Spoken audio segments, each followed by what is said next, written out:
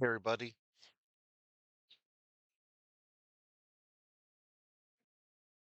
it ends today.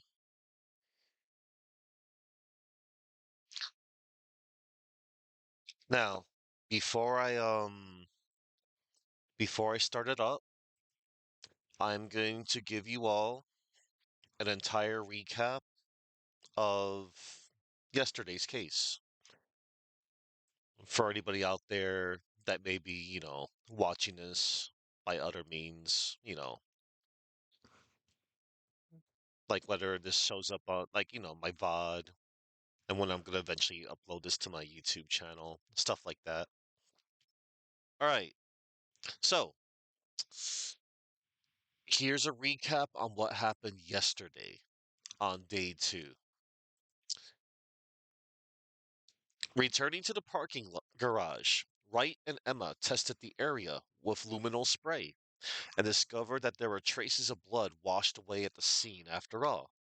There was, however, far less blood than would have been expected, considering that a murder had happened there. Just then, Star came to talk with them. She said she had lied to look more convincing, but she had still witnessed Lana stab Goodman. Starr told them she had been fired after the SL9 incident, and Goodman had been the head detective on that case. Marshall had also worked on it, but he had been demoted to patrolman. She was only selling lunches so she could investigate more. Starr gave Wright a lunch and told him to give it to Officer Marshall. Wright went to the evidence room's guard station, but there wasn't anyone there, and the door to the evidence room was locked. On their way back, they met Gumshoe, who said they should meet with the suspect on the second murder. The suspect turned out to be Officer Meekins. He told Wright that he had seen someone suspicious in the evidence room, so he had entered and asked for his ID card. The suspicious person had pointed at him with a knife, knocked him out, then disappeared. Meekins couldn't recognize the person's face since he didn't know any detectives. Emma suggested that the person could have been someone else other than Detective Goodman. However, Meekins told him that there was a videotape showing what happened, and that was the reason he had been arrested. Back at the police department, Wright met Gant at the criminal affairs. He apparently was asking the chief of the detectives to do something for him. Talking to the chief, Wright discovered they had searched Goodman's desk, and the detective was filling a lot filling a lost item report on the day of the murder. Gant gave Wright a visitor's ID card and let Wright investigate the evidence room. The ID card didn't work. In fact, the security guard turned the lock off so anyone could enter the room. Marshall, who turned out to be the security guard, didn't want to talk to Wright. Wright gave him the lunch he had, and Marshall suddenly was in the mood for conversation. He explained he wasn't at the guard station at the time of the murder, but there was no need of him. The security cameras would register everything that happened inside. Marshall explained what an evidence transferal was and gave Wright a list of the ID numbers of who entered the room the day of the murder. Goodman had entered the room just before being murdered. Gumshoe was in charge of the investigation in the evidence room, but he was all alone in there. The evidence room was full of lockers, each of. Okay, do not. Okay, whatever. Thank you. Um, I'm reciting what happened yesterday. Anyway, I'll check after. I'm starting with the ID. Okay, lost my place. Okay, so back at the police department, Wright met Gant at the criminal affairs. He apparently was asking the chief of the detectives to do something for him. Talking to the chief, Wright discovered they had searched Goodman's desk, and the detective was filling a lost item report on the day of the murder. Gant gave Wright a visitor's ID card and let Wright investigate the evidence room. The ID card didn't work. In fact, the security guard turned the lock off. So anyone could enter the room. Marshall, who turned out to be a security guard, didn't want to talk to Wright. Wright gave him the lunch he had, and Marshall suddenly was in the mood for conversation. He explained he wasn't at the guard station at the time of the murder, but there was no need of him. The security cameras would register everything that happened inside. Marshall explained what an evidence transferal was and gave Wright a list of the ID numbers of who entered the room the day of the murder. Goodman had entered the room just before being murdered. So Gumshoe was in charge of the investigation in the evidence room, but he was all alone in there. The evidence room was full of lockers, each of which could only be accessed by its owner via the fingerprint lock.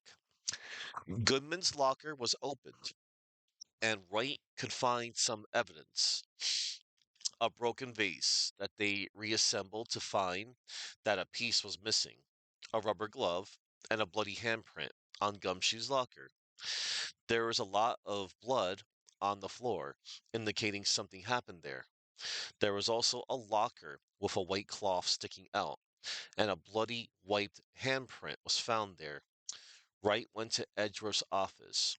Wright discovered that one of the ID numbers on the list was Edgeworth's, since Gant asked him to transfer a piece of evidence from the room to his office. Edgeworth also gave Emma a fingerprinting set since she was into scientific investigation. After going back to the evidence room, Wright discovered that the handprint on Gumshoe's locker had no fingerprints, but the one on the other locker had Marshall's fingerprints. This could be decisive evidence. So then on February 24th, the trial former, Wright was confused since the same person was killed at the same time at two different locations. Lana just came back from questioning and told him the police were also clueless. Wright said he found Marshall's print at the evidence room, so he could be accusing him for the time being. When the trial began, Meekins was the first to testify. It was proven he entered the evidence room twice, and the judge asked for an explanation. He said that the first time he put the blue badger inside the room. The second time he went to move the blue badger out of the room, but he was confronted by a man who was apparently Goodman. Meekins told to the court the same story he told to Wright on the previous day, then presented a video of what went on, and it corroborated his story. The face of Goodman, however, was not visible, making it unclear whether the real Goodman was in the evidence room or in the parking garage with Lana. Moreover, the video in fact showed that the rubber glove had become trapped in the door lock, deactivating the fingerprint sensor and meaning that it wasn't necessarily Goodman who had opened the locker. Wright asked to question Jake Marshall, saying that they should hear from him as he was the person in charge of the evidence room, and Edgeworth agreed to the request. The judge called for a recess. When Wright was talking to his client, Gumshoe suddenly appeared. He brought some files about the SL9 incident, the one Goodman was in charge of. Lana had asked him to bring it, showing that she knew more than she was talking about. Reading the files, Emma recognized the SL9 as being the infamous Joe Dark killings. She suddenly ran away crying, and Wright entered the courtroom alone. Trial lather. Back to the trial. Marshall told the court he had entrusted the room to the security devices and had been at a street side saloon, a restaurant where he was supposedly eating spaghetti. However, Wright presented to the court a print of bloody fingerprints on Marshall's locker belonging to him. Marshall denied that this had anything to do with the case. It was his locker, so his fingerprints will be all over it, and one of them just happened to be at the same place as the bloodstained handprint. Wright hit him back by examining the security tape and pointed out that the white coat sleeve Marshall had left hanging out of his locker. Marshall called Wright's bluff and said the murderer could have put that in. But then Wright told him about the fingerprint sensors and proceeded to pick apart his testimony. Marshall spilled out the truth about what had happened inside the evidence room 3 days ago. He had disguised himself as Goodman to steal some evidence from his locker. It turned out that Goodman was in charge of the SL9 case, a series of murders, the last victim of which had been Marshall's younger brother, Neil Marshall. Jake had been unsatisfied about the outcome of the case and had wanted to investigate while there was still time. Wright was initially pleased to have uncovered the truth behind what had happened in the evidence room that day, until Edgeworth pointed out that Wright had just indirectly proven Lana guilty of Goodman's murder, since it was now obvious that there had been no murder in the evidence room. The judge was about to declare his verdict, but Emma suddenly broke into the room. She went off to try to help, but she couldn't do anything. Wright, however, managed to turn things around by pointing to the bloody handprint on Gumshoe's locker. As he pointed out, if Jake had left the handprint, it should have been on the blue Badger, not on Gumshoe's locker, which was behind the Badger and out of reach. Wright pointed to the unidentified fourth person that had gone in the evidence room and indicated them to the as the true killer, since Goodman could not have accessed the evidence room by himself, Jake having stolen his badge. And the amount of blood in there was far too much for what could have resulted from Meekin's injury.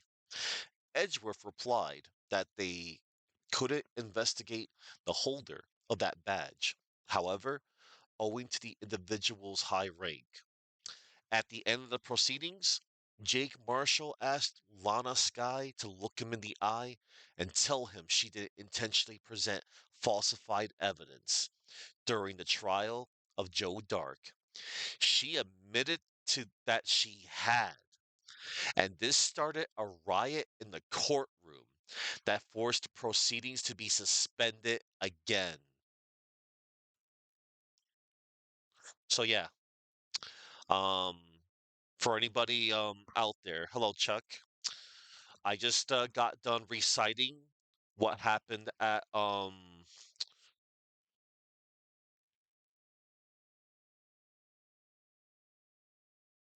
okay, well, that's fine, Chuck. You will be doing that. That's fine. Um eh, yeah, we'll see. Well, if I'll be able to stop on by, because I'll be doing my own little New Year's end. I already told you what I was going to do ahead of time, but I'm going to announce it at the end of my stream. Okay, so I'm here. I'm good. I'm ready. I just got done reciting um I just got done reciting the entirety of case 5 on day 2. All right, let's rock and roll.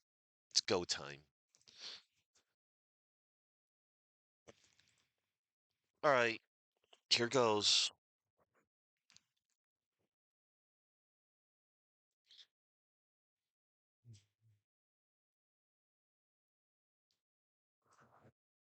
Boosh. Oh, hi Boosh. Hi. Looks like Boosh is going to be at little my little stand here.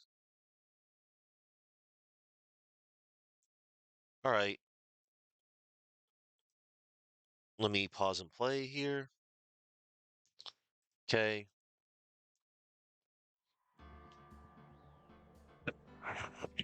Let me make sure everything's good and ready.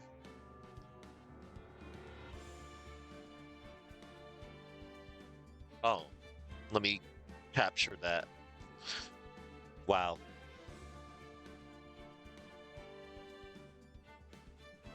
Now it's captured. Jeez.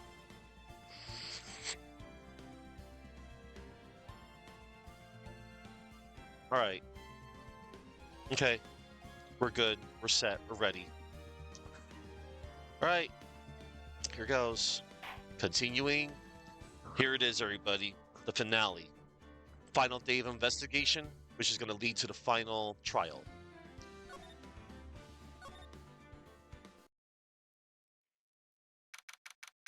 February 24th, 3:12 p.m. Wright and Co. Law Offices. I'm so sorry, Mr. Wright. I'm sorry for what my sister said. Drastic crimes require drastic measures. That's just the way it is. We did what we had to in order for him to get the verdict he deserved.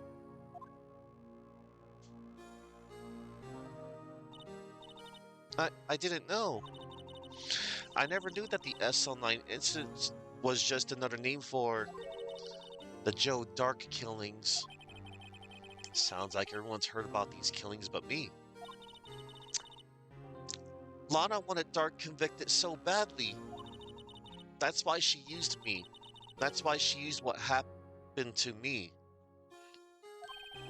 What do you mean, what happened to you?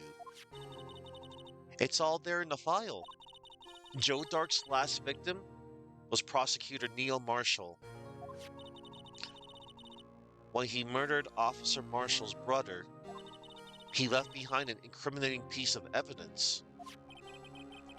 But what did you have to do with those killings, Emma? On the night prosecutor Neil Marshall was murdered, Joe Dark tried to kill me. What? He tried to kill you? Officer Marshall's brother, Neil, was only trying to save me. So that means you. Yes, I was a witness in the Joe Dark trial. I didn't see that one coming. SL9 incident. It happened 2 years ago. It was right about this time of the year, too. There was a terrible thunderstorm that day, unusual for the season. I was alone in my sister's office. We were planning to eat dinner together once she finished her work. Then suddenly, this terrifying man came bursting into the office.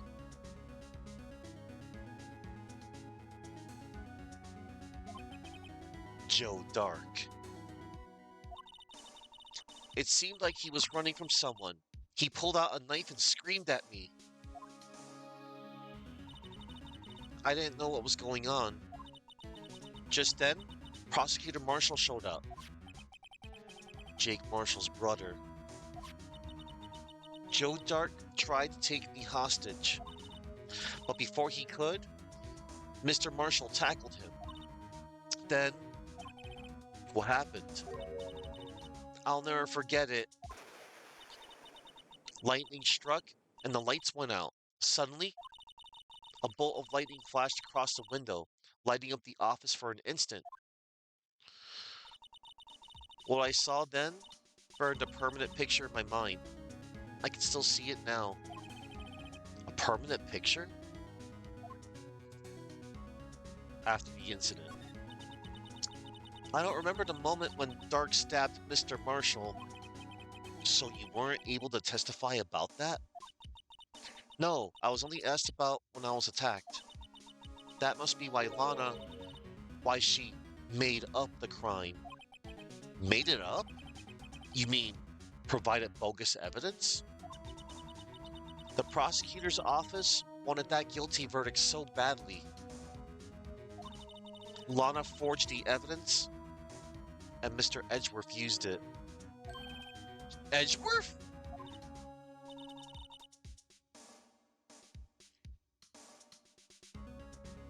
Yes, but I'm sure he didn't know anything about it. He couldn't have known he was being given false evidence. Even so, that's when it all started. The rumors about Mr. Edgeworth, I mean. It's all my fault. If I could just have if I could have just testified properly, none of this would have happened. So it's true, even though he may not have known it. Edgeworth really was involved in falsifying evidence. After that case ended, Lana was never the same. She became cold, like she is today. She must have not been able to face up to what she did, especially not to Emma.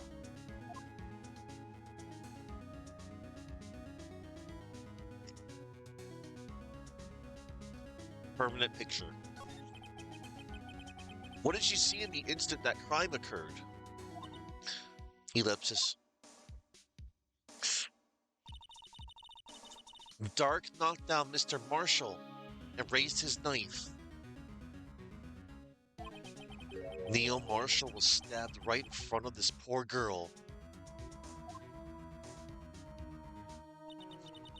I don't remember what happened after that. Apparently, I passed out. When I came to, Lana was cradling me in her arms. Poor Emma. You've been through so much.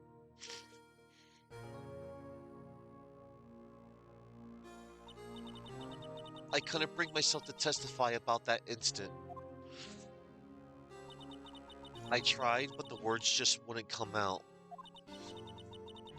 I drew a picture, but it wasn't any good. 2 years ago. You must have been 14. That's understandable.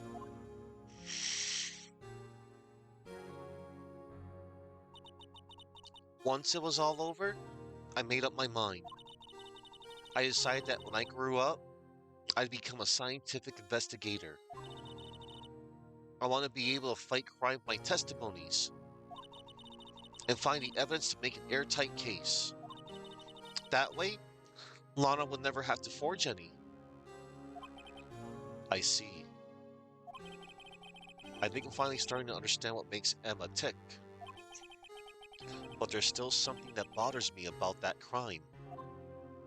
Something puzzling. There's something that's puzzling me, Emma. What is it? You said you were in Lana's office at that time, right? That's right. Why then would a serial killer come running in there? Not only that, but he was being chased by a prosecutor? Oh, there's no mystery there. Joe Dark had been taken in for questioning that day.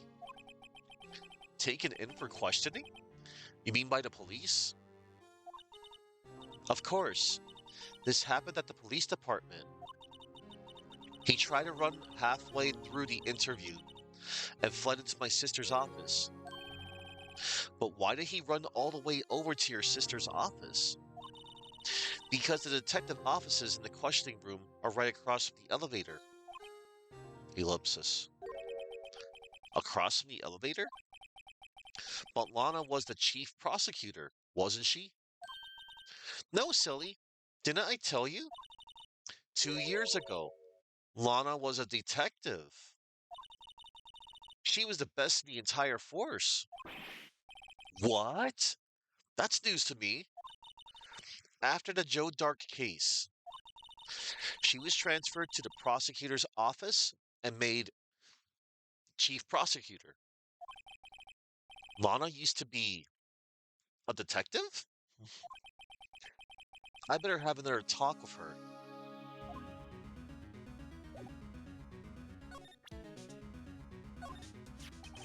See this? It's my attorney's badge.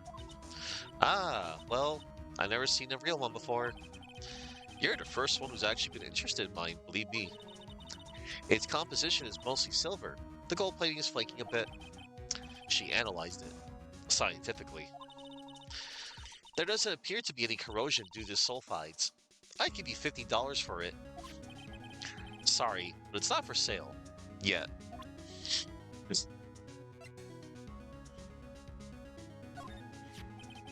It seems everything is somehow related to this incident.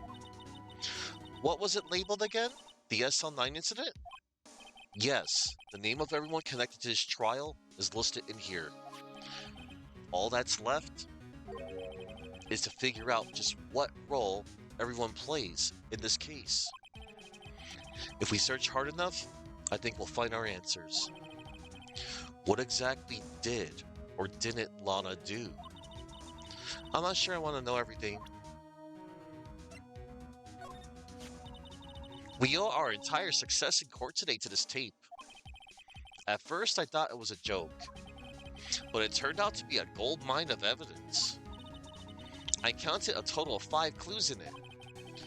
It also gave the Blue Badger some publicity. Of the negative sort, that is. This fingerprint was left on the locker when Marshall was stashing his bloody coat. I guess that blood wasn't Mr. Goodman's after all. Nope, just that of an overly zealous patrolman. So there wasn't a murder at the police department at 5:15 in the end.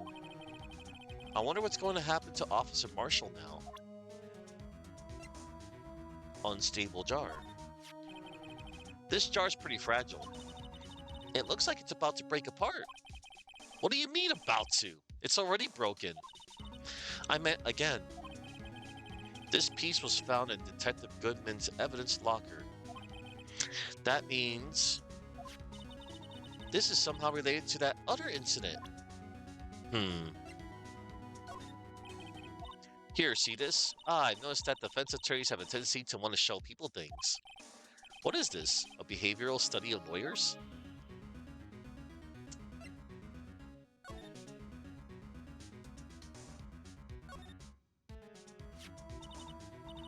Hey, look!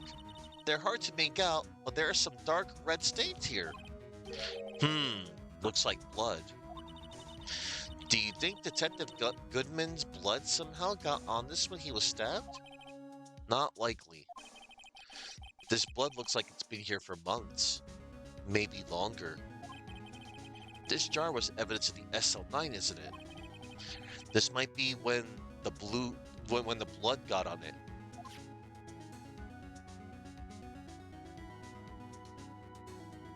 Oh. Oh. There's a hole through it. Okay.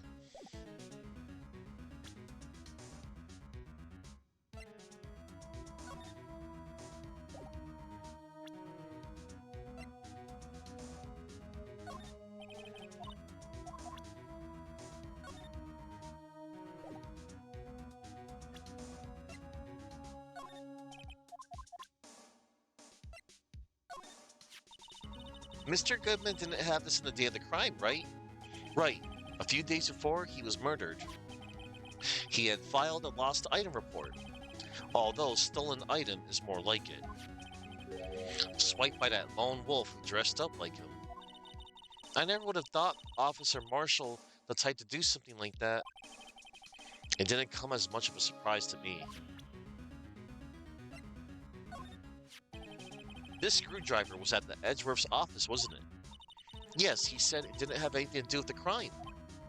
Ellipsis. Then what are we doing carrying it around? Hey, don't ask me. I'm not the one making the decisions around here. If I recall, Edgeworth said Chief Gant asked him to take this to the prosecutor's office. Mr. Edgeworth is so kind, giving us something like this. Hey, you don't think he likes me, do you? Ellipsis. Are you okay, Emma? Mr. Wright, hurry, run! Achoo!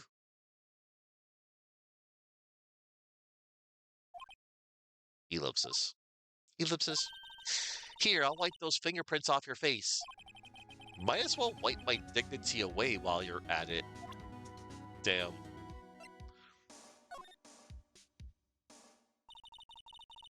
There's only one number left to check out.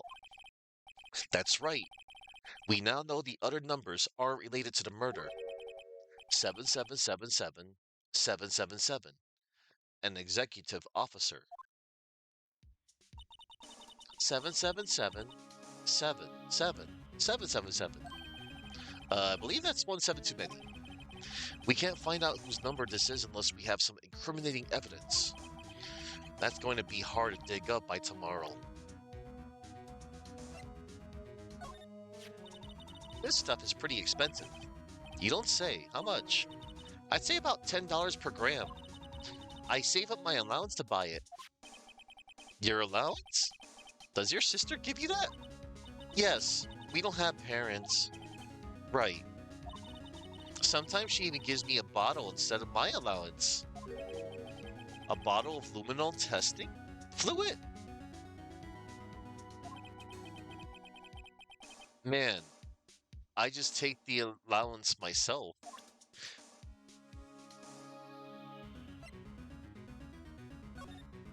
777 7777. You're welcome, Chuck.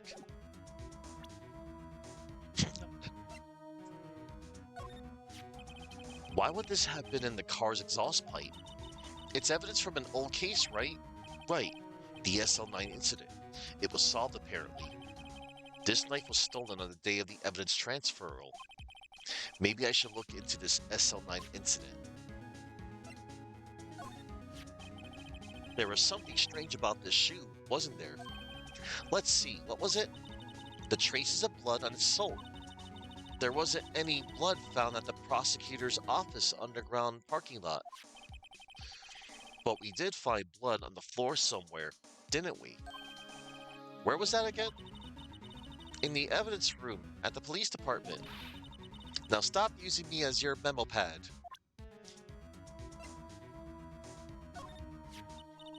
This photograph, Miss Starr must have been seeing things.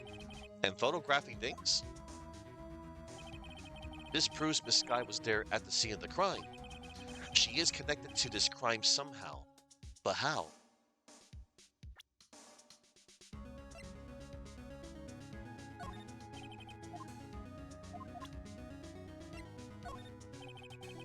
According to Miss Starr's testimony, your sister used her phone right after the murder to call you, right? But she hung up right away. And it was a bad connection. I couldn't hear anything. It was an underground parking lot, I suppose. She did say something about a muffler. But like I said, she hung up right away.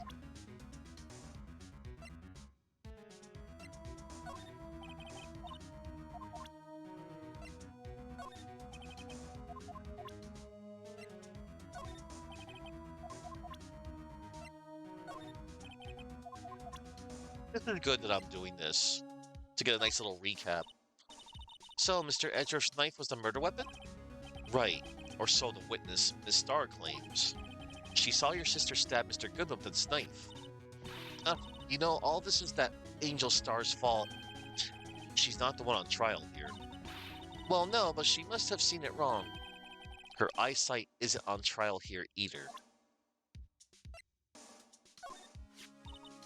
I bet you'd be pretty happy with a King of Attorney shield too, huh? We defense attorneys are a scattered, unrecognized bunch. Still, I wonder why the trophy shield is broken. It is pretty odd, huh? I doubt it has anything to do with this case, though. Mr. Goldman didn't have this on the day of the crime, right? Right, a few days before he was murdered. He had filed a lost item report, although stolen item is more like it. Swiped by that lone wolf dressed up like him. Never would have thought. Okay, same thing.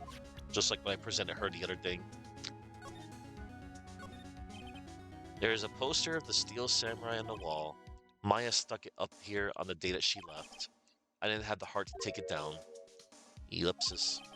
I do sometimes get strange looks from the clients, though. Mia's plant, Charlie. I've been taking care of him in Maya's absence. Huh? He looks a little yellow today. Oh, I watered him just now. I mixed in a lot, too.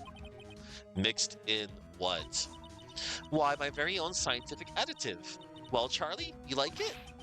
I told you, he's turning yellow. Oh no. Poor Charlie.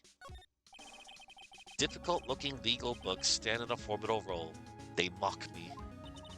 Oh, I tried studying one of those just now. Remember what they were talking about in the trial yesterday? Oh, right, evidence law. So did you learn anything? Well, when I tried reading it, it made my head hurt. I tried reading it and made my head hurt. Oh, then when I closed it, it slipped out of my hand and fell on my foot. Oddly enough, I find myself identifying with her on this one. Mia's desk. I sit here even less now that I've stopped taking cases. Uh-oh, I have a math test coming up next week. I better study. I'm borrowing this desk, okay? 1 plus 1 is 2. 1 plus 2 is 3. 1 plus 3 is 4. If that's what they're teaching in high school math, we're in serious trouble. Looks like it's cleaning day again at the hotel across the way. I hear they're planning a second branch outside the city. Egad, the bellboy was staring right at me. He looks wimpy, but you can tell there's a sharp edge under that facade. That bellboy is going to be someone someday. Wish someone would say that about me. Alright, let's get the heck out of here. To the detention center! February 24th. Oh, hello, Lana. Lana! Mr. Wright, it seems I keep causing you trouble. Falsifying evidence. I didn't think you were the type. Criminals don't mind playing foul. Why should we? Two wrongs don't make a right, but whatever. But Lana, if you're wrong, an innocent person might be found guilty. Believe me, I understand the risks. Lana, Emma told me about you. Oh? About how you were a detective 2 years ago, and how the SL9 incident was the reason for your transfer to the prosecutor's office. That's right. Could you fill me in on the details, especially about that unusual change of jobs? Ellipses. I suppose you have a right to know, Mr. Wright. Hmm. Smile for the camera. This guard monitors the visitor's room. He seems frozen in place, cowering under this room's oppressive atmosphere. Alright.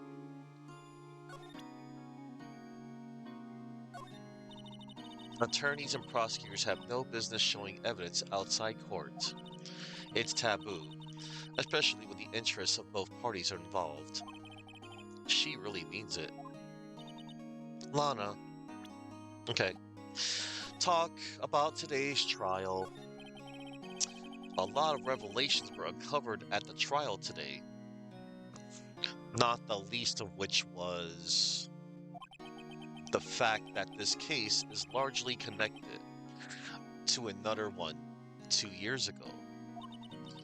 Evidence from that case was stolen as well, though I expected as much. I know how obsessive Officer Marshall can be. That trial, it really wasn't fair, was it? Ellipsis. I believed in you, Lana. I believed that no matter what happened, you'd always stick to the truth. It couldn't be helped, Emma. At that trial 2 years ago, I sold my soul. Well, all drama aside, the fact of the matter is, at 5:15, there was no murder at the police department. Tell me it's not true, Lana. What the witness, Miss Starr, said about you stabbing Mr. Goodman with a knife. Ellipsis. Lana, I don't understand. Why won't you tell us? Emma, this doesn't involve just me. I don't think I've ever seen Lana look so fazed before. Detective Lana Sky.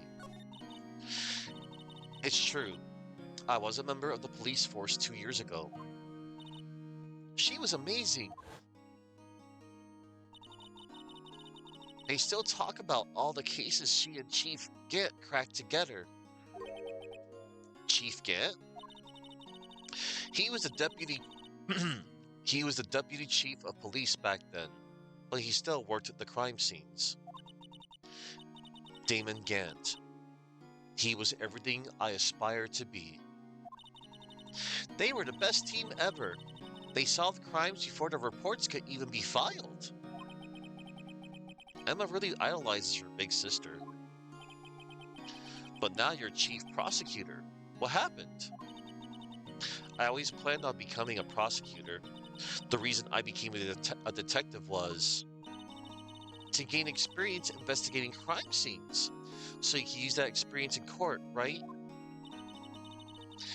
Gant's help in the SL9 case was crucial to its resolution. After that, he became chief of police and arranged my transfer to the prosecutor's office. Maybe I should ask more about this investigation of theirs 2 years ago. Dark investigation. 2 years ago, I was second in command of the detectives investigating Dark. Second in command. That means the investigation lead was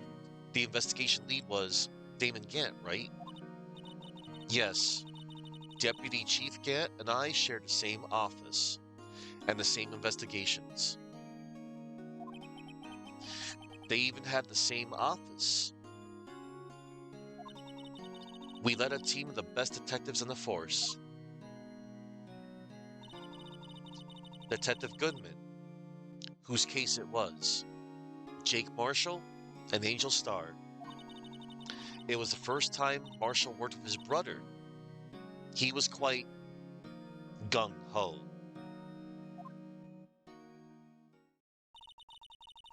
Without a doubt, Joe Dark was the serial killer. We asked him to come in for questioning. We were desperate for evidence. That was when his final murder took place. When he tried to murder Emma. Prosecutor Marshall was trying to save me from Dark. You see, the first person who happened upon the scene of the crime was me. Now you tell us. First one at the scene. Damon Gant and Neil Marshall were the ones questioning Dark that day. The investigation was in its final stages, and Dark must have suddenly panicked. So he waited until Gant and Marshall let their guards down, then fled the room. From there, he ran straight to the office shared by Deputy Chief Gant and myself. That's where he found me. So you were the first person to run to the scene, Lana? It appears so. I was filing some papers while Gant and Marshall were questioning Dark.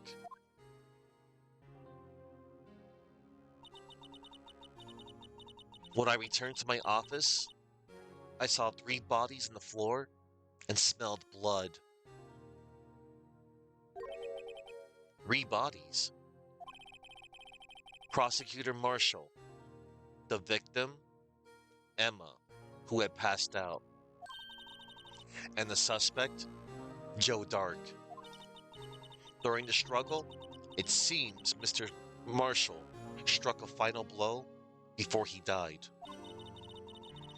Joe Dark had incurred a minor concussion and lay unconscious. What did you do?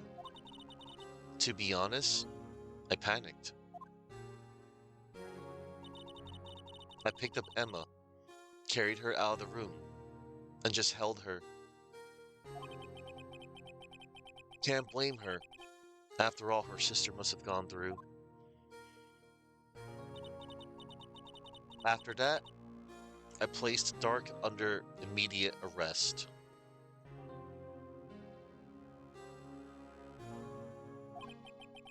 Let me get this straight. You were all involved in the SL9 incident? That's right. Quite a coincidence, I don't buy it. What are you saying? There's no way everyone involved in this trial was also involved in that incident. Just by chance. But that case was solved 2 years ago. At least one person went to extremes because they didn't believe it was truly solved. Officer Marshall. Yes, his actions came as a surprise to me as well. Ever since his brother died, he's changed completely. I guess he wasn't convinced with the ruling against Joe Dark. Ellipses. Life doesn't end with the closing of a case. Everyone has to live the rest of their lives with their memories. That case just might not be over yet. Emma was assaulted by Dark at the police department, right?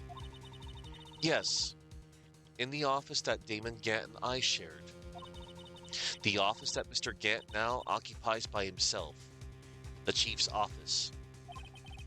Maybe we should have a look at the chief's office, the site of the final SL9 murder. Hmm.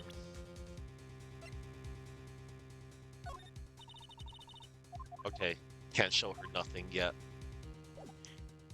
Alright, let's save real quick.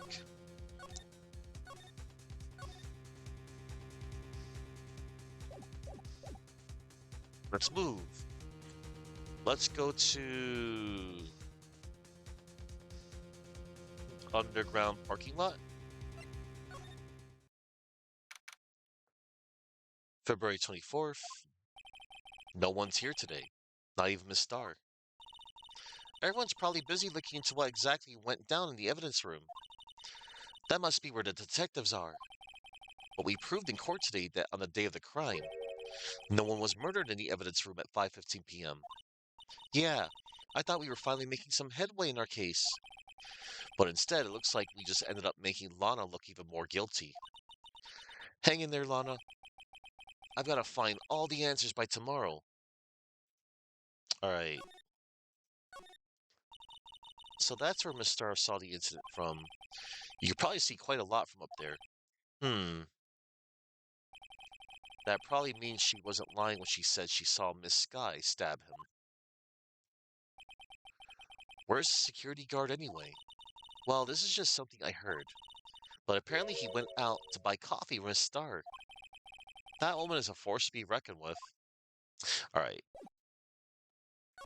So we need to go back to the police department entrance, I think. Oh, howdy, Bambina. Oh, Mr. Marshall. I never thought things turned out this way when I woke up this morning. Que sera. You never know where life will lead you. Hey, Bambina. I should have known my luck had run out when old Billy dried up this morning. Billy? Must be his pet cactus. Say, where are you headed? Just over to the prosecutor's office for a little interrogation.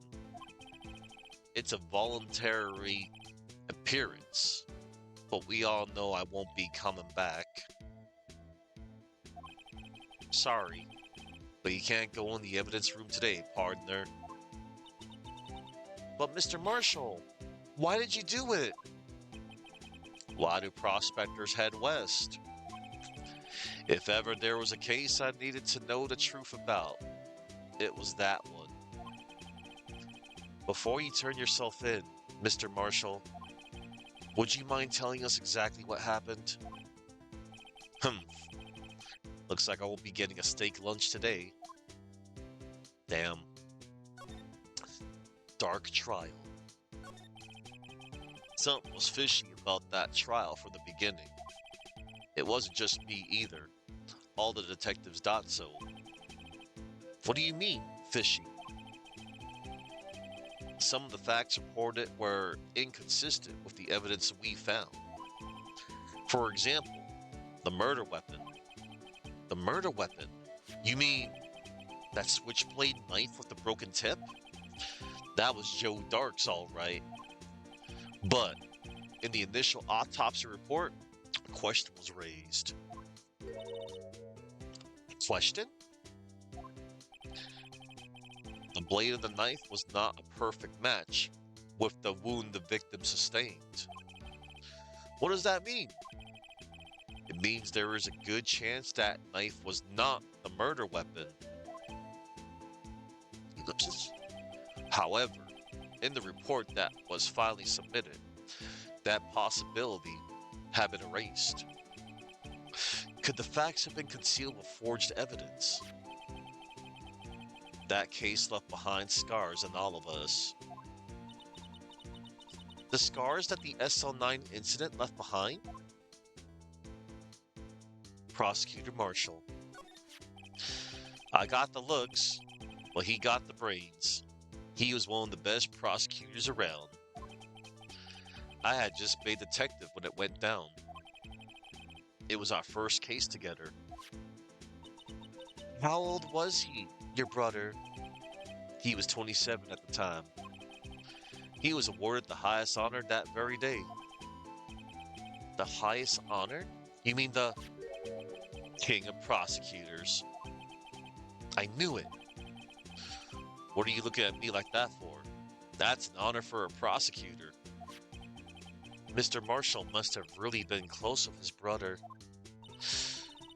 The day the SL9 incident took place, that was the same day as... That's right. It was the day of evidence transferal. Interesting. It was drizzling that morning. About nightfall, there was thunder. I can't believe 2 years have gone by already. I tried to steal the evidence so the case wouldn't die. Apparently, someone tried to stop you. Detective Goodman was murdered, and the evidence locker was empty. Scars. There was something going on behind the scenes in that case. We all knew that later. Every detective involved in that investigation, save one, was taken care of. Miss Starr was fired, and I was demoted and boxed away in a tiny room. What about Detective Goodman? If they did something to him too, the commissioners would get suspicious. No, they were careful enough not to be too obvious. They? Who are you talking about? Don't get upset, Bambina. I mean Damon Gant and Lana Skye. Gant and Skye. The investigation lead, Damon Gant and his second in command, Lana Skye. There wasn't a person on the force who hadn't heard of that duo. That case was the biggest step in both of their careers. After the case ended, Lana transferred to the prosecutor's office, right? Yeah. Damon Gant, the new chief of police, arranged for that to happen. She's never been the same since she left. Everyone who knew her said so. Chief Prosecutor Skye was totally different when she was a detective. Now that he mentions it, Emma said something like that too. Tell me, what happened to my sister?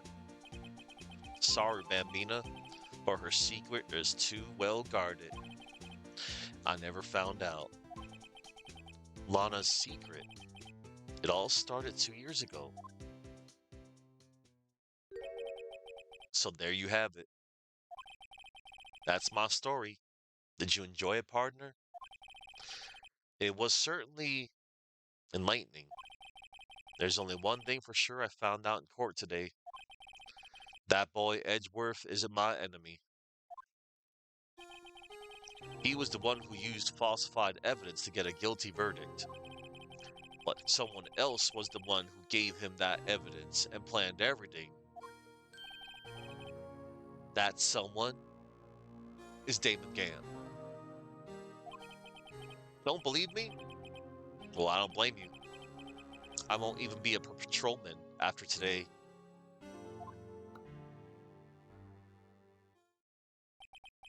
Too bad I won't be around to work with you when you become a real scientific investigator. Adios, Bambina.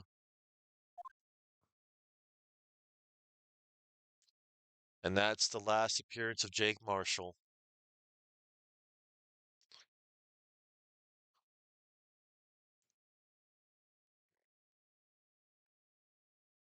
So, Damon Gant, huh? Damon Gant,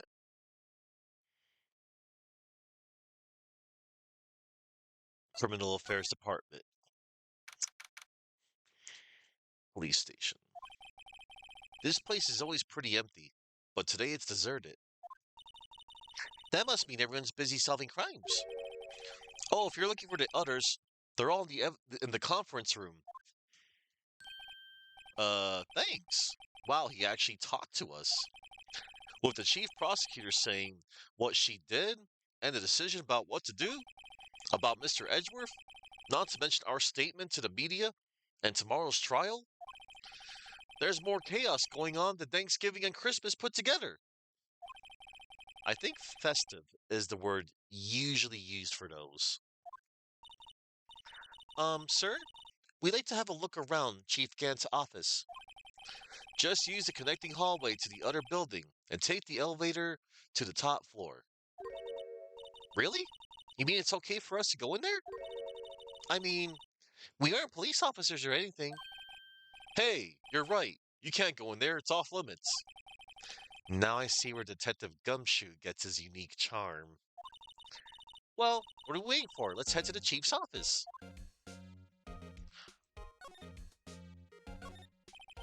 That man must be the chief of detectives. He's staring at the screen so hard it might shatter. What? Dark case may have been fabricated. That's what I thought all along. I just never bothered to tell anyone. Now there's a guy who cares about his work.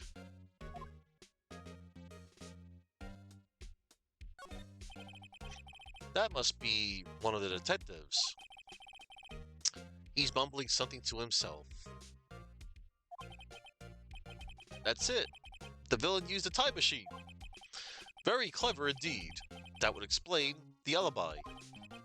The future might not be so far away after all. Ellipsis. He's not writing a report, he's writing a novel. Alright. Let's check the... Oh, there's the chief's office. Hang on, before I go to the chief's office... Let's go to the high prosecutor's office real quick. Mr. Edgeworth isn't here. Maybe he's being questioned by an inquiry committee? He took a real beating in court today. Yeah, with Lana admitting to falsifying evidence 2 years ago, I guess we'll just have to come back later.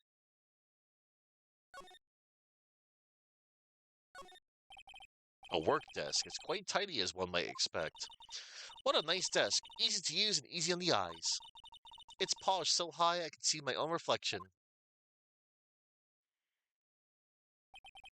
Strange. Why did I just picture Detective Gumshoe? Maybe I'll take that name plaque as a souvenir. Don't. He'll sue you. Alright. Okay. Edgeworth's not there. Nobody's here. Okay, so we can't just go to the chief's office. I just wanted to double check. Alright, criminal affairs, chief's office.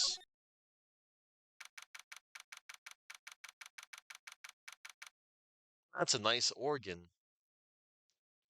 February 24th. Police Department Chief's Office.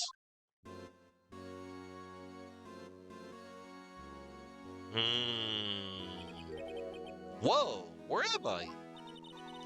In the chief's office, silly. At least that's what it said on the door. Check out that pipe organ. That's real, isn't it? Hey, I used to take organ lessons in kindergarten. They used to call me Little Miss Bach. I thought I was a genius until they tried teaching me notes.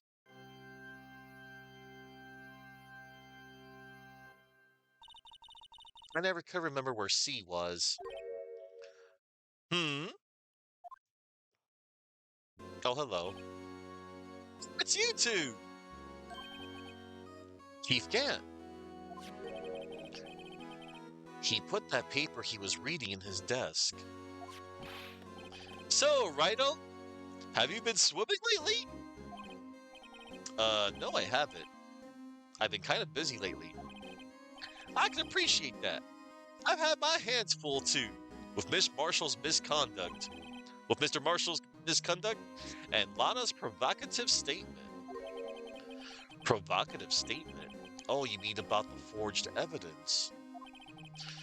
2 years have passed since that incident.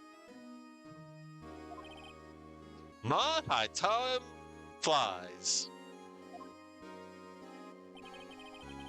See that big picture on the wall over there?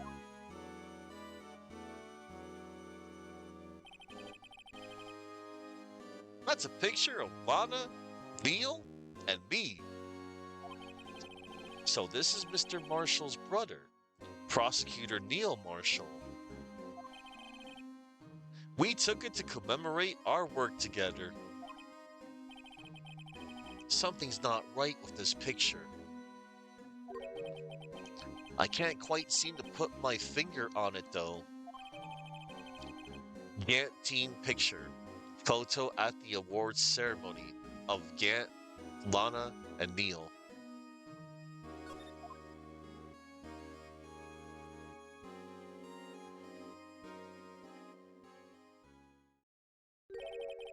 Anyway, I like to reminisce all day, but there are matters that need my attention.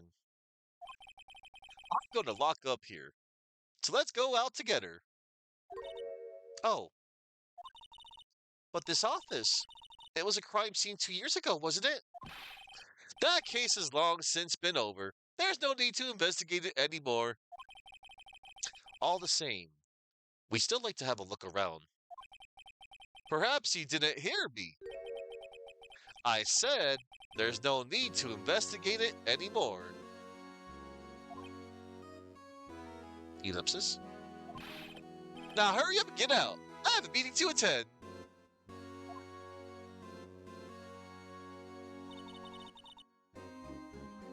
Looks like we aren't welcome.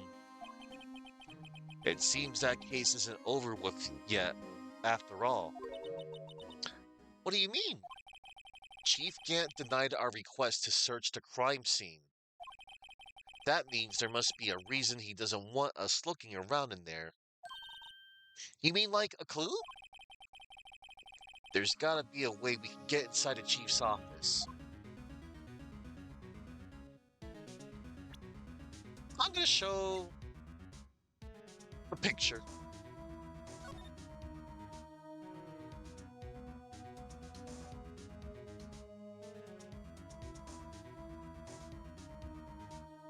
It's a nice picture, isn't it?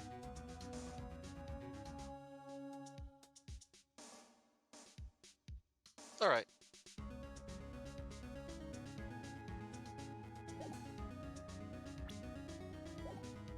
Let's go back inside maybe. Hey pal, Detective Gumshoe, aren't you supposed to be in a meeting? I'm just taking a breather. My feet hurt. From sitting so long? Actually, from serving everyone coffee. Sounds like Detective Gumshoe's still out of the loop. Say, have either of you seen Mr. Edgeworth? Edgeworth? No. Why do you ask? He's under fire from both the police department and the prosecutor's office. It's almost like the battles between you two in court. That sounds serious. Is it because of what my sister said?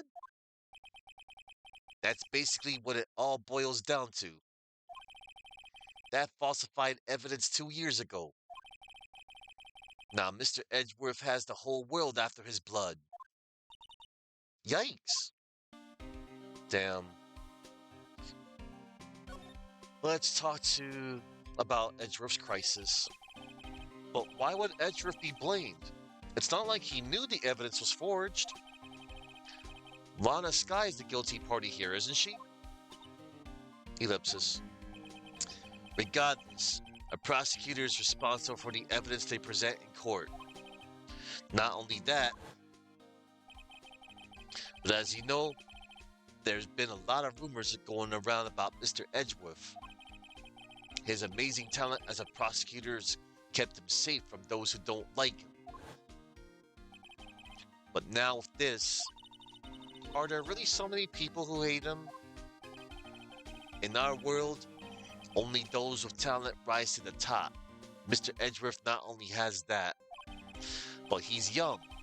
There's no better recipe I know of for making enemies. Hey, Dick, keep up the good work. Yes, sir. Let's go out for lunch again sometime. My treat.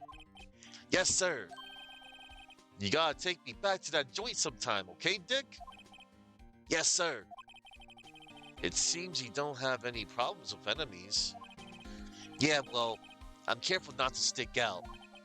Anyway, I'm a bit worried about him. Under all this pressure, I'm afraid Mr. Edgeworth just might crack. SL9 incident. Actually, I took a look at the file earlier, while the coffee was brewing. He seems genuinely concerned for Edgeworth. Well, did you find out anything? The only evidence Dark left behind was during his final attack. His final attack? You mean when he killed Prosecutor Marshall, who was trying to protect some girl? Me. It seems Detective Gumption never realized Emma was the girl. That's where he left the most incriminating evidence of all. Well, what was it? Oh, let's see. I think it had something to do with the murder weapon. Ellipsis. Oh, I forget. Look, it's all written somewhere in here, okay? His powers of recollection never failed to impress. Maybe we should show him the murder weapon. It might jog his memory. Alright. Dark's crimes. Joe Dark was 42 at the time of the crime. He was just your run-of-the-mill businessman. Joe Dark, deceased. Serial killer responsible for the SL9 incident 2 years ago was given the death penalty. So he was 42 at the time. Damn.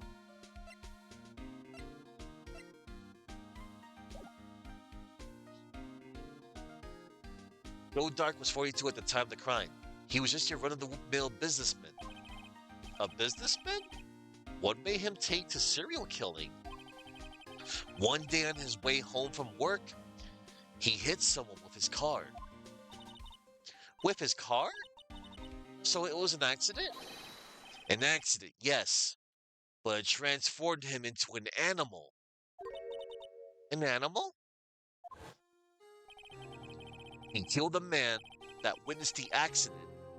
Then he killed a lady in the second crime. A kid walked by just then, so he killed him too. Then he was burying the bodies. A jogger upon the scene and was killed as well. Finally, he turned himself in. It sucks. Like, he accidentally killed someone, and then somebody saw him, hit that person. He got, like, really worried, killed that person, killed a lady, killed a kid, and killed a jogger. But he turned himself in. Finally, he turned himself in. Seems he was a pretty careless animal. Of course, this is all conjecture. There wasn't a single shred of evidence. So he turned himself in. Yes, but in the middle of his questioning, he fled and murdered his final victim. Prosecutor Marshall. That crime was witnessed by someone too, but luckily Dark was arrested on the spot. It's a good thing that last witness wasn't killed. That last witness, aka Emma.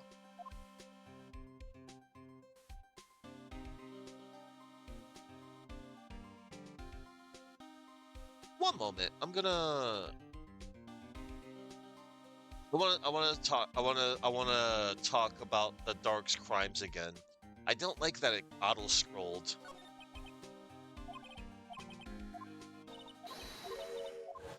Let's see. Killed the man that was the accident, killed the lady who saw the second crime. A kid walked by just then, so he killed him too. Then when he was burying the bodies, a jogger came upon the scene and was killed as well.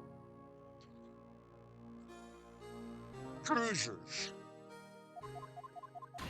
Alright. It's like that's just scary. Alright. Let's see what let's try and take Emma's suggestion. Oh, whoops. I hit the wrong button. I pulled a Deadpool. About this. Hey, is that... It has a tag attached to it with the label SL9 incident on it. I believe this would be the broken murder weapon you were speaking of. What are you doing with that? Ever since that case was closed, that knife's been locked away in a locker. On the day Detective Goodman was murdered, this suddenly disappeared from the locker and was found in Mr. Edgeworth's car muffler. That's it!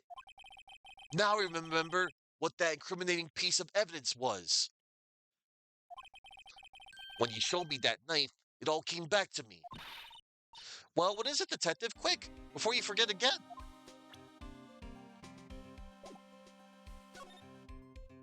Murder weapon. This knife. It was Joe Dark's, wasn't it?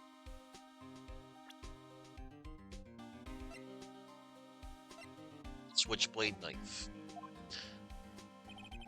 That's right. We traced it back to the store he brought it at. Plus, it had his fingerprints on it too. But no one actually witnessed him using it to murder anyone, right? That's where his luck ran out. When you take a good look at the knife, you'll see it's broken. You don't have to take a good look at to notice that. Yeah, well, anyway, take a guess where the broken off tip of the knife was found. That's what did him in. Where was it? The victim, Neil Marshall, was carrying it inside his own body. It was found deep inside the stab wound. Did it match Dark's knife?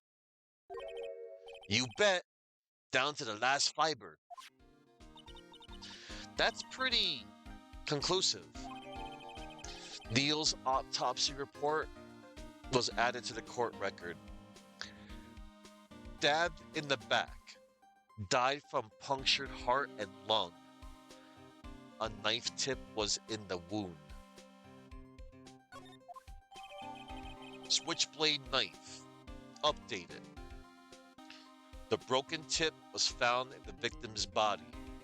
Belonged to murderer Joe Dark. Well, there you have it in a nutshell. That's all I know. Can I ask you one more thing? What is it? If it's money you need, you should ask Chief Gant. It's not money, but it does concern the chief.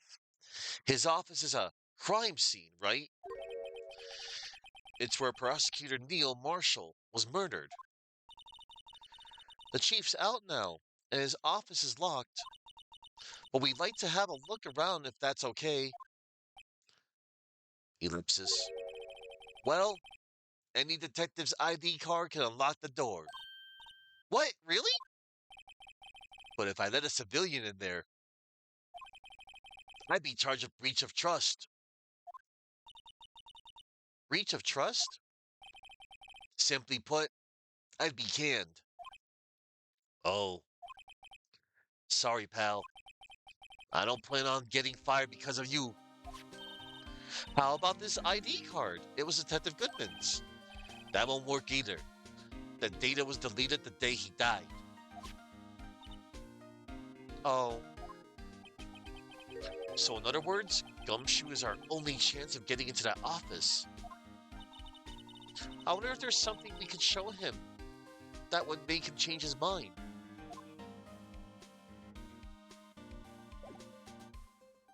Well, hang on. Before I go,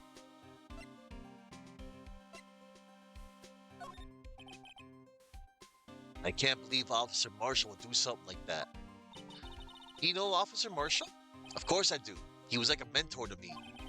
When I first started out, he even gave me a small cactus. Really?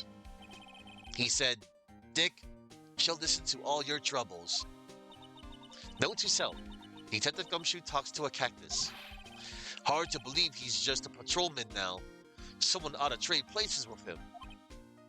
Ellipsis. What? Why are you looking at me like that? I've been studying up on those files. There's nothing wrong with Mr. Edgeworth's presentation. To think people are accusing him of injustice. I, for one, ain't buying it, pal. You're looking into the case from Mr. Edgeworth? Yeah, it was a pretty big deal while it was going on. You know, after all, a serial killer was on the loose. But Lana was pretty clear in her confession. She forged evidence in order to prove Joe Dark guilty. Let me share a little advice with you as a detective. If you don't have a clue, keep your trap shut. I'll keep that in mind. Sheesh. Alright. So... about that jar. I think I've seen it before somewhere. Somewhere? Or maybe it's one of those memories people have from previous lives. This must be the most uninformative detective I've ever met. Something about it makes me feel uneasy. It's like I'm in the chief's office, and he's yelling at me. Chief Gant? Where could I have seen that before? No locker can be opened without a fingerprint match. Besides, there's no reason for the murderer to touch his own locker. Hey, wasn't your locker the one with the blood on it, detective? The handprint of the real murderer's gloved hand, without any fingerprints. If they come to arrest me, you'll defend me, won't you? If that happens, I think you'll do better pleading with Edgeworth. Alright.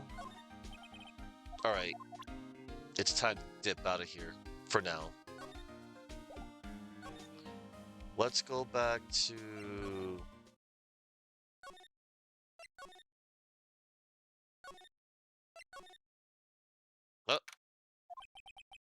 I wonder if Edgeworth is back yet.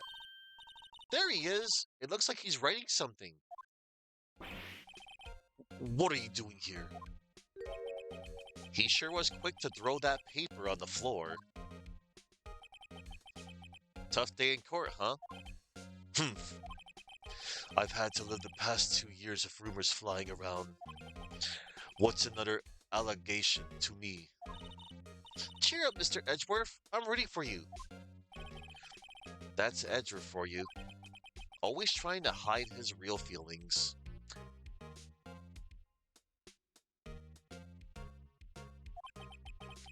So what do you want?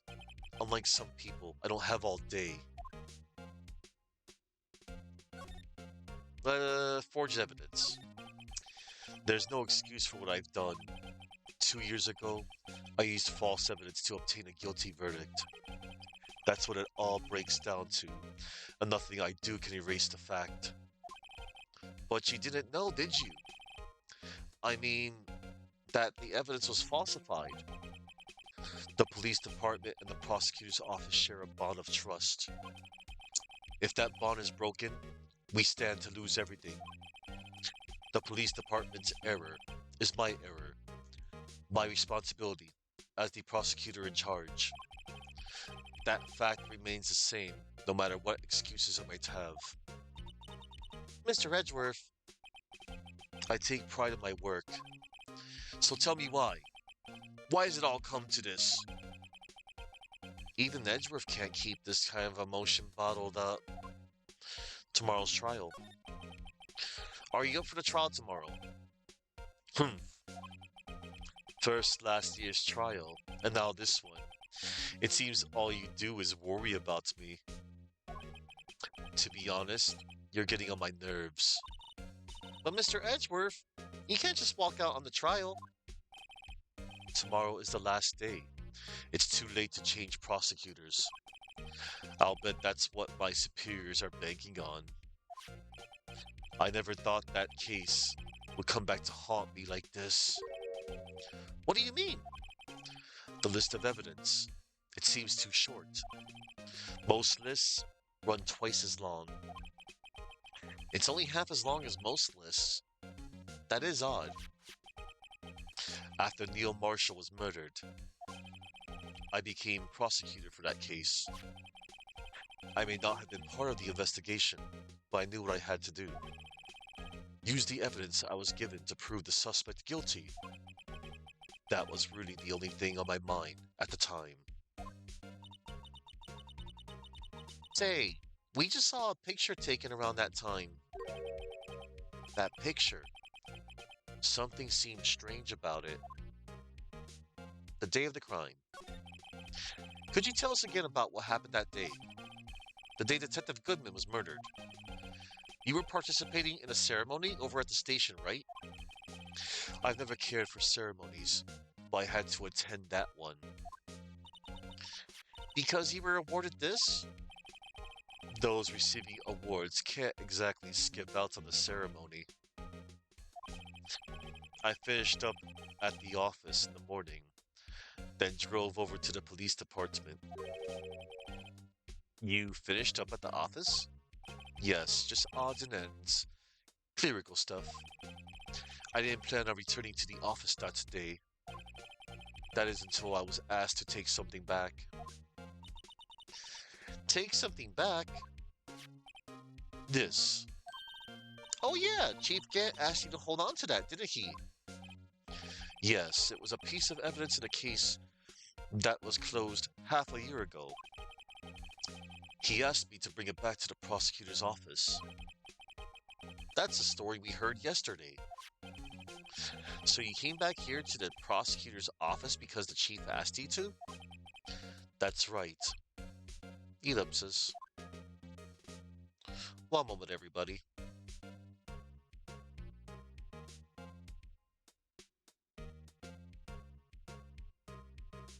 Okay. I was just, checking something. Alright. Presents.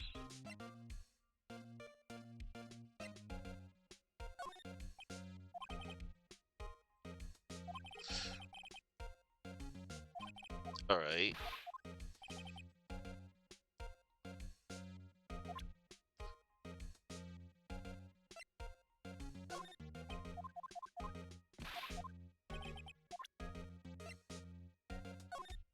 Right, I was just like,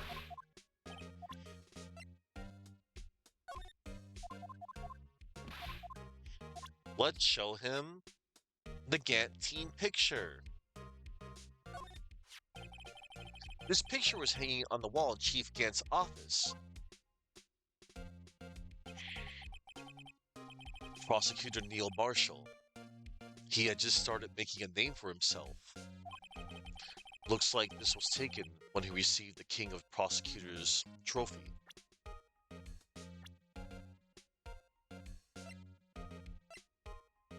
Neil Marshall. Prosecutor murdered 2 years ago in the SL9 incident. Jake Marshall's brother. Looks like this was taken when he received the King of Prosecutors trophy. Speaking of that, there's something that bothers me. Yes, the trophy Mr. Marshall's holding. It's a little different than yours. Yes, you're right. Ellipsis. Ah, I remember now. Remember what? That was what the official prosecutor's trophy looked like until 2 years ago. There's a story behind its design. A story? Sounds interesting. Would you mind telling it to us? It's simple, really.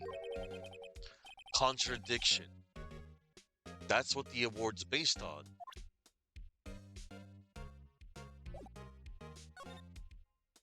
King of Prosecutors Trophy.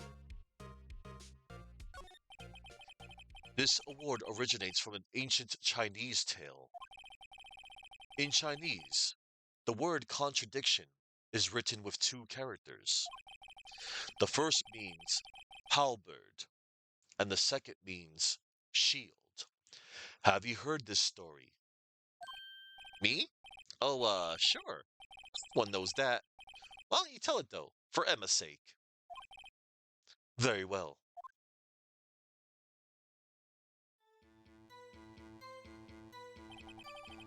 Long ago, in the kingdom of Chu, there was an arms merchant. One day, he presented the king with two items. The first was a halberd he claimed could slice through any shield or armor.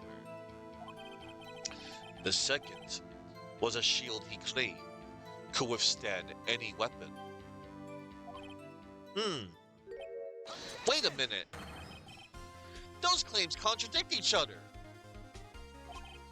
Very perceptive. But then again, you've heard this story before, right? Anyway, as you mentioned, the very descriptions of these items discredit them both. When the king pointed this out, the merchant was left speechless.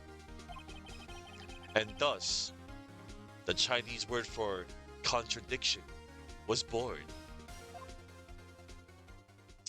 Ancient Chinese contradiction. Oh, I see. So the chipped shield and broken knife symbolize? Precisely so.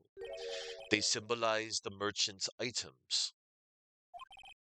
The ancient tale ends with the merchant at a loss for words. But it's in our nature to pursue matters to their conclusion, even if it results in something as ugly as this. Wow, thanks, Mr. Edgeworth. I learned something new today. That's funny. If that's so, then why were you only given a shield? You'll have to ask Chief Gant. 2 years ago, he had the halberd part of the award abolished. Chief Gant. King of Prosecutors Trophy was updated. 2 years ago, the halberd was removed at Gant's behest, giving it its current form. Hmm. I wonder what he was writing before. Come on, Mr. Wright. Let's take a look. Are you crazy? Edgeworth is sitting right there. Just distract him. I'll check it out. Hey, Edgeworth. Is that Detective Gumshoe out the window there? Oh no, he's falling to the ground. Hold on.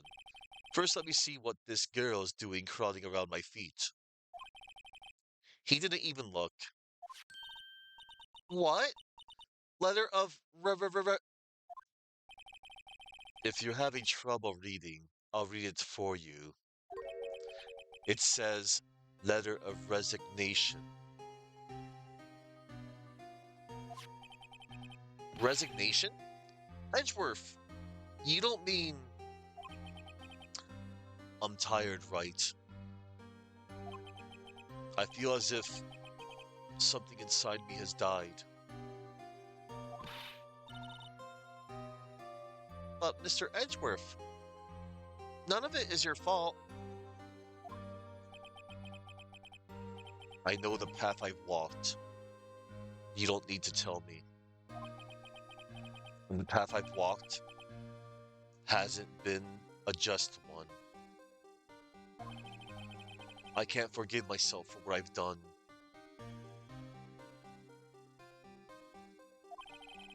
And no one else should forgive me either. Uh-oh, I think he's serious. Mr. Wright, please, you have to do something. This letter of resignation. I wonder if I can use it for anything. Edgeworth's discarded letter of resignation. He's serious.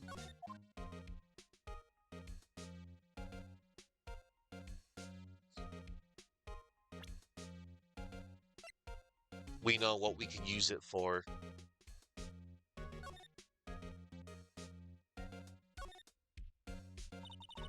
Due to recent events, I hereby announce my resignation as public prosecutor. He really wrote a resignation letter. Wow, even when resigning, Mr. Edgeworth is cool and concise. Still, it wasn't his fault. Someone has to be held responsible. That's how it is in the grown-up world. Yeah, but that responsibility means nothing if he just quits. Well, not everyone sees it that way. To truly take responsibility, you should have to work to the rest of your life for no pay. That's one tough grown-up world there. Yeah.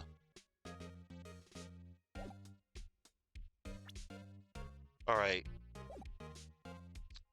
I think I can go to the, oh, hello.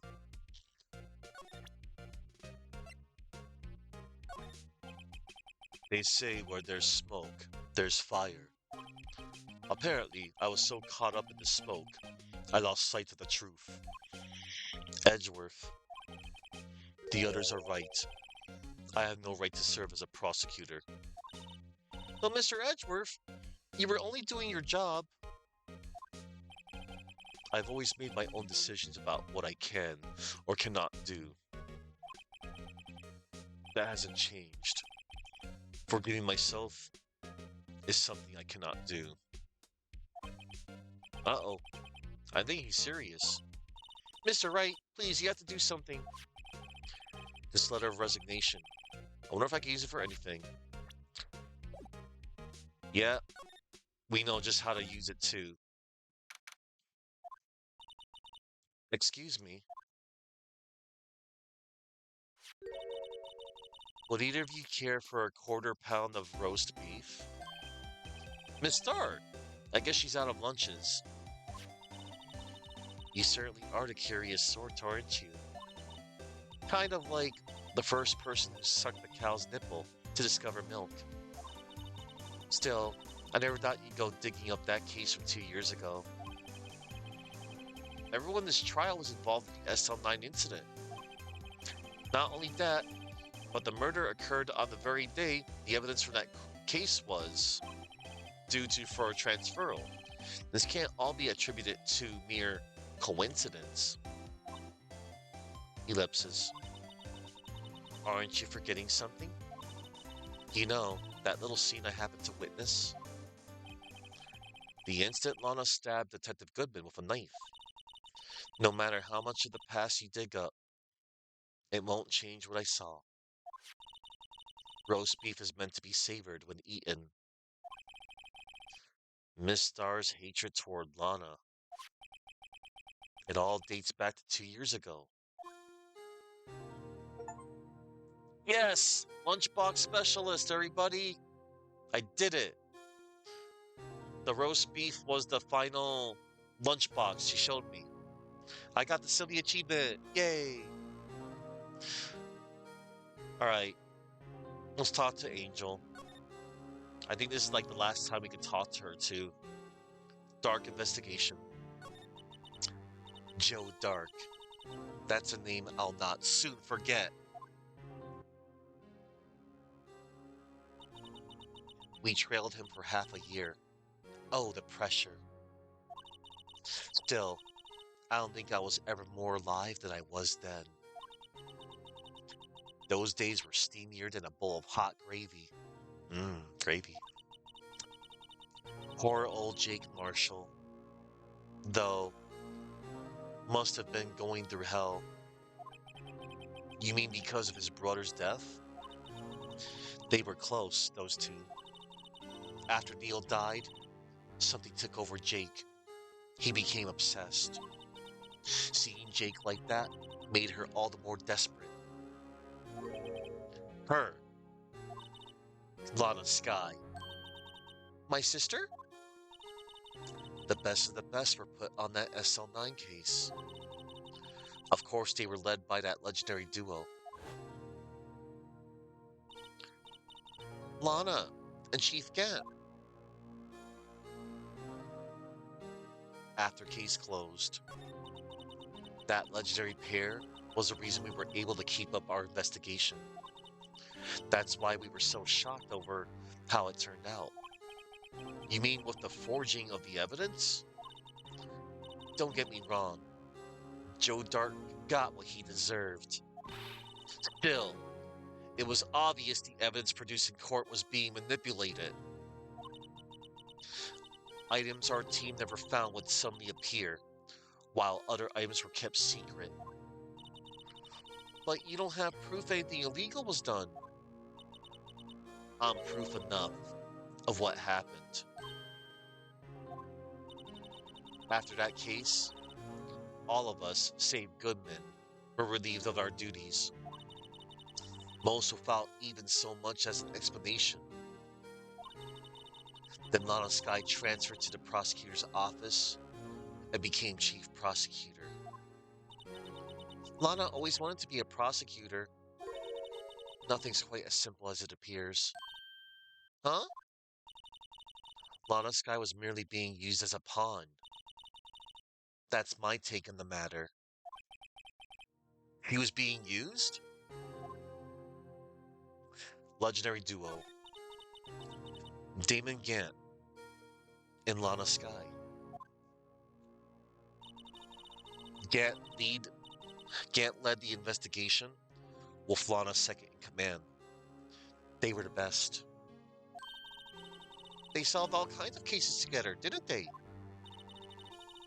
Damon Gant's magnetism, in particular, was almost unreal. His magnetism? By that I mean his ability to attract evidence. He produced the most incredible evidence in the cases he handled. Incredible evidence? You mean... Oh yes. There were rumors about him even back then. No one dared confront him, though. I take it she's talking about forged evidence. Back then, everyone looked up to Lana. All the detectives wanted to be like her. Really? Oh yes. Myself included. I was a fool, really. She hated anything crooked, and always watched out for the other detectives. That's why she was so concerned for Jake. Mr. Marshall. When Jake's brother was murdered, she felt as if she had lost her own brother. If it wasn't for her, I don't think Jake would ever have recovered from his shock. That's what makes it all the more infuriating. Miss Starr, that's why I'll never be able to forgive her. Why did she have to turn so cold after that? Ellipsis. Being used. Lana transferred to the prosecutor's office 2 years ago, didn't she? Yes, thanks to Chief Gant's powerful influence. Chief. That's right. Having solved the SL9 case, his position as chief was secured. There was only one thing left for him to control. And then no one could stand in his way. The prosecutor's office. What? You mean that's why Lana was transferred? If he could control the chief prosecutor, he could control the prosecutor's office. That must have been his goal all along. But how could he control Mana? I don't know. But one thing's for sure. Ever since that case ended, she's never been the same. It's only logical to conclude there must have been a reason for her change. At last, I'm finally getting close to the bottom of this ugly mess. Thank you, Miss Star. You listen to me, rookie. It takes more than just ingredients to create fine cuisine. I hope you turn out to be a better chef than I've been.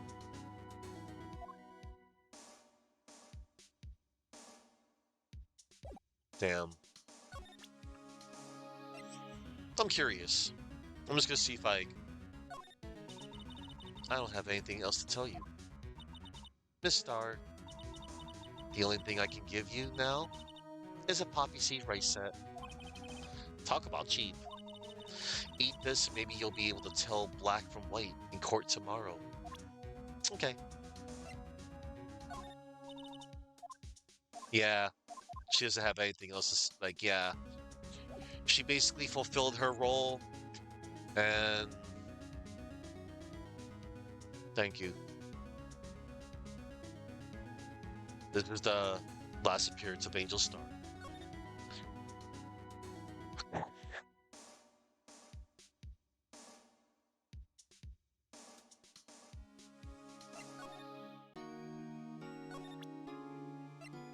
I think I can show her this. The Gantt team picture. Oh. Okay. I can't show her nothing yet.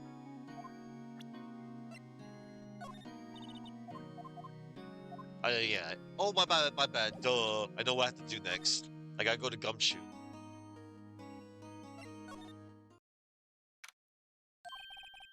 Oh, you're back. You're still here? I gotta make 150 copies of these files. Brewing coffee, copying files. I'm turning into a regular DJ. You're a DJ as well? If I'm not mistaken, I think he means desk jockey. Oh, that DJ! I gotta admire your persistency, but my answer's still no. I'm not letting you in the chief's office, period. It'd be my neck on the line. That office is the last crime scene in the SL9 incident. I have to take a look in there. There's gotta be something we can do to make the detective change his mind. We got something. Dude. Bro. Your bro's leaving. What's this crumpled up piece of paper?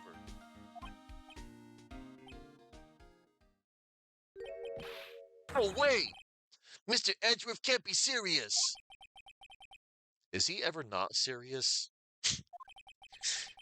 I can't believe they pushed him this far. Mr. Edgeworth really feels responsible. When I first met him, I thought he was as cold as ice too. But I know different now. He trusted us detectives to provide him with sound evidence. But we betrayed him. Detective. That's it. I made up my mind. But here, take my ID card. We can't do that. If someone found out, they wouldn't let you off the hook with another lost item report. Look at me. It's no secret I'm already out of the loop. After all, I'm friends with Mr. Edgeworth. Depending on how this case turns out, I may already be as good as terminated. What? So at least let me do this, for Mr. Edgeworth's sake. All right, detective. Thank you. Gumshoe's ID. Tucked swiftly into pocket. A police department ID card. allows access to areas of the PD open to detectives. Let's take a look at it.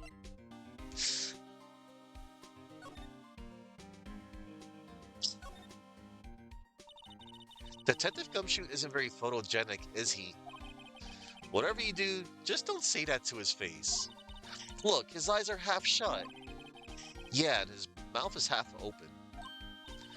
Hey, each of his shirt buttons is off a notch.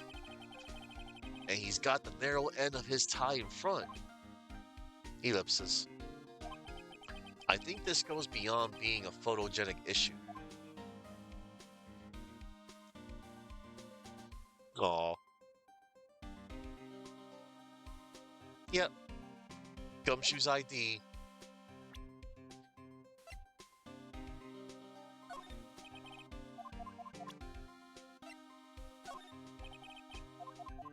Alright. Well, time to go to the chief's office.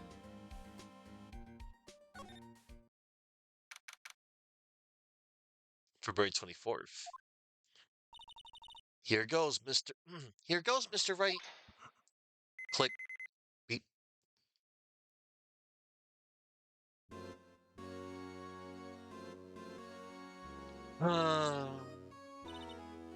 We're in. If anyone finds us now, Detective Gumshoe's a goner. If that happens, I'm counting on you to bail me out. Eek! Yeah.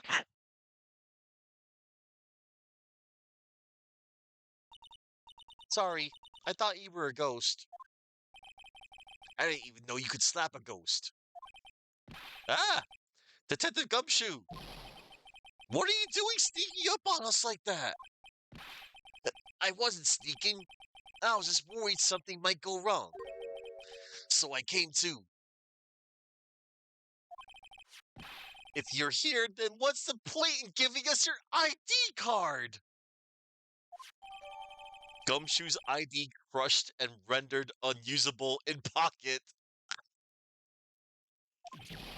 Hey, don't do that to my card.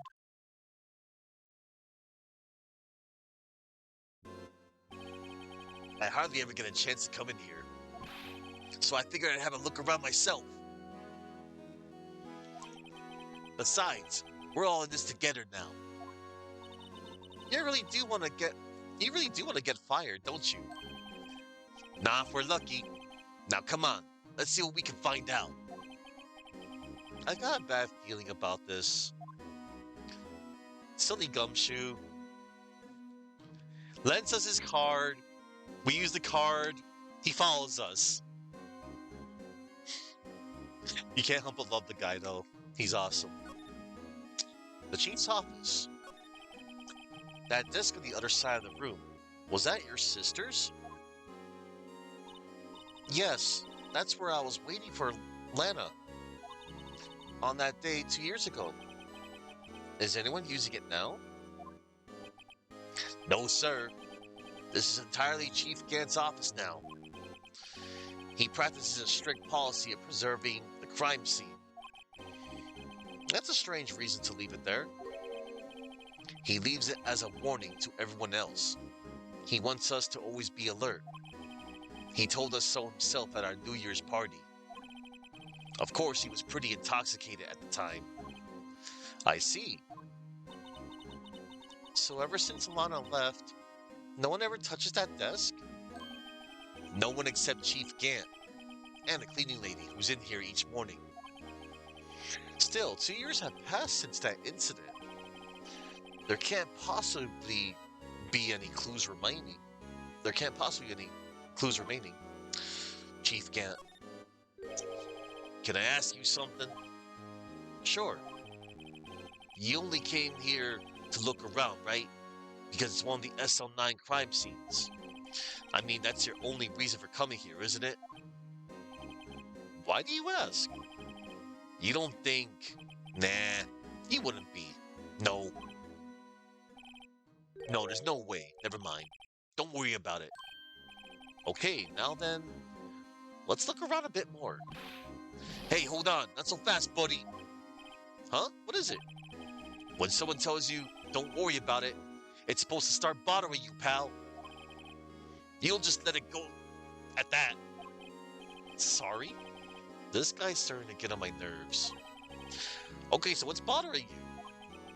You two don't think Chief Gant might be a suspect, do you? What? He's right, Mr. Wright. What do you think of him? Chief Gant. So it's finally come to this. What do I think of him? Perhaps it's best I don't divulge my feelings. Yet. There you go, ignoring me again.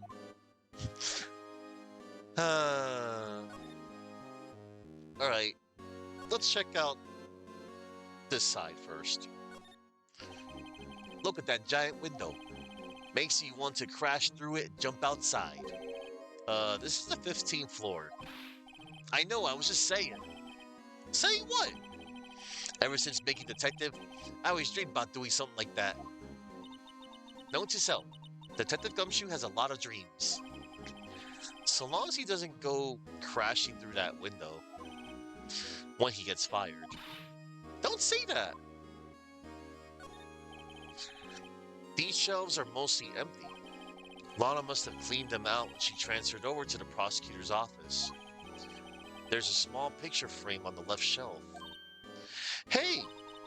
This is when Lana and I went to that theme park. Ellipsis. Theme park.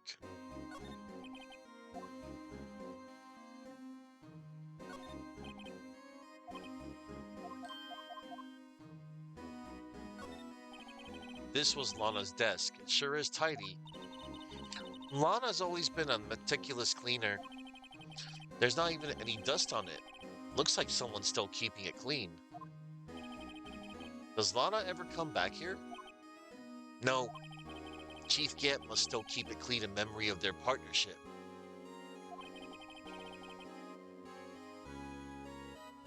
Fabio.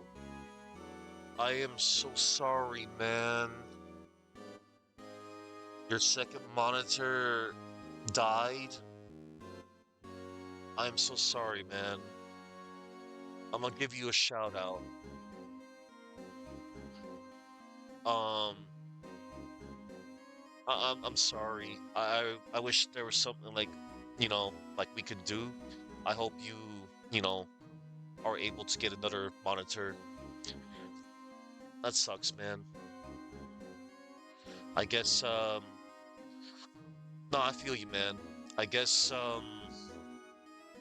I guess it'll be a little bit longer until we were able to see you stream again. Sorry, man. Well, I know New Year's around the corner, but whatever. A New Year's just a new year, you know? Ah,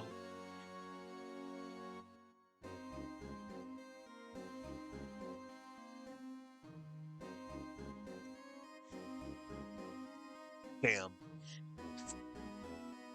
They were stuff legends are made of. Does he keep it in memory of her? Or memory of the crime? Okay.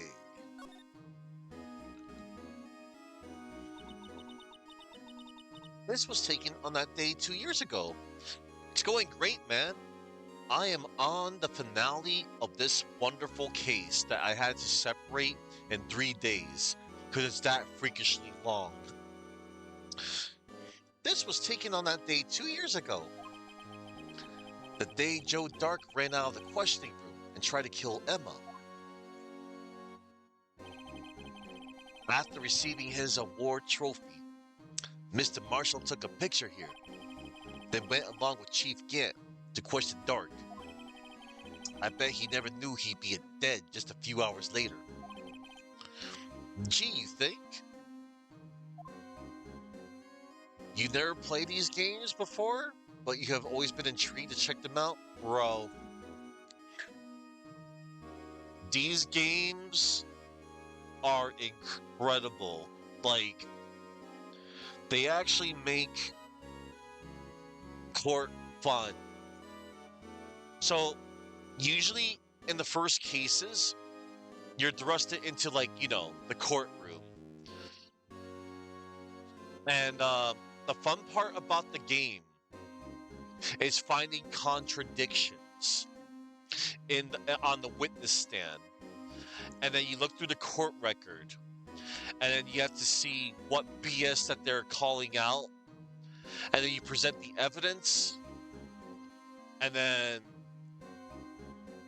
you know that you find holes in the witnesses' contradictions, and it's just so fun to do. And then like everything about this series is great, man. Like to the designs of the characters, the music, the stories behind the case, and then case 2 and onwards. Usually, you're introduced to the investigation sequences, which is cool. It's like point and click. You talk to witnesses, you interview them, you present them evidence, see if they can give you more information, and then it's streamlined too, so you don't have to worry about like missing anything. Like there's no way to like quote unquote mess up. Then when you're done with the day of investigation, you go back into the courtroom, and then you do it all over again. These games are awesome, Fabio. They're awesome. I'm on the last case of the series, and excuse me, I'm on the last case of the first game, and it's cool. It's great. And hello there, Rally, Chief Gant, the Drip King. Yeah, dude. Hell yeah.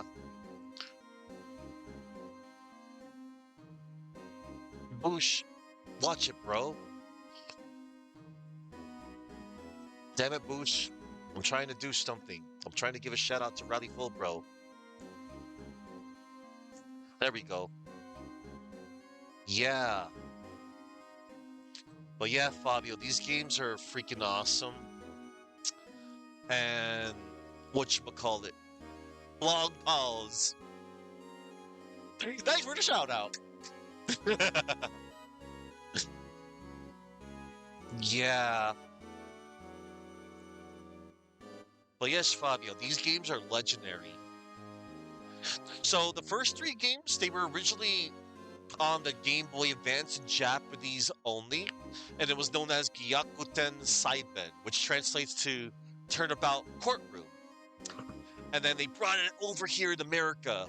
The first 3 games were on the Nintendo DS, and the DS here. Um, I'm doing case 5, which was a bonus case exclusive to this game, and it took full advantage of the Nintendo DS's touch screen and mic capabilities. Because like in the investigation sequence in this case is so cool. So you get some forensic tools. You get luminol spray to look for blood, and you get a fingerprint dusting set, and you can look for like fingerprints and stuff. Which you just reminded me, I'm about to do just that soon. Oh, hold on, I want to see this. That's a hell of a good monitor. Very pricey, but damn, that is pretty good though. That. All right. Let's see here. All right, I already investigated this side of the room. Let's check the organ. The chief's organ sure is a sight to behold. Occasionally we hear him playing it from the criminal affairs department.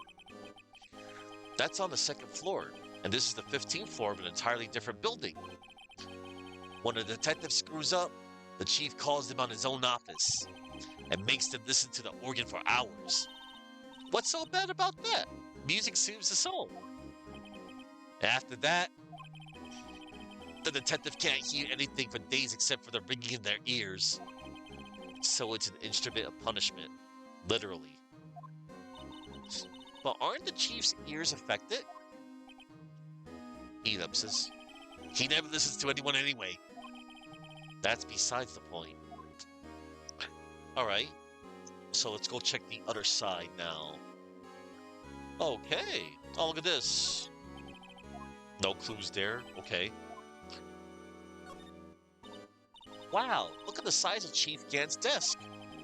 Speaking of that, when we were here earlier. Oh, it's you two! Chief Gant. He put that paper he was reading in his desk. I wonder what he was reading. This looks like a list of evidence. A list of evidence. In most cases, the list runs twice as long as this, though. Hey, look at the case name. Huh? SL9 incident. I wonder what this is doing here. Hold on, detective. What did you just say? I said, I wonder what... No, about evidence lists. Normally, they're twice as long. That's right. I guess there wasn't a lot of evidence. A half-size list of evidence. The list of evidence. It seems too short. Most lists run twice as long. What would the other half of the list be doing here? I knew it! The chief must be hiding something about that case. It would appear so. Evidence list.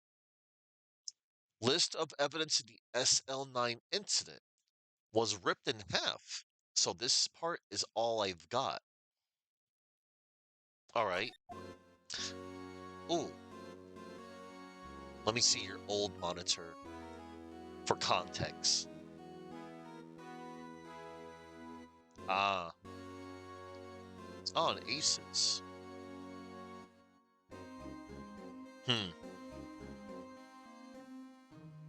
Alright. You brought it back in January of 2018. Oh wow, that's about 7 years ago from now. Yeah. Pretty infrequently. Damn. Let's check out this, Oh, excuse me. I wanted to check out my list of, evidence. List of evidence in the SL9 incident was ripped in half, so this is part all I've got.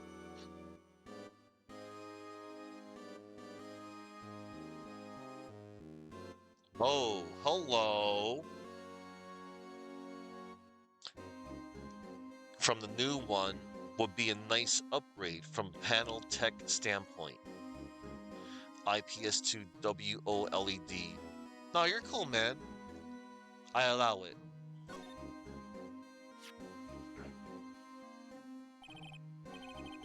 I wonder what this is. It looks like someone drew some kind of sketch here. What is it? Did you find something? Oh, don't worry. Well, we'll be finding those contradictions real soon. Right now, we're looking for evidence. Incriminating evidence. I can't make it out. I better keep quiet about it for now. Huh? Oh, no, it's nothing. Why are your eyes moving about like that, Mr. Wright? I better not forget about this picture. Oh, don't worry. We won't. I know the context.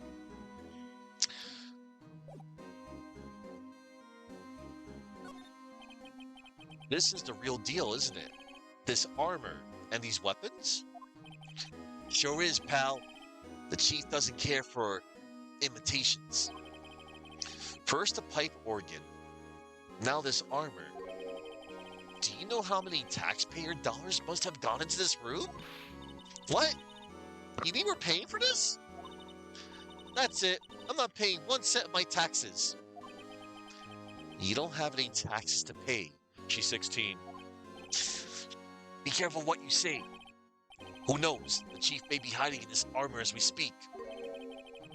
I don't think he'd fit in there. Even if he did, he'd never be able to get back out.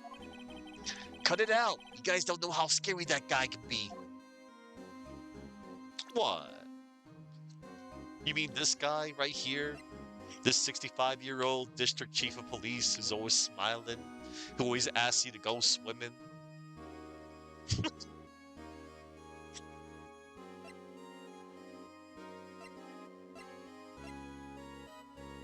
Okay.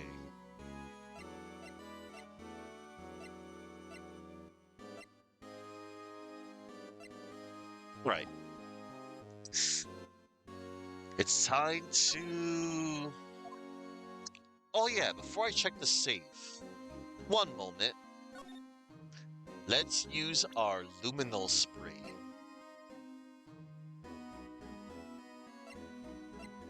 Spray. Let's look for blood.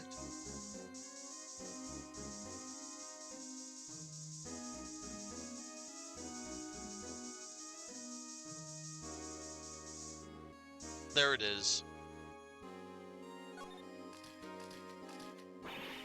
Oh, this area must have been covered in blood. Is this from that incident? It must be. When Prosecutor Neil Marshall was murdered. 2 years have passed, so the reaction's kinda dull. So a murder really did take place here. Oh boy. Alright. Now we'll check the other side now. Don't look at me like that. Poor gumshoe. Luminol testing.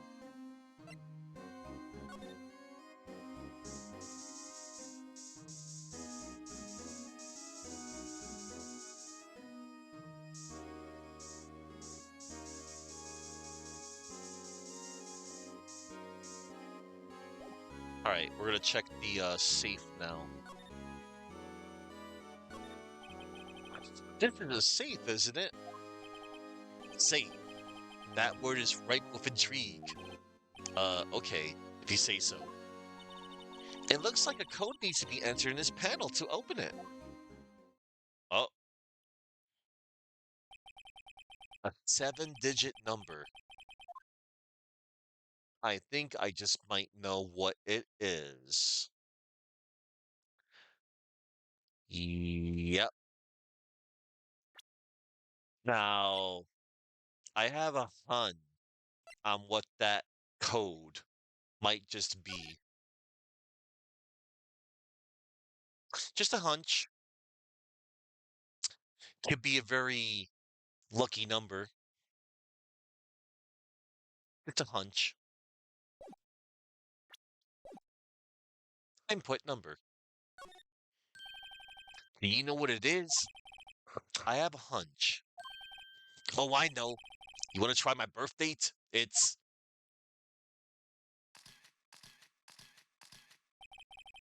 I have a better idea.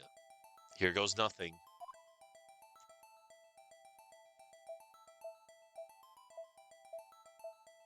7777 777.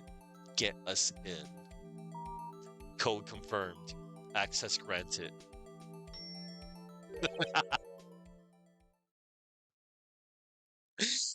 Bingo! What number did you enter? Whose birthday was that, pal? 7777 777. The final ID card number on that record. What? The number of the mysterious executive officer who entered the room that day. You mean 777 777? That number? I think you're 1-7 shy this time. Yeah. This can only be one thing. That's Chief Gant's ID number. Say, anyone care to look inside? Sure. That's what we're here for, right? Is there any money in there? How much does he have stashed away? Look, it's a shard from a broken cup. This somehow looks familiar. Where have I seen this before? There's something else in here too. What's this? It looks like a piece of leather cloth.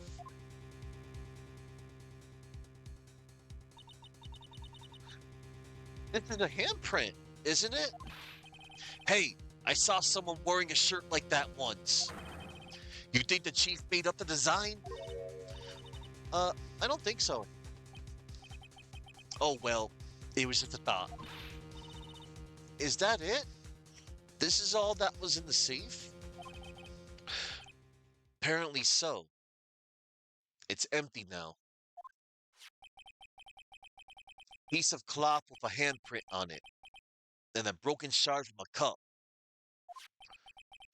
They look like pieces of evidence. Yeah, but unless you can prove they have something to do with this case, I'm afraid I can't just let you take them. After all, it's my neck on the line here. Great. Now I have to prove their relevancy to get them. How are these two items related to the SL9 incident? Come on! There's gotta be something we can show the detective. Yeah, sure. So, hey, Detective Gumshoe. So,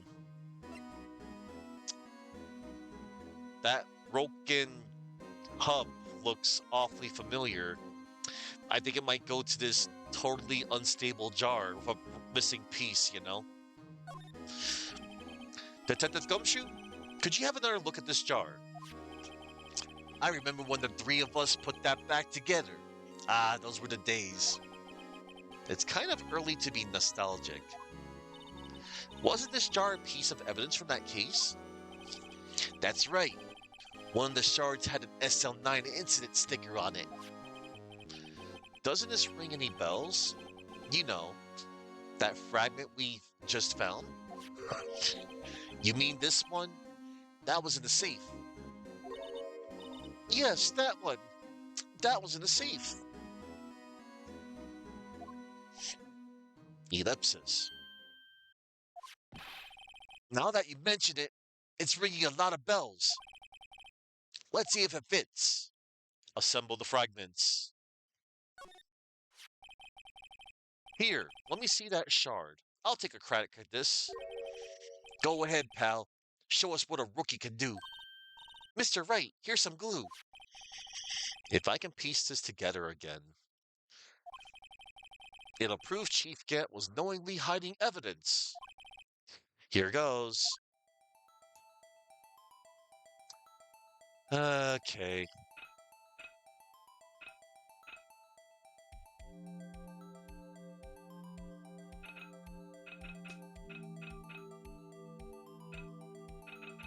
Oh, gotta press the E key.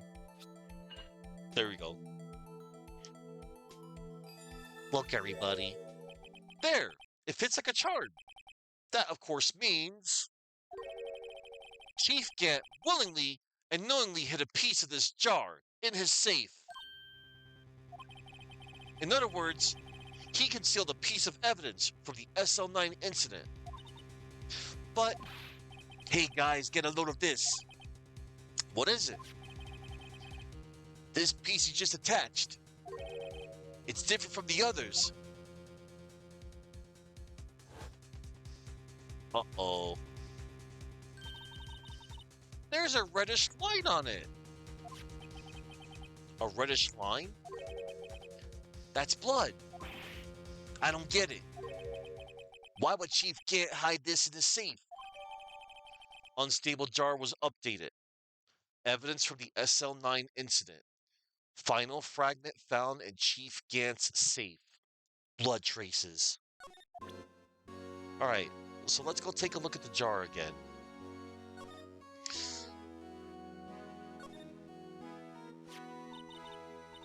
Hey, look here. It's hard to make out, but there's a dark red stain here. Looks like blood. This piece the chief has is different, though. The blood stains on the other pieces are just spots. But this one's a line. That is odd. Okay. Now we need to present, I believe, the picture to Gumshoe, I think.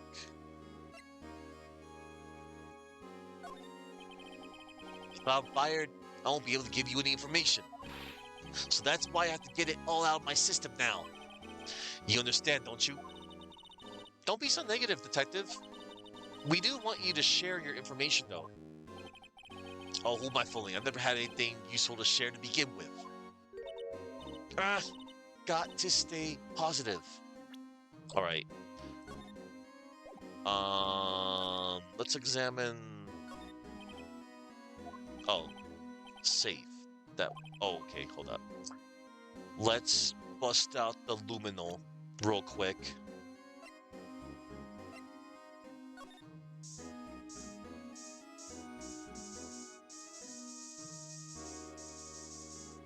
Okay, we only found the blood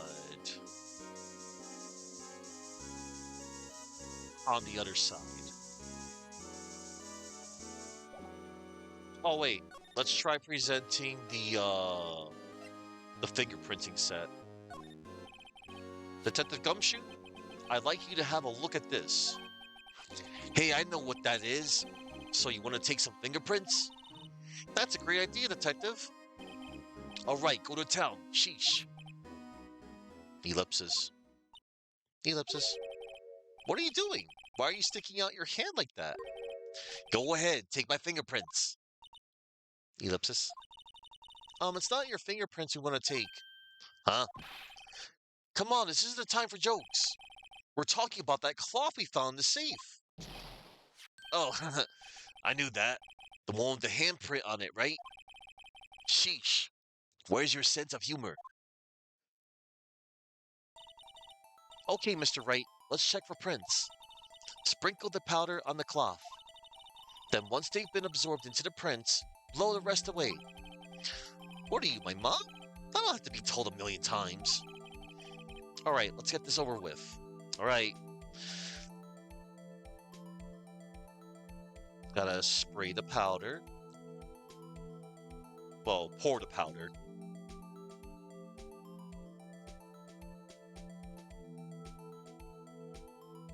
And then we blow. Fingerprint. Oh, I need a little more powder. And then blow some more. Oh. Okay, fine. Pour it all everywhere. There we go. Let's just powder the whole freaking screen.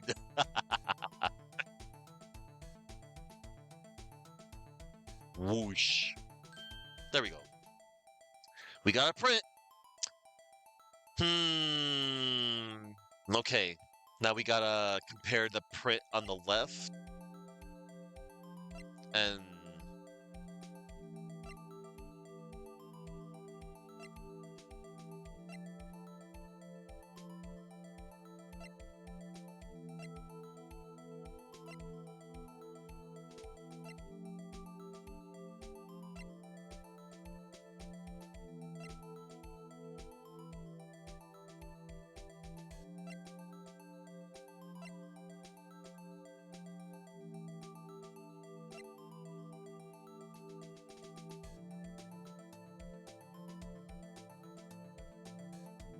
let's compare that print with Emma's.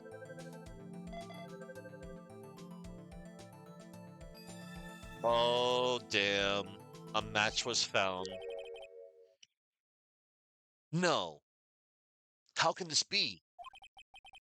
What are Emma's fingerprints doing here? Hey, you found a match. Whose fingerprints were they? Huh? Oh, it seems the prints are too old. They aren't clear enough to get a match. Oh, that's too bad. I thought they'd be Dark's prints. Hey, you, over here. What's going on here? What are that kid's prints doing inside the chief's safe? Don't ask me.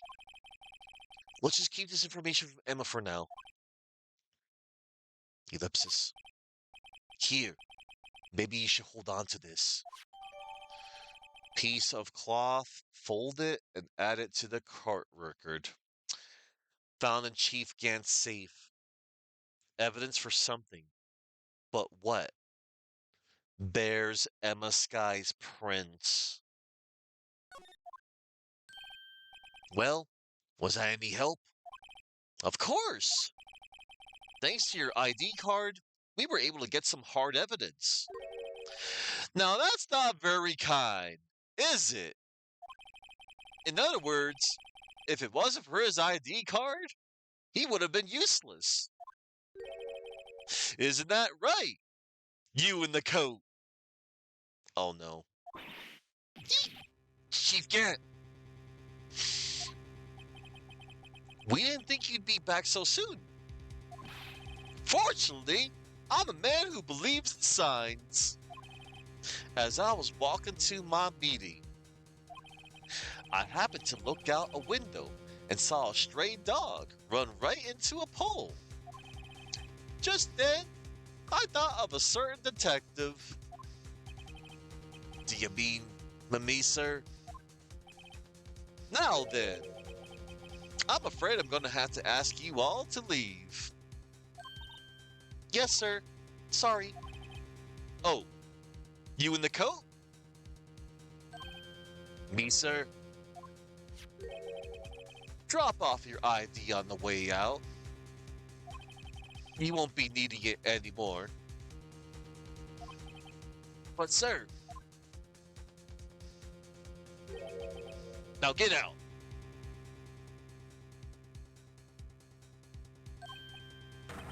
Yes, sir.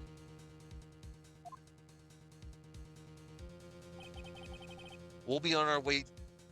We'll be on our way too then. Wait, you! The one with the spiky hair. Don't go yet. Me, sir? I'd like a word with you. But, sir, I'm not a licensed scientific investigator yet. You, with the spiky hair. You're free to go. Mr. Wright!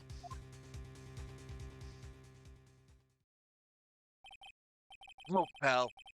If I've told you once, I've told you 1,000 times. The chief's office is off limits. But no, you just had to go sneaky in there like that, didn't you?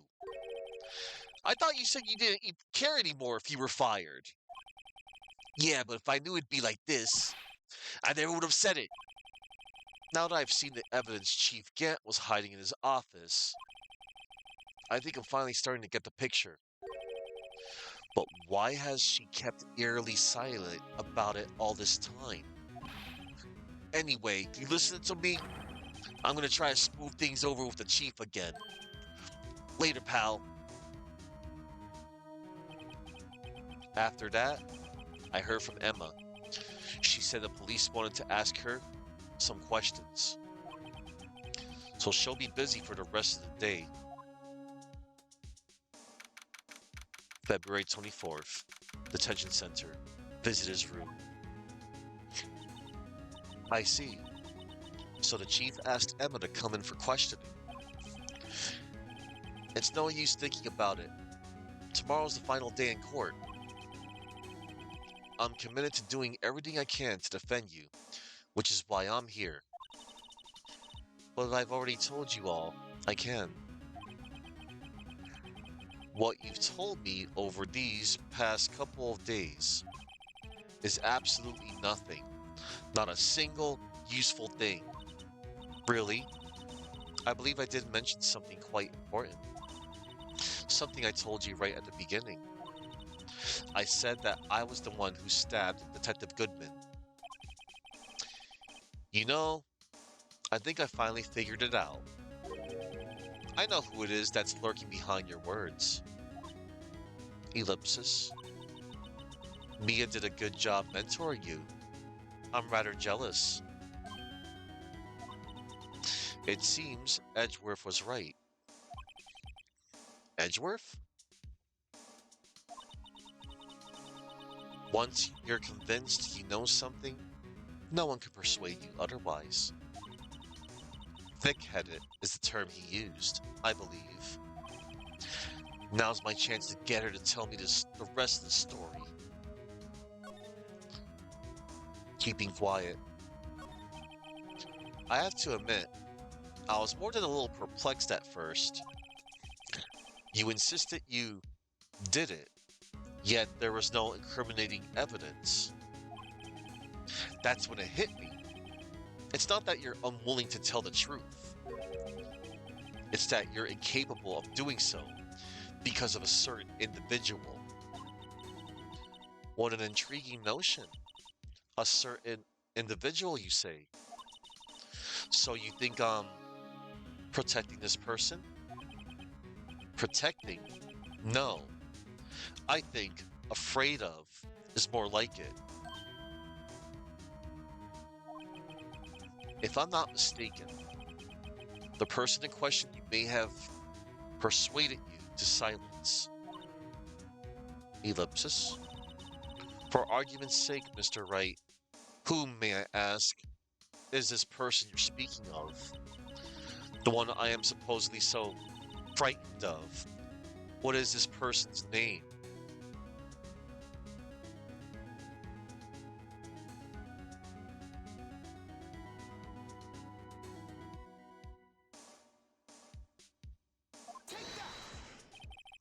Well, Miss Sky? Ellipsis. Mr. Wright, you are addressing the chief prosecutor. Do not forget your place. I take it she's still not ready to spill the beans. My apologies. Could you please tell me a bit more about what you think you know? Damon Gant. We were partners until 2 years ago. I respected him as a detective. Assuming he is respectable, then tell me something. Why would he try to hide his crimes? His crimes? Both you and Edgeworth will be brought before a board of inquiry for what you did. Specifically, hiding and forging evidence.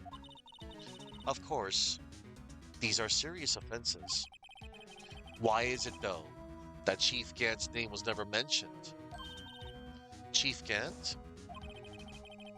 Edgeworth didn't know the truth behind the forgery. The only party who could have possibly tampered with the evidence was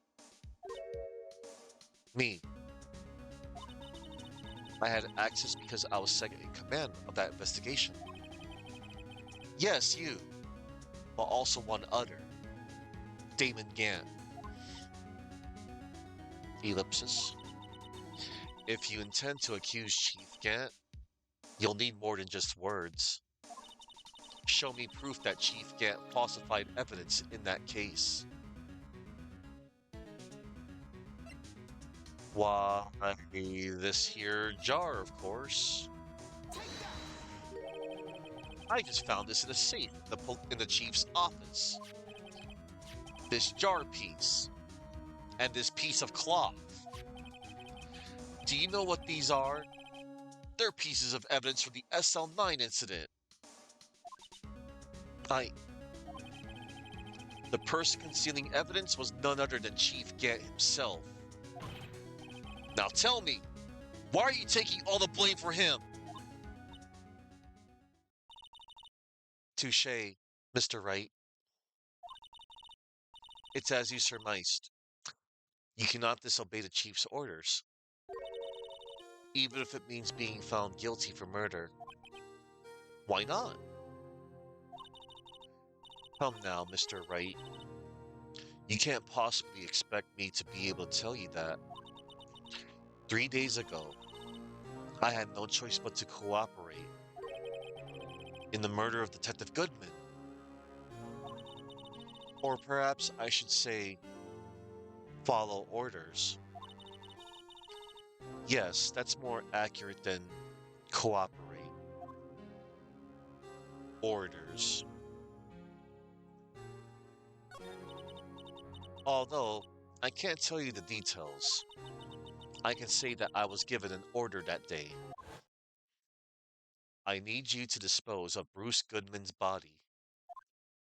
You'll find it inside the trunk of Miles Edgeworth's car.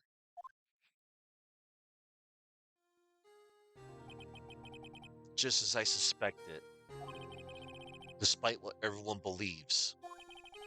You were not the one who murdered Detective Goodman. Correct. I was trying to take the body out of Edgeworth's car.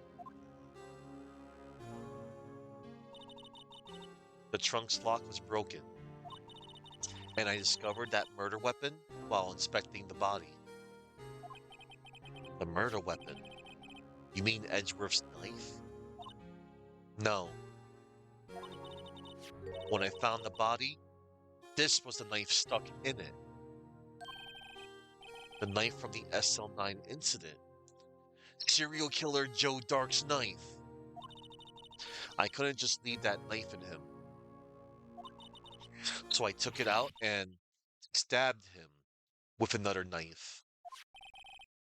That'll be Edgeworth's knife? That's right.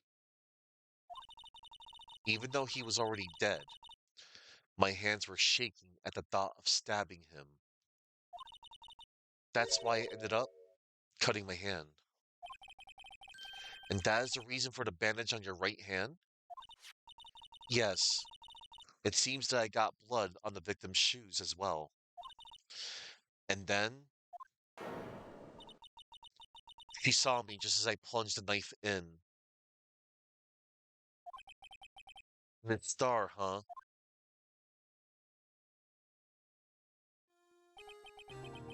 Why did you need to hide Dark's knife so badly?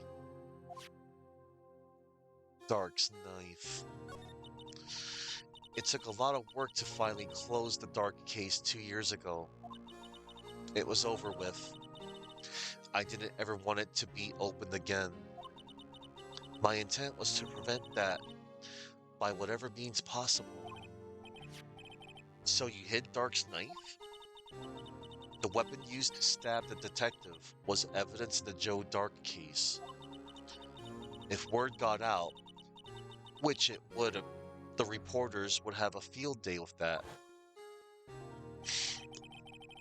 So you wrapped the knife in your scarf and hid it in Edgeworth's exhaust pipe. Right. Then I called my sister to tell her what happened and to ask her to hide the knife that was inside my muffler. You asked Emma? I didn't want anyone in the force to know about this. That would explain why Emma is so confident about Lana's innocence. Speaking of phone calls, I had a bad feeling about one of them that day. A bad feeling. The truth is, after I received those orders from Chief Gant, the first thing I did was make a phone call. A phone call to Patrolman Jake Marshall. To Marshall? Why on earth would you call him? The lead investigator for the SL9 incident had been murdered. I wanted that fact to be kept hidden, and I needed help. He was the only other person I could trust. Or at least, I thought I could trust him at the time. However, it seems that after I spoke to him, he went off on an escapade of his own. Oh, you mean not wanting the case to die? He decided to take things into his own hands. He disguised himself as Detective Goodman and tried to steal the evidence. He had already stolen the ID card. But it seems he still hadn't made up his mind to break into the evidence room. After my phone call, any remaining doubts he had must have disappeared. So your phone call caused the incident in the evidence room.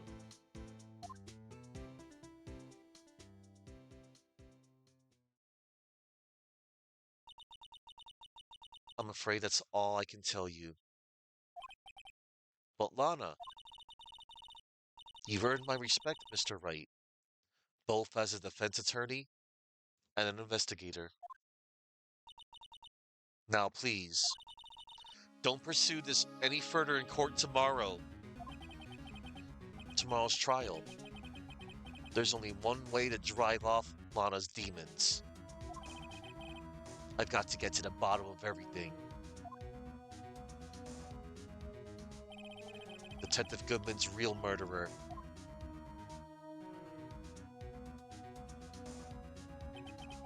And what went down in the chief's office 2 years ago.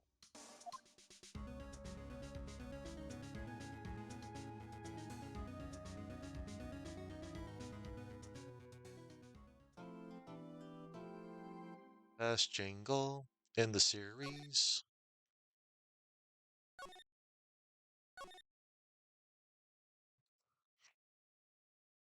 Here goes, everybody. The final trial for the first game.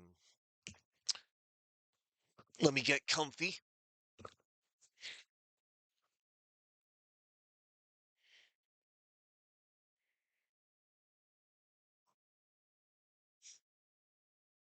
Do another save. All right.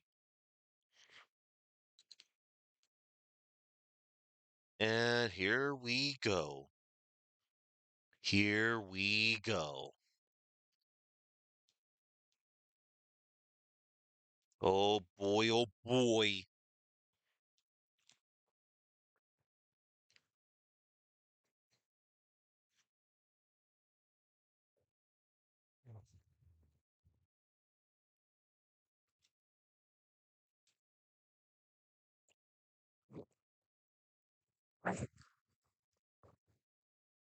Go time.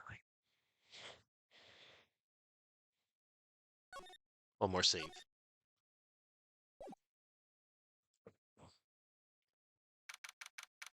February 25th, 9:47 a.m.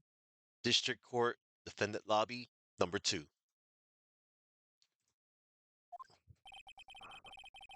This is the defendant lobby, all right, but there's no defendant. I've been trying to reach Lana all morning. Where could she be? And where's Emma, for that matter? It almost seems as if something's been happening behind the scenes. Ainsworth, knowing you, you've already figured it out. Who the owner of the 7777 ID number is. That is. Well, I have a pretty strong hunch. Looks like I'm not the only one who's figured it out. You know, the only reason this trial didn't reach a verdict yesterday is because there was still room for doubt regarding this ID record. If that number does belong to whom you suspect, then no doubt will remain. After all, he hasn't been officially charged with anything.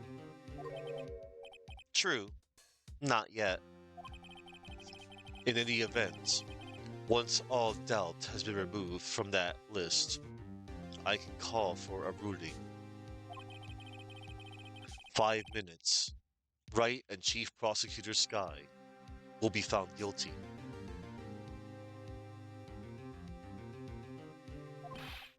But she didn't do it.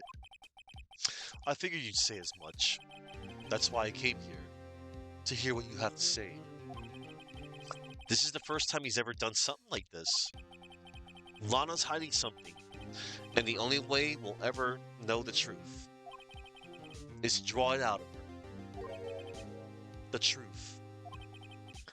Everything goes back to the SL9 incident. Don't be stupid. Today's the last day of the trial. We don't have time to reminisce about the past. That depends on you. Ellipsis. If she's found guilty, you'll lose your only chance to find out what really happened. Ellipsis. I'll think about it. See you in court, Wright. This is it.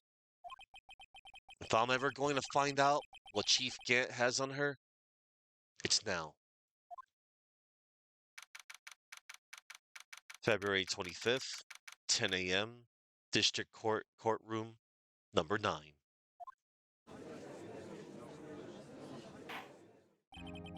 Court is now in session for the trial of Miss Lana Sky. The defense is ready, Your Honor. The prosecution is ready, Your Honor. Normally, this is when the prosecution puts forth its opening statement. But before that, the police chief has a proposal to make. Chief Gant.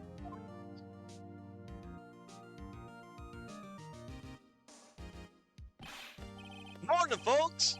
How's everyone doing? Hey, Udgy! Been back to the pool yet? No, I've been drowning enough as it is in my work.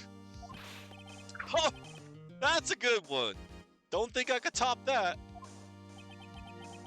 If you don't mind me asking, Chief, exactly what is this proposal of yours?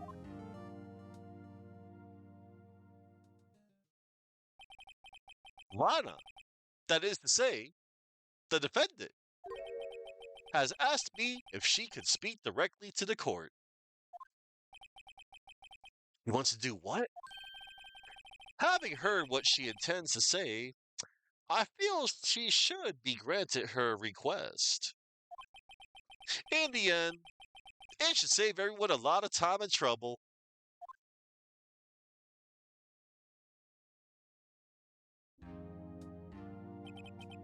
What's this all about, defendant? I'd just like to make one simple request, and I'll be finished. Well then, what's your request? Your Honor, I'd like you to put an immediate end to this trial. Huh? I confess to all charges against me. On February 21st of this year, I murdered Detective Bruce Goodman in the underground parking lot of the prosecutor's office. No, Lana! Objection! You can't! Your Honor, the defense claim does not change the defense's plea. In that case, Mr. Wright, I no longer require your services. But Lana! Your Honor, I hereby forfeit my right to an attorney. The prosecution may lack direct evidence against me,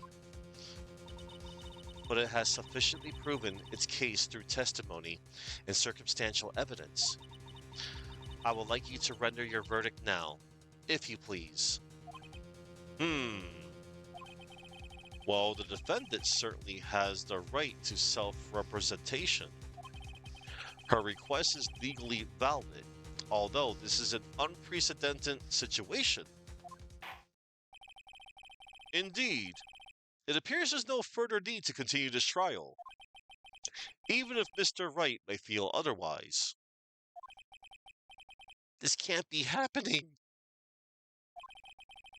It appears the time for the verdict has arrived. This court finds the defendant. Objection!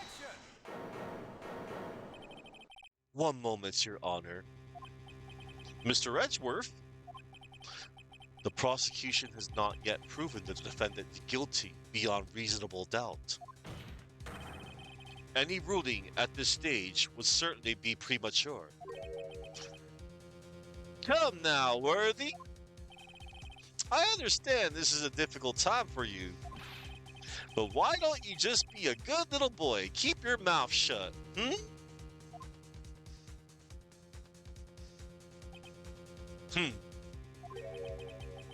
I don't think I care for your tone, Chief Gant. Edgeworth just told Chief Gant to lower his tone. What? Creating another fabrication to cover up your past mistakes. Sorry, but I'm no longer the naive little boy you would have me be. Ellipsis. With this sudden confession from the defendant, it's obvious to me some kind of deal was struck behind the scenes. Some kind of deal? Not everyone operates as you do, Worthy. Ellipsis. Humph, I thought so. Your Honor, the prosecution would like to change its first witness. Oh, to whom? As its first witness, the prosecution would like to call Miss Emma Skye. I request the court hears her testimony. Mr. Edgeworth, I am exercising my right to self-representation. I don't think we need to continue. I don't care what you think, Miss Skye. Ellipsis. The exposure of truth sometimes results in tragedy.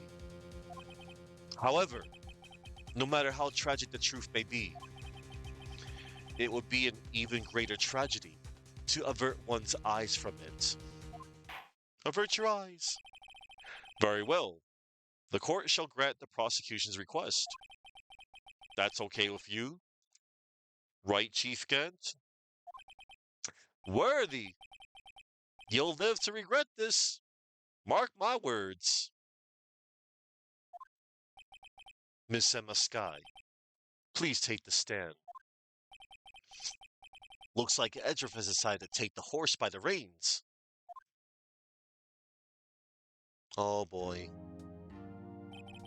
Now then, witness. Please state your name and occupation. My name is Emma. Emma Skye. My occupation? I'm Lana's little sister. And I want to be a scientific investigator. 2 years ago, you encountered the serial killer, Joe Dark, of the Joe Dark killings. Is this correct? Yes. I'm trying my hardest to forget about that, though. I'm sorry, but I'm afraid I'm going to have to ask you to recall those events one more time. Mr. Edgeworth, please remember, this trial concerns the murder of Detective Goodman. Is an incident that was resolved 2 years ago really all that relevant? Yes, it most certainly is. Ellipsis. Ellipsis. Well, okay then. He sure gave it fast. Now, please testify about what happened to you 2 years ago.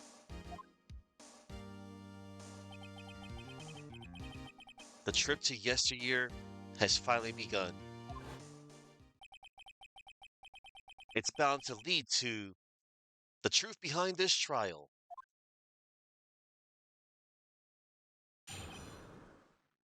Two years ago, I was waiting in my sister's office that day. A man came running in and took me hostage. Neil Marshall rescued me, but I'll never forget what I saw in that instant. The man raised up his knife and stabbed Mr. Marshall in the chest. It's a good thing you weren't harmed. I passed out. I don't remember much. That's understandable. However, please tell me, Mr. Edgeworth, what does this testimony have to do with Detective Goodman's murder? Ellipsis. That will soon become apparent, Your Honor. You've got to admire him for his courage, considering he has no evidence. Very well. The defense may begin its cross-examination. Cross-examination. 2 years ago. Okay. It's time to cross-examine Emma. I was waiting in my sister's office that day. 2 years ago, The defense was a detective at the police department. Correct?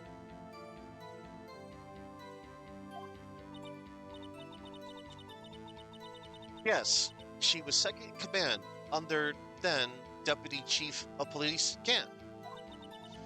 My sister, she was the best detective ever. Yes, I remember.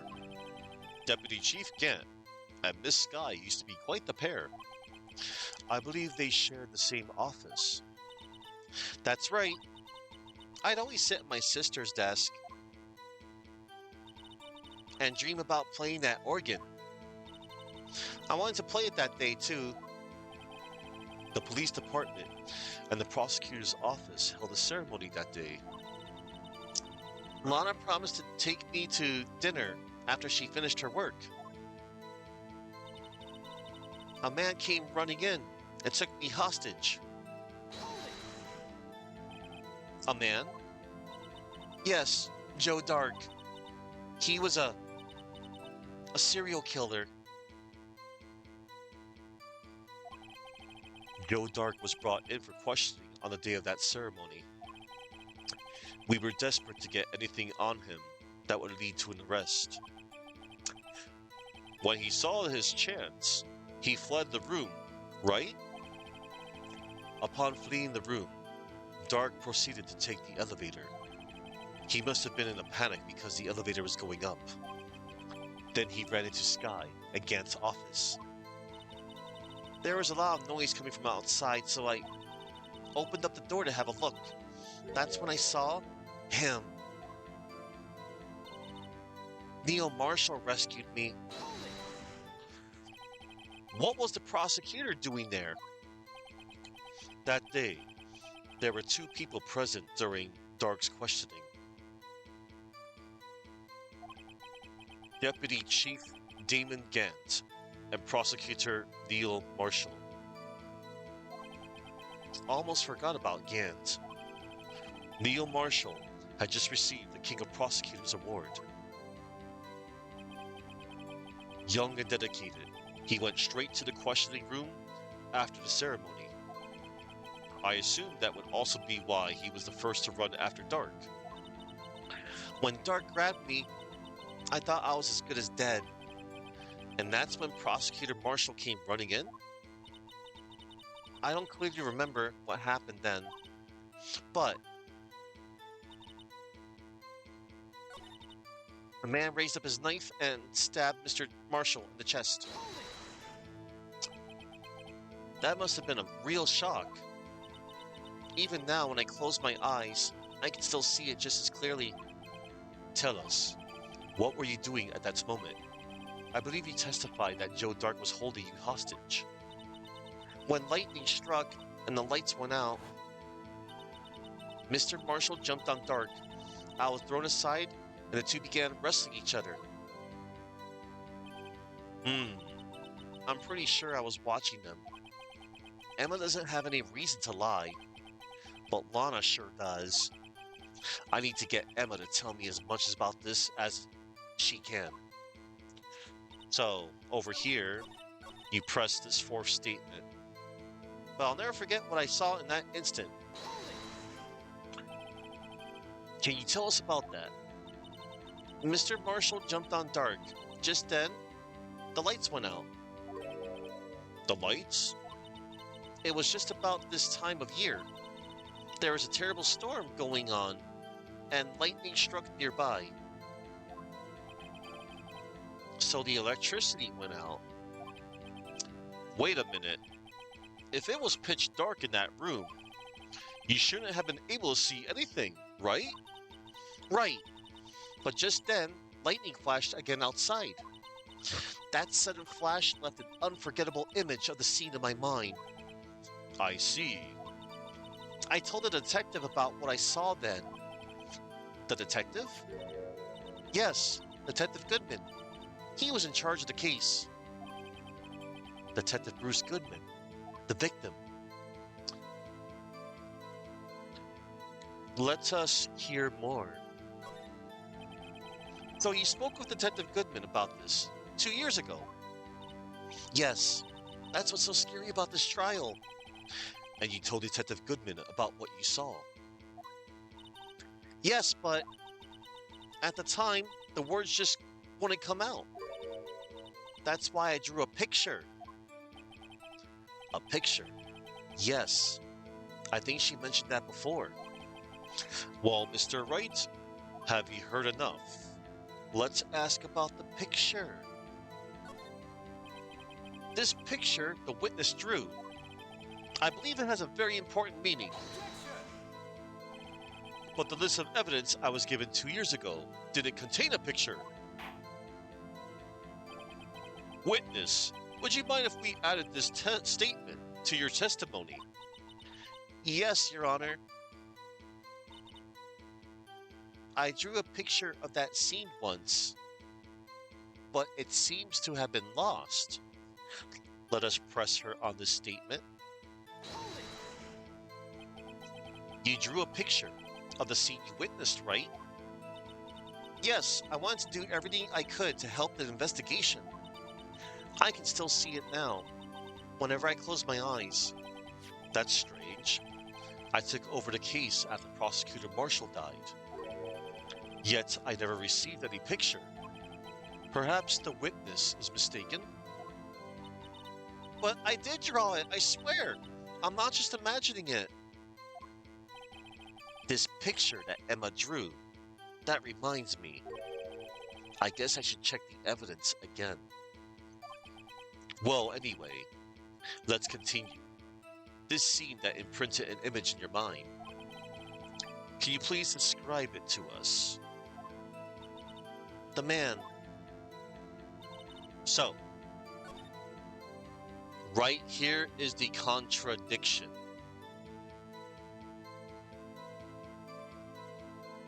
The picture that she drew, it seems to have been lost. Now, we're not going to get ahead of ourselves yet, but if you remember when I was investigating, we did find a picture.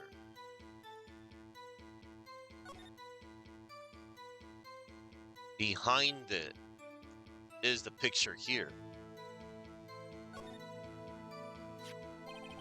A picture is drawn on the back of the evidence list in magic marker. I've got a very bad feeling about this. Well, it's right here. The picture was not lost. It's behind this evidence list, which was ripped in half. So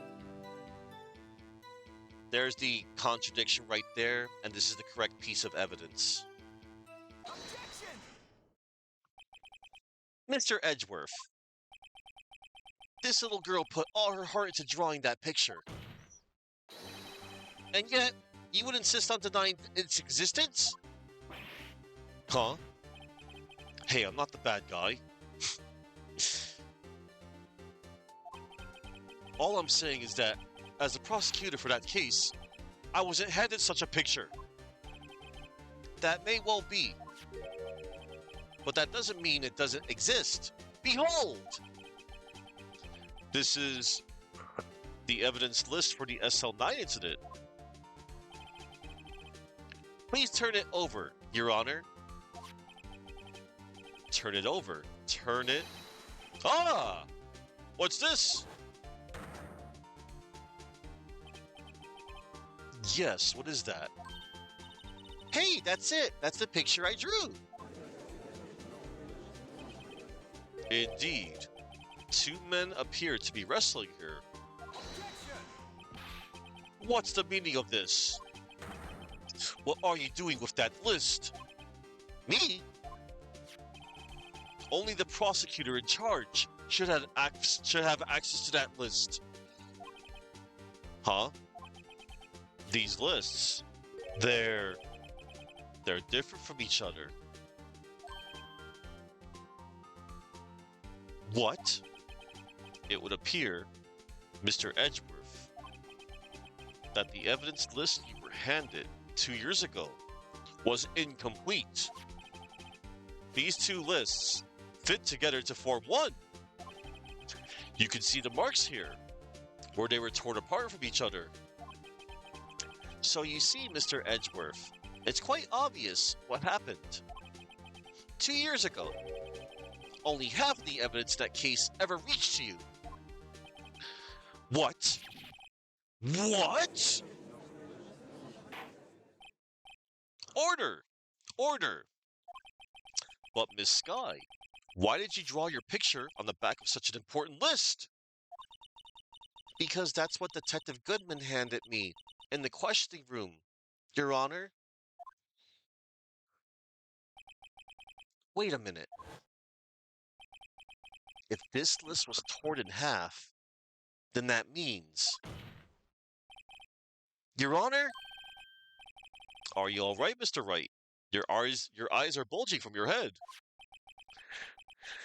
If the evidence list was torn in half, then there might be more of the drawing on the back of Mr. Edgeworth's list. Ellipsis. Yes, that's quite conceivable. Mr. Edgeworth? It's possible. Let's see.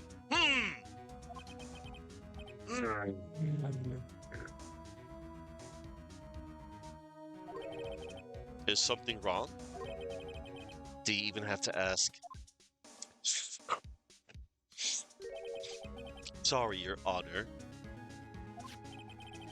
There is indeed something drawn on the back of my list. It's that thing!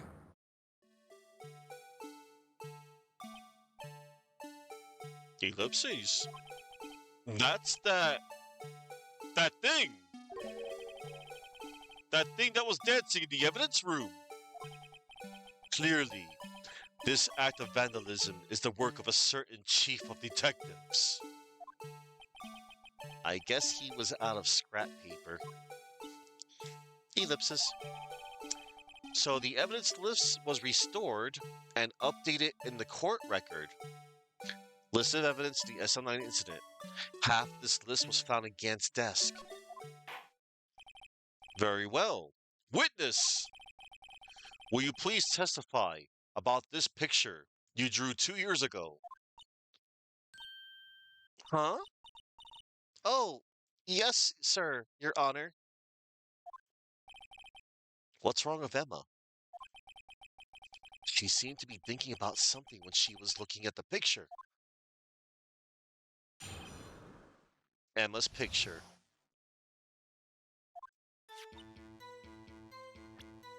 For context, everybody,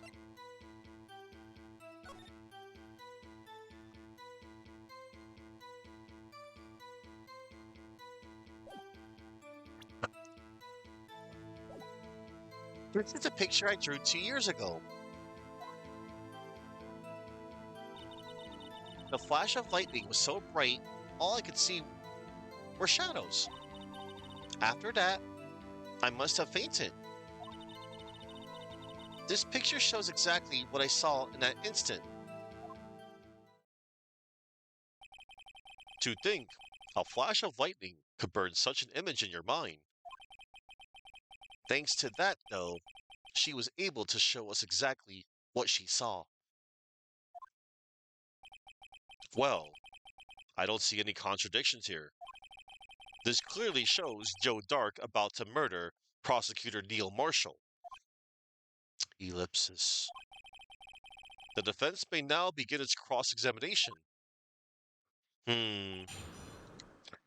Quite a bit of a short testimony here.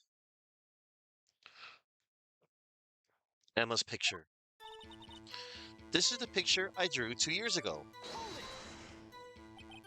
Did you draw this picture right after the incident? I think I drew it 2 or 3 days later. At first, I was in such a state of shock that I couldn't do anything. During that time, the investigation team was reorganized.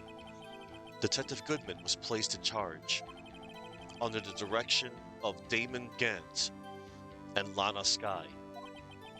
2 or 3 days later, the memory should still have been fresh in her mind. Excuse me, witness.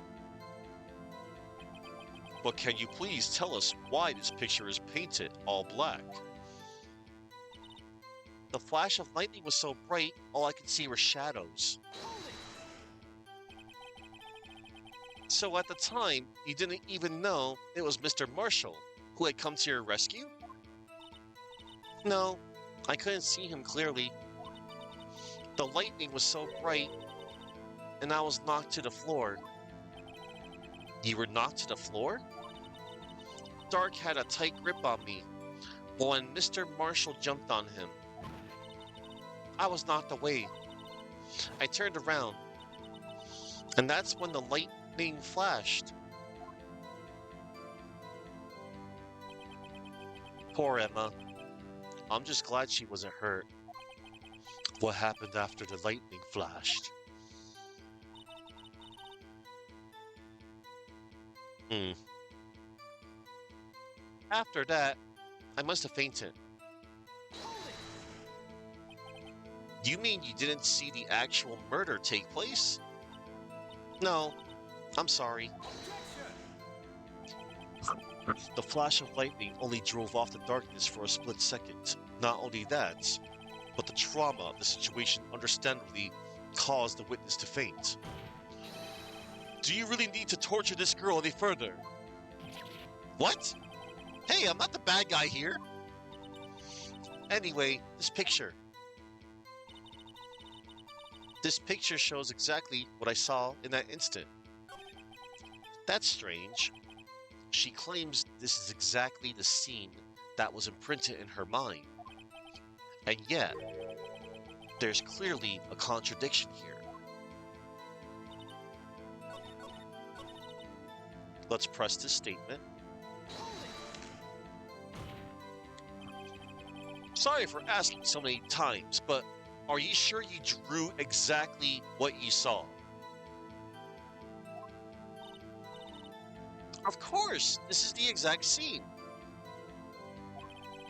It wasn't influenced in any way from your talks with the detectives? Are you insinuating we somehow manipulated her memory, Mr. Wright? No, no, of course not. I better watch out or he might find some way to cut my salary.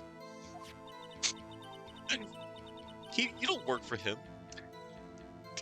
I drew this picture before I heard anything from the detectives. So I don't think anyone's story would have influenced me. Mr. Wright, is there something that's bothering you about this picture? Huh? Oh well. Ellipsis. That's strange. She claims this is exactly the scene that was imprinted in her mind. Alright. So there is indeed a contradiction. The contradiction's here. This picture shows exactly what I saw in that instant. Aww, Emma, sweetie. Emma, honey. Nope, nope, nope. So we got a piece of evidence a while ago, Emma. According to Neil's autopsy report, he was stabbed in the back, died from a punctured heart and lung. A knife tip was in the wound.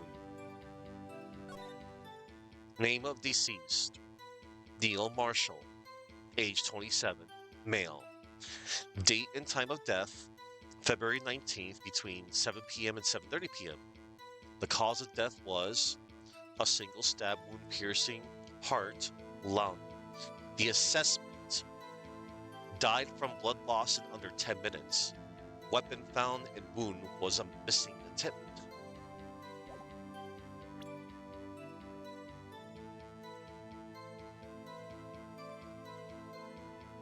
Objection! I hate to be the bearer of bad news, but this picture the witness drew contains a blatant contradiction. What? But I still remember it, just like it was yesterday. Mr. Wright, perhaps it would be faster if you simply pointed out this contradiction for us. What part of this picture contradicts the autopsy report? Why, the knife, Your Honor. Take that! The contradiction, of course, lies here. Take a look at the knife the man is holding. If you look closely, you can see its tip is broken. Even I don't have to look closely to see that, Mr. Wright. Except you did. But, Mr. Wright, look at the evidence. See the murder weapon? Its tip is broken too. If I recall, the tip of the knife was found broken off in the victim's body. It was the conclusive piece of evidence that proved Joe Dark was the murderer.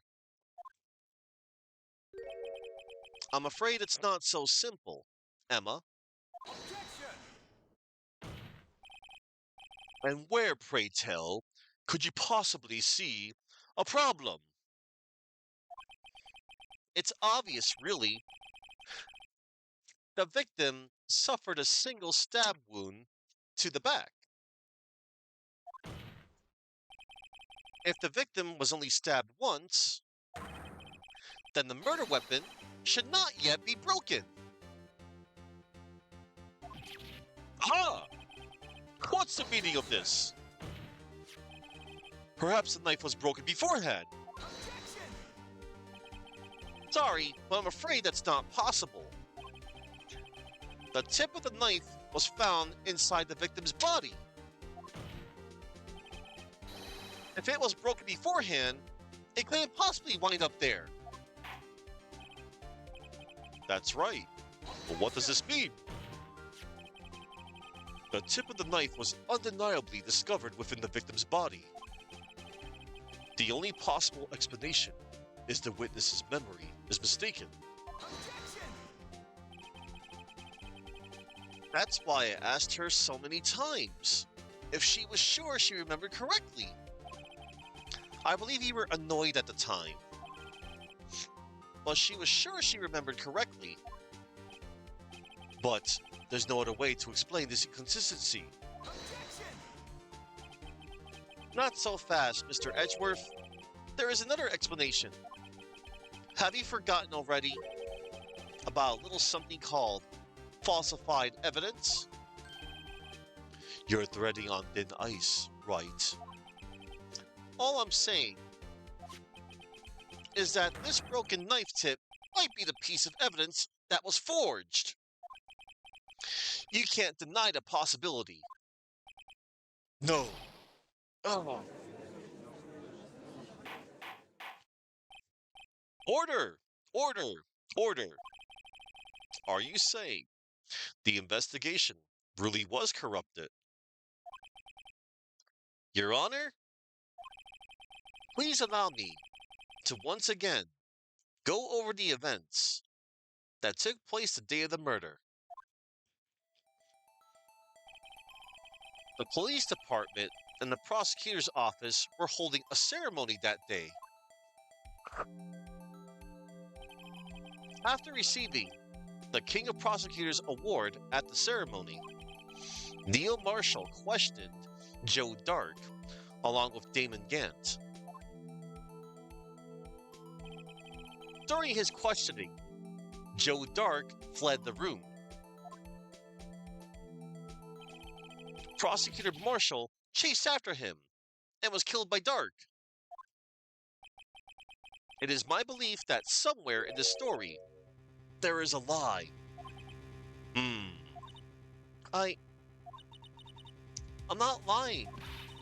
The man really was holding up a broken knife. Ellipsis. If that's true, then there's no other way around it. This could not have been the actual murder weapon. Ellipsis. There must have been another broken knife. What are the chances of there being two broken knives? Another broken knife besides Joe Dark's. Could there have been one? Could there have been one? There is another one.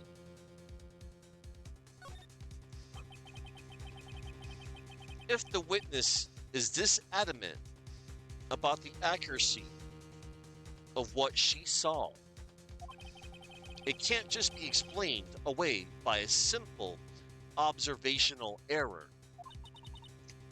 Mr. Wright, in that instant, Emma really did see a broken knife. I assume then that you have some information about this other broken knife? If so, please feel free to enlighten us. The murder weapon was already broken prior to the murder. There's only one way. Take a look at this. Here's the real murder weapon. Behold.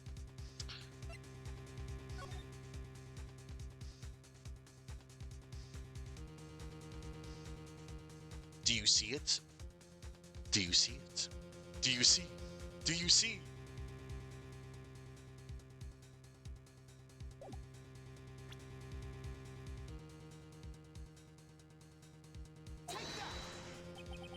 The answer lies in the past, 2 years in the past, right here inside this picture. This is a picture of the award ceremony. Ah! What is it, Mr. Edgeworth? It's the broken murder weapon. Notice the award prosecutor Marshall is holding.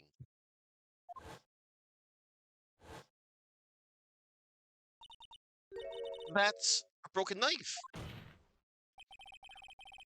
As we earlier concluded, the knife in the drawing was not Joe Dark's knife.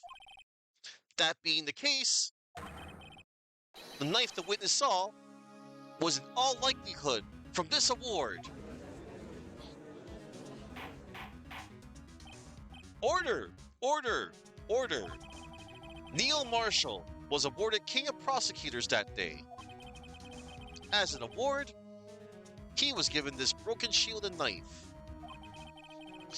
When he chased after Joe Dark, he pulled out this knife. Being a prosecutor, he did not carry a pistol. This broken knife was the only weapon he had in this dangerous situation. But that can't be. Oh, and why not, Mr. Edgeworth?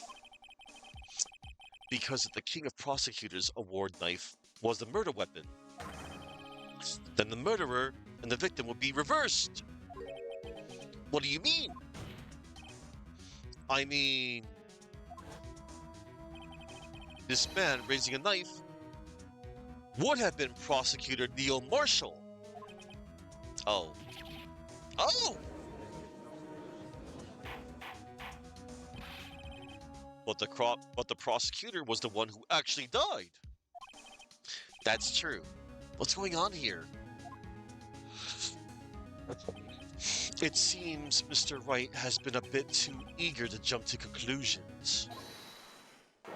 Huh? Wait! I remember now. I remember everything. Witness? Mr. Edgeworth. What is it? Could you show me your evidence list again, please? His list? The one with that picture scribbled on the back?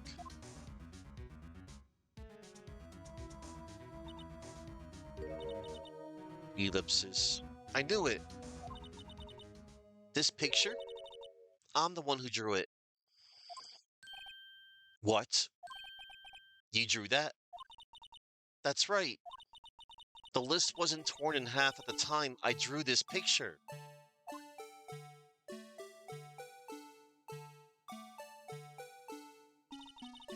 All this time, I've been trying so hard to forget.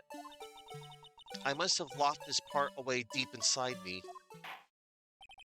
Perhaps it would be best if we added this to the witness's testimony.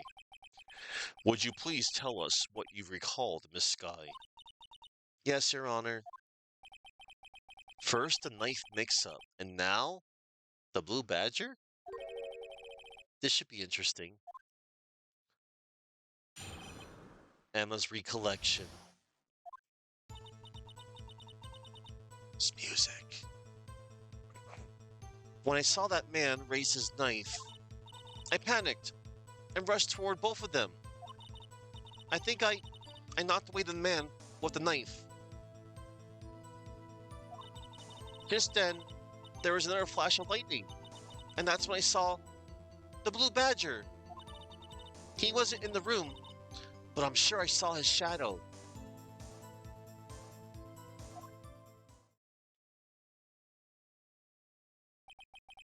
This is certainly most unusual.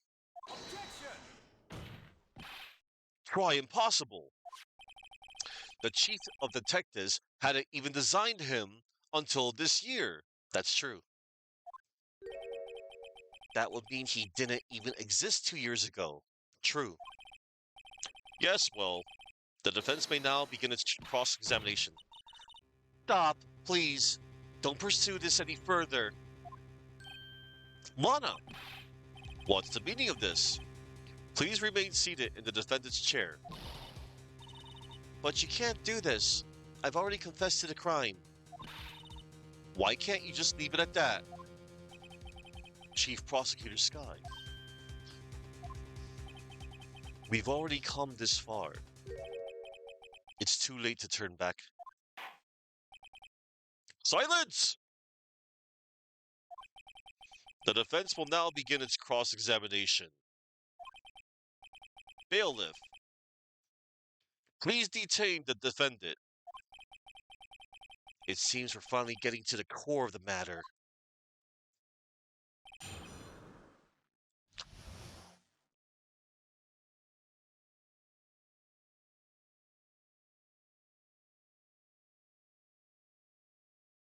All right, here goes. When I saw that man raise his knife, when you see that man, I assume you refer to Joe Dark? Yes, at least I think it was him. You think?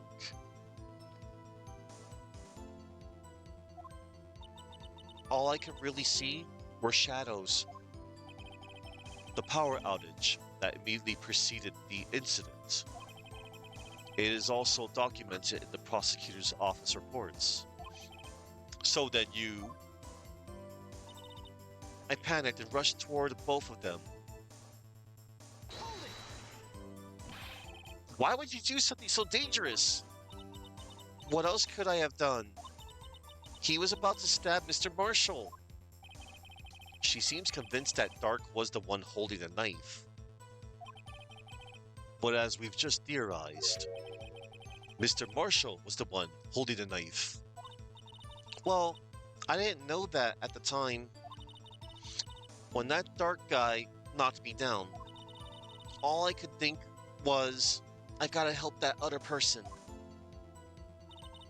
I think I knocked away the man with the knife.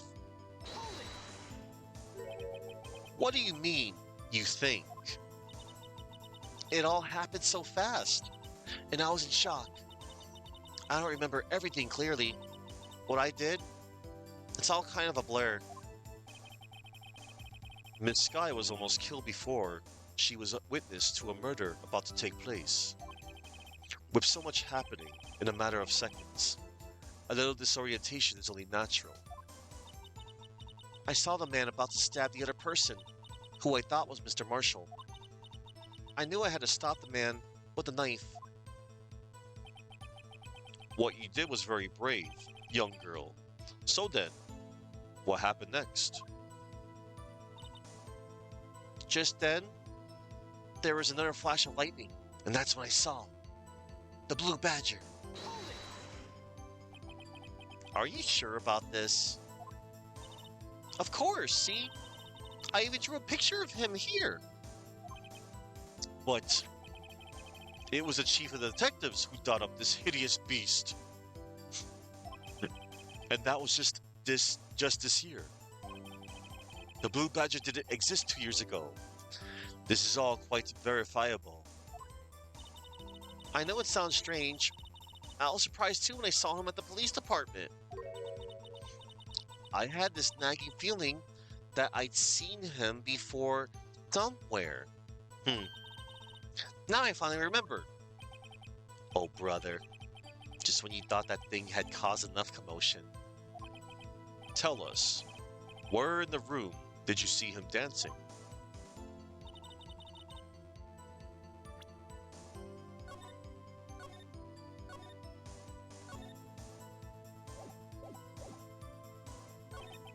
The blue badger didn't even exist 2 years ago.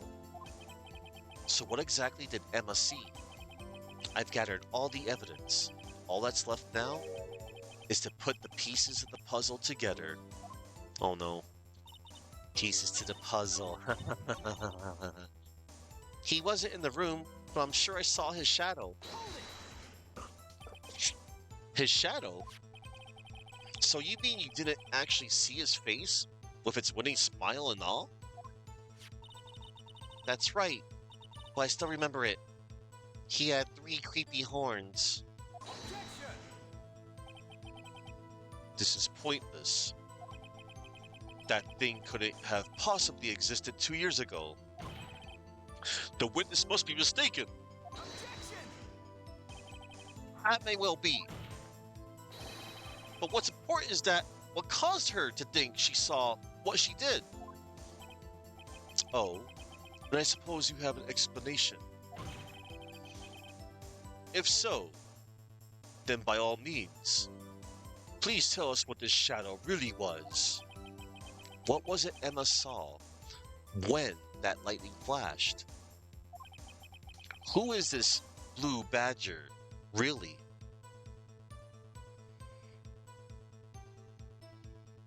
Uh, I just might know. The blue badger hadn't even been dreamt up when Emma drew this picture.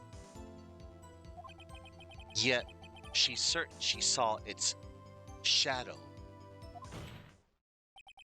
Ladies and gentlemen, it is the defense's belief that on that fateful day, 2 years ago, there indeed was something that looked similar to the blue badger.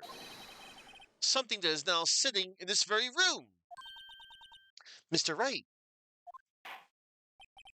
in this room. Very well, Mr. Wright. What is it that the witness saw in that instant? Please show us this mysterious blue badger look-alike. Why, this weird looking unstable jar, Your Honor. Take that! The mysterious blue badger was in fact this. But that's what exactly is that? I believe it's some sort of jar. But Mr. Wright, that doesn't look anything like the blue badger. Indeed, it doesn't. As it stands now, it's just a plain jar. However, what if we were to change our viewpoint? Our viewpoint? I gotta show them the correct angle to look at this from.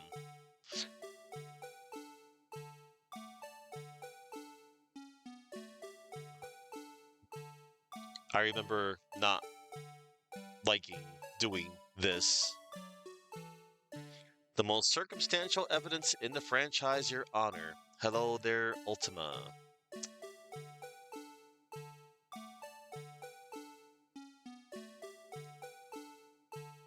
I think this should be sort of correct. Oh, Jesus. I never liked doing this in the original either.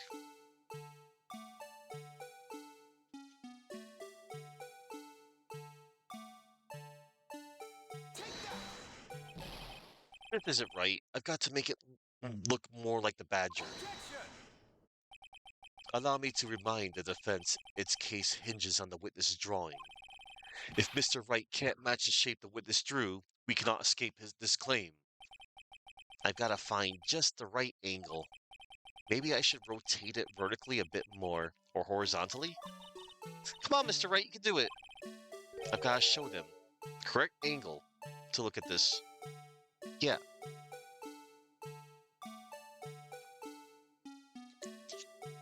I have like a visual too, just in case.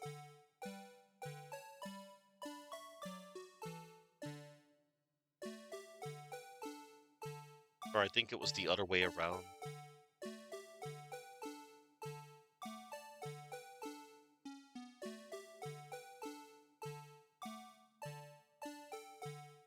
I I think that's it. I think.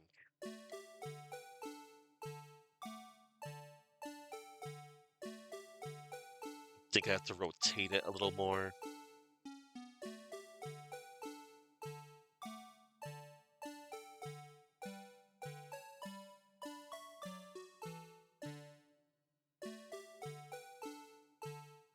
Ah, one moment.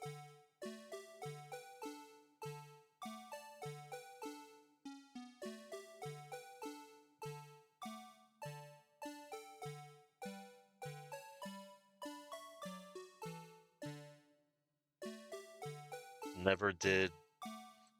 Like, I do like this moment, but, you know, trying to get it right is a different story.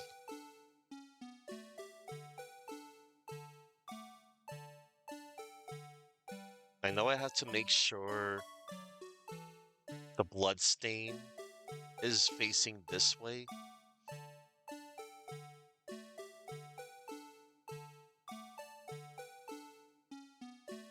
I know I can just put autoplay, but I'm not going to do that.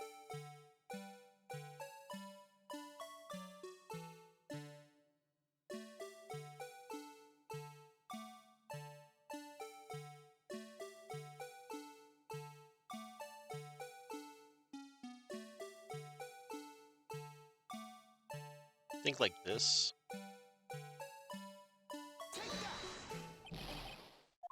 Are you serious? Are you serious? Bloodstain cursive touch controls. Very funny, Deus. Hello, Deus.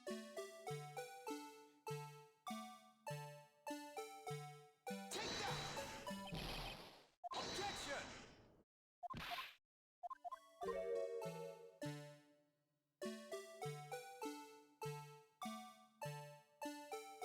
Can I just do this?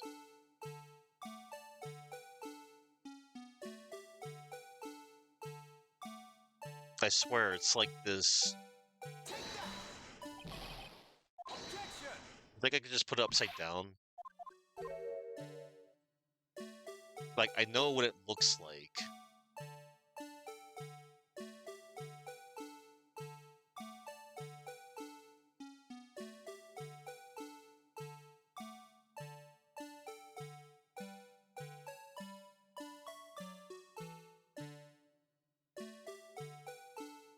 Can I just do this? Of course not. Objection!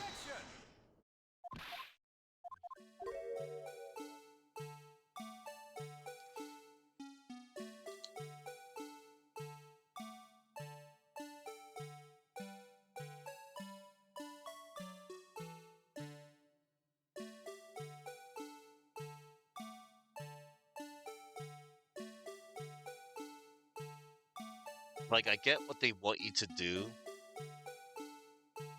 but man,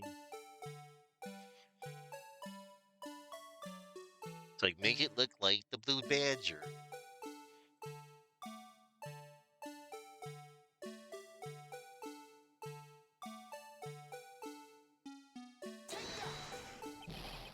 Are you serious?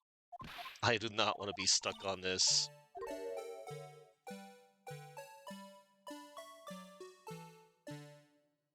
This is my, like, third time ever doing this part.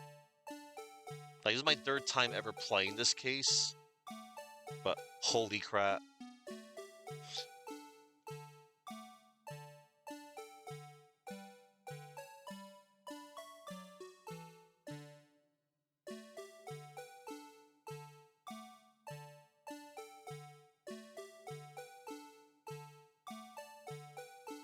I know. Very precise.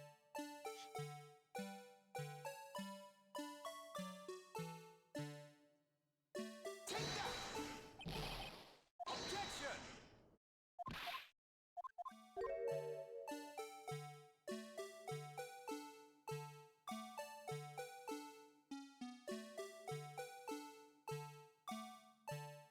One moment, everybody.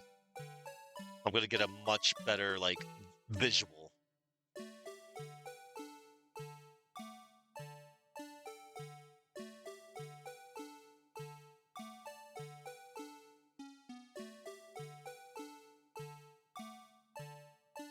You're serious.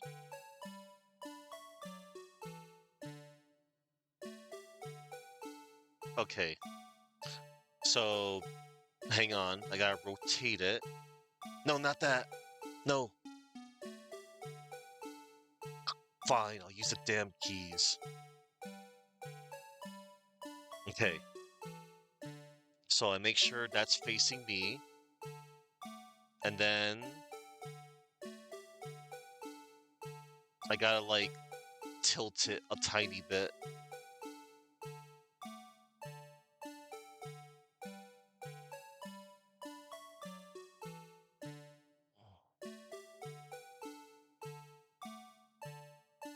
I have to make it so that it's look like I'm aiming at his face like a cannon. Kinda, sort of.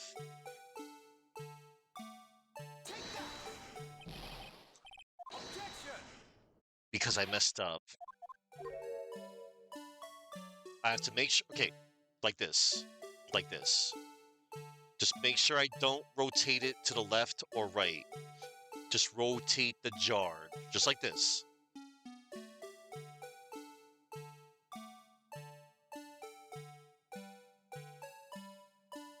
Oh no. That might be my undoing. Maybe. Oh my god. This is awful. This is just me, though, everybody. Just me.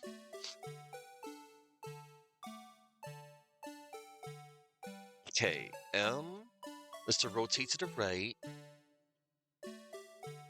What is B? H?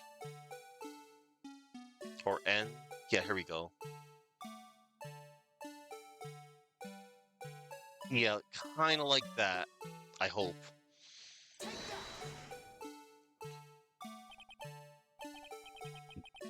Yeah, everybody, just do like what I did. You gotta do it like a cannon. Well, is this a miracle or what?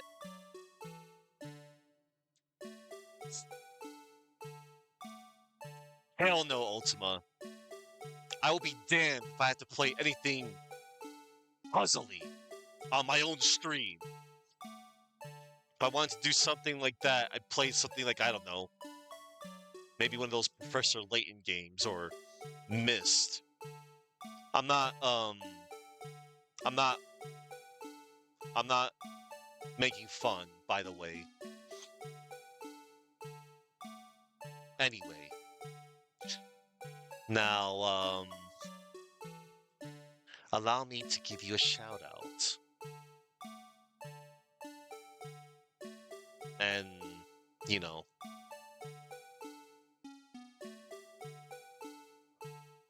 this is also a video game. Literally the definition of circumstantial evidence. Gotta be pretty precise. Yeah. Yep. HD, here's your touch controls. I just had to read that comment again.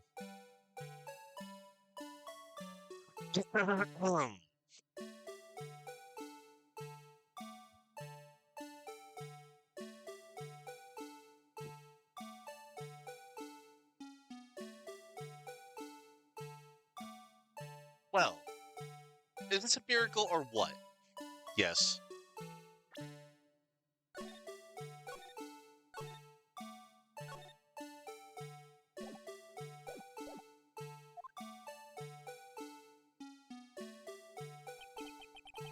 one can possibly deny this jar's resemblance to the blue badger.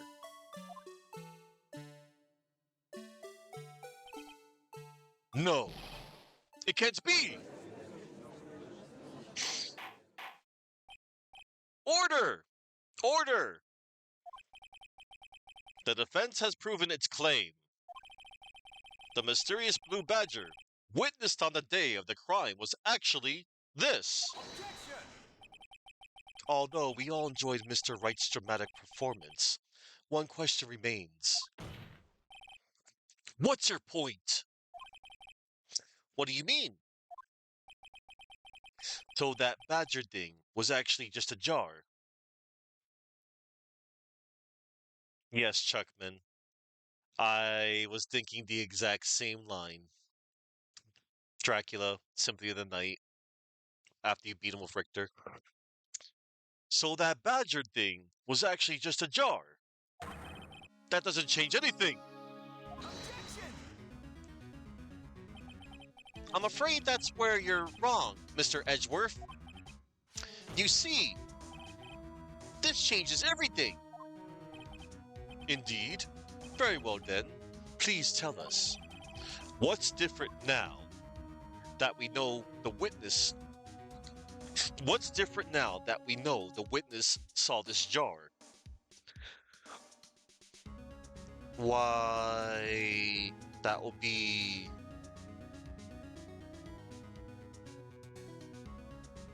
Oh. It actually doesn't matter what you choose here. What's different now that we know the witness saw this jar? The location? Allow me to take these in turn. At the moment of the murder, the witness saw this jar. At a very specific angle, I might add, Mr. Wright. Very well. Yes, well, knowing this, where could she have seen this jar? Where? The location of the jar is shown in a picture taken on the day of the crime. It's on a shelf in the office of Damon Gant. Objection! But the body was found lying near Lana Sky's desk. The witness testified so herself. Objection! Yes. And it is these two facts that reveal what actually transpired. You see, the struggle between Dark and Marshall did not take place in Lana Sky's office. It happened on the other side of the room, in Chief Gant's office. Objection! Are you implying the murderer moved the victim's body from Damon Gant's office to Lana Sky's office? Yes. Why would he do that? There's no reason. Exactly. If there wasn't a reason, he wouldn't have gone through the trouble. The only logical conclusion is that there was a reason. Oh my gosh, VB. Thank you so much for the raid. Yay, VB.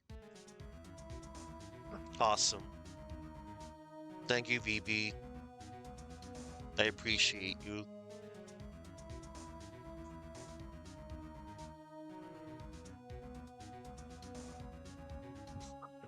Shin Fox, hey. Oh my gosh, Shin Fox. I'm really, really, really enjoying your playthrough of Shinobi Art of Vengeance. Man, glad you're enjoying that. Because it's really a great game. It truly is.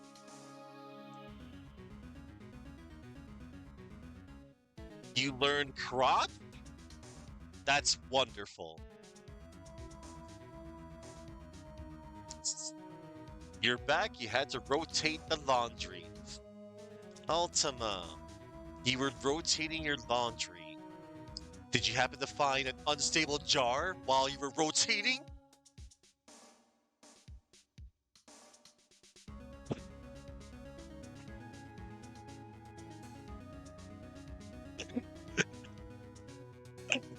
Uh, hey everybody. I was just having a little. So before you all got here, I was doing the thing of rotating the jar after like 4+ attempts. Sadly, you did not. Okay. I'm glad you didn't find any incriminating evidence while you were doing your laundry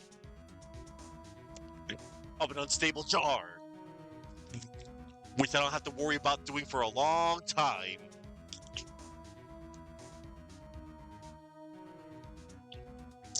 Anyway, unlimited supply of chicken eggs. Wow, you can do so much with that. Especially like, if you're playing Resident Evil 4. I love that video. All the things you can do throwing eggs. Good times. Anyway, I'm going to continue this wonderful case. You do like eggs. That's great, BB. The only logical conclusion is that there was a reason. Do you know what that reason was, Mr. Wright? I finally figured it out. So this was why Lana tried to stop the trial. It's too late to quit now, though. Please recall the witness's testimony. She said she knocked away the man who was holding up the knife. In the next instant, the jar was hit and flew through the air. Now tell me, what could have sent the jar flying? That would have to have been the impact the man made when he was knocked into the wall. Ladies and gentlemen, if I may draw your attention to this picture once more. If the man was knocked in the direction of the shelf the jar was sitting on, what would he have hit? Ah, the suit of armor, holding a very sharp and dangerous looking sword. Yes. And since the man who was knocked into the armor was carrying a broken knife, he would have had to have been Neil Marshall, wielding the King of Prosecutors trophy. No, Mr. Wright, you can't be thinking. Yes, there is another possibility of what actually transpired in that room. Another possibility. Of course, the perpetrator would have had no idea, but nevertheless, I don't know if I can go through with this. Mr. Wright, what's the matter? If events took place as the defense theorizes, then the outcome is obvious. In that moment, assuming the man Emma Sky knocked away was actually Prosecutor Neil Marshall.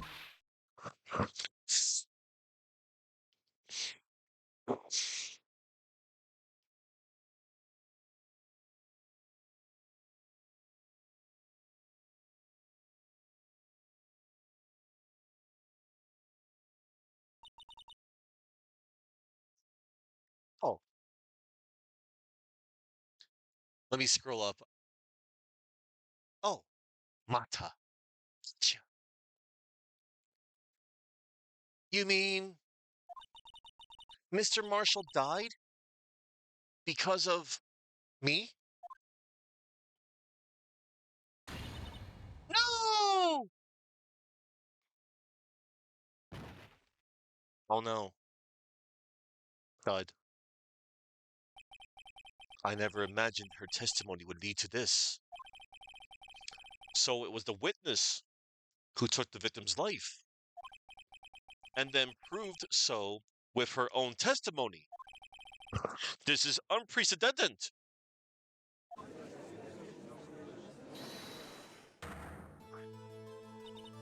What? What are you saying? I'm sorry, Miss Sky.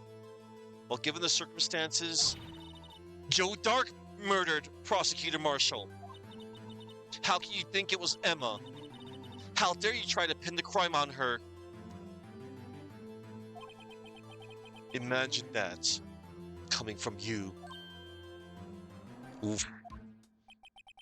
If you recall, it was you who admitted to forging evidence 2 years ago.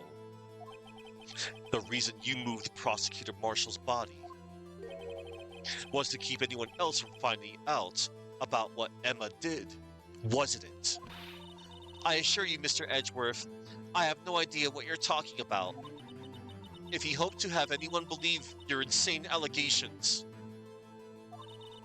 I'm afraid you're going to have proof. Tell me, do you have any conclusive evidence that proves my sister killed Neil Marshall? Evidence? I'm willing to bet you don't. Yes, it certainly would be difficult to prove this with evidence. If we don't have evidence, then we'll have to rely on testimony. I'm afraid that won't work in this case. Both parties involved in the incident are dead. Ellipsis. We certainly can't get dead people to testify. This has all been a wild goose chase from the beginning.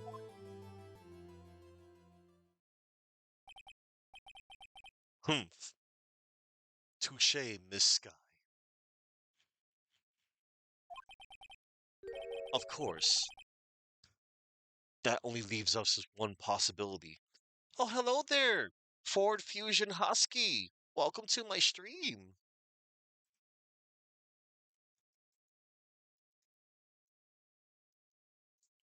Coming in from VB Waffs. Raid.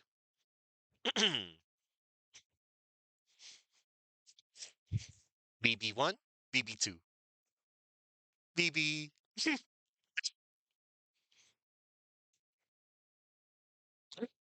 Of course, that only leaves us with one possibility. You mean there's still another possibility? What do you mean, Mr. Edgeworth? I mean, the possibility that the victim has left us a message. For better or for worse, Mr. Marshall did not die instantly. He may have left behind the name of the person who took his life. In one manner or another. That's impossible. Well, Mr. Wright, this is the only possibility left to you.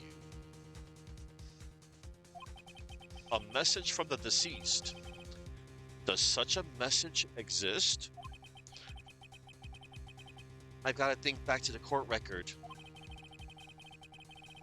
The real murderer's name that the victim may have left behind is in the evidence. This message from the deceased is already in our possession.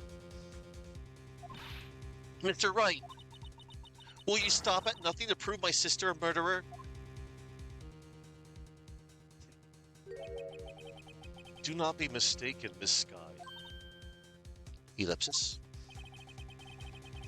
Our purpose is not to accuse Emma of any crime. There is only one thing we seek. The truth. No matter how painful it may be. Now then, Mr. Wright, please show us the piece of evidence that conveys a message from the deceased. Well, it's in the unstable jar, everybody.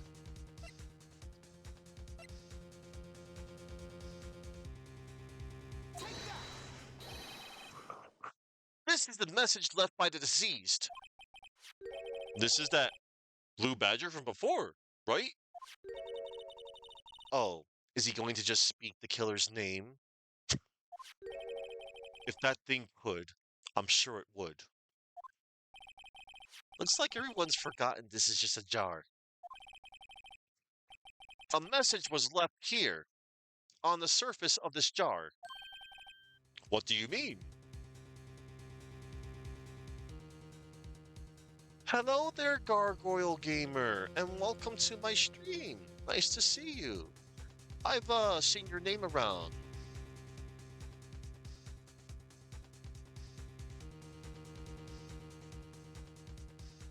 What do you mean? If you look closely, you can see a faint trail of blood on this jar. It looks like someone wiped the blood away.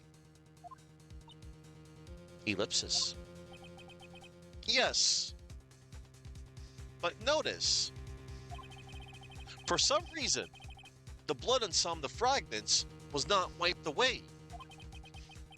Yes, there is a line here, drawn in blood. So what you're saying is these dots were once lines. Prosecutor Marshall did not die instantly. He used the few precious moments left to him to leave behind a message. One that someone apparently wiped away. But blood must have seeped into the jar. Where the lines changed directions. Where the lines changed directions. Dots were lines? Hey, sine cosine. Precisely so. All we need to do is connect these points, and the victim's message will become apparent. No. Mr. Wright, what kind of message did the victim leave for us? Your Honor, I believe these bloodstains will reveal to us the answer. I've got to connect these dots to make letters. There's only one thing the victim would have written, given the circumstances.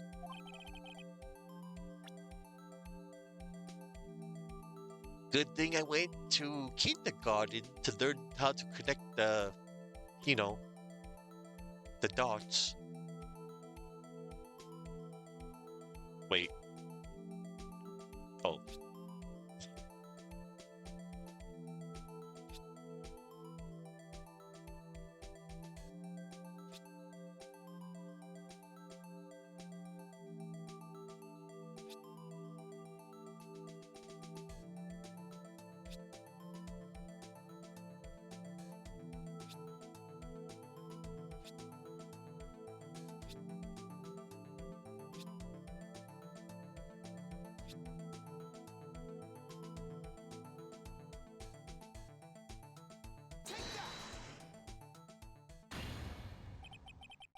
It's a defense attorney's duty to prove their client's innocence.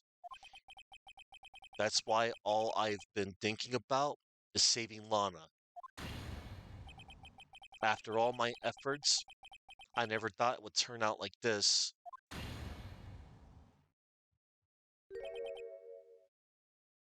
Emma. Oh.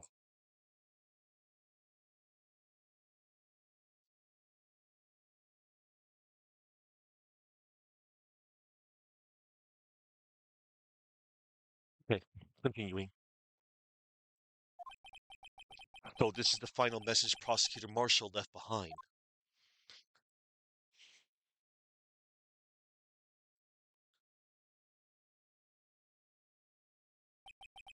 Of all people, he may not have meant it, but in the end, the one who took the victim's life was Emma Sky.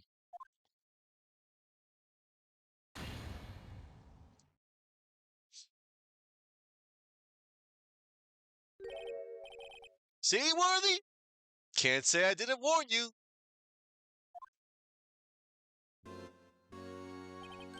Chief Gant. Do you understand the implications of what you've done? What?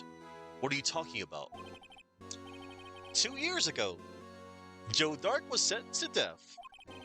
He was convicted because of his final murder. I believe you were the prosecutor in the case, were you not? So freaking smug. Back! Yes, Worthy. Because of you, an innocent man was sentenced to death. Not only that, but he used forged evidence to ensure his conviction. Objection! But Joe Dark really was a serial murderer. That's undeniable. I'm afraid that's not important. Didn't you know? We weren't defenders of justice. What? We're merely keepers of the law.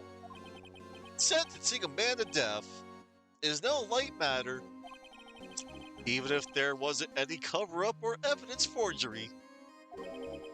Ultimately, the responsibility falls on the prosecutor in charge. Despite what anyone may say, this fact cannot be denied. What's going on at the prosecutor's office? They might have sent an innocent man to his death. How can he just stand there like it wasn't his fault? Order! Order! Order! Order! The gavel's pounding fell on deaf ears. Unable to settle the crowd, the judge declared a recess. Where this trial is headed, no one knows. I'm going to go down the slide. Yeah, I'm going to go down the slide. Love that jingle so much.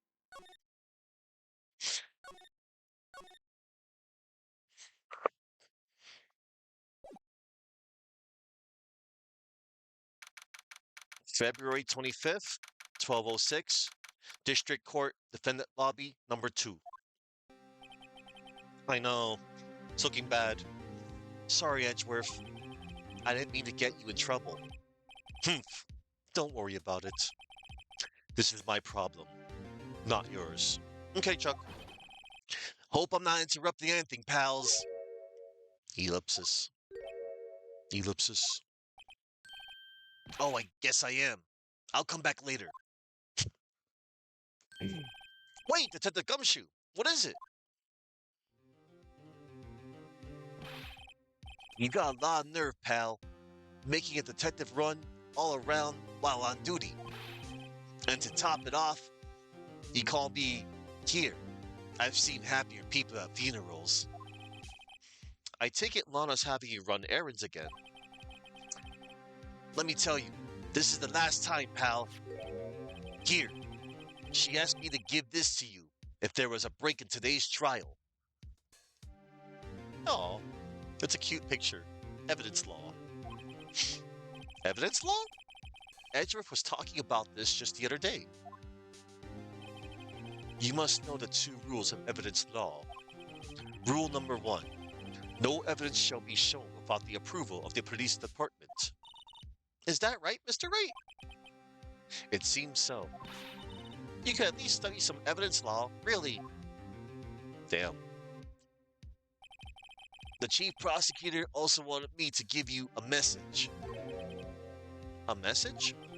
She said, if you're planning to take him on, you're going to need this book. Him. I guess I'll need to give this book a thorough read. Evidence law securely slipped into pocket. Evidence law from Miss Sky explains the 2 rules of evidence law. Doesn't look like that book will do you any good now, though. Let's take a look. Take a look.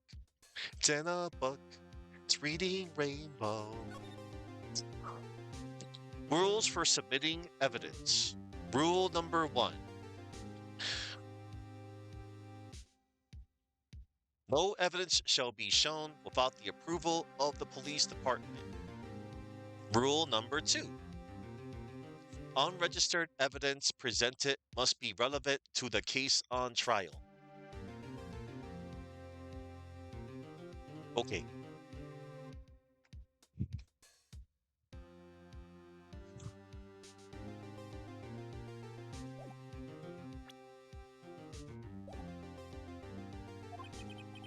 that's left now is a chief prosecutor's sentence. That's where you're wrong, detective.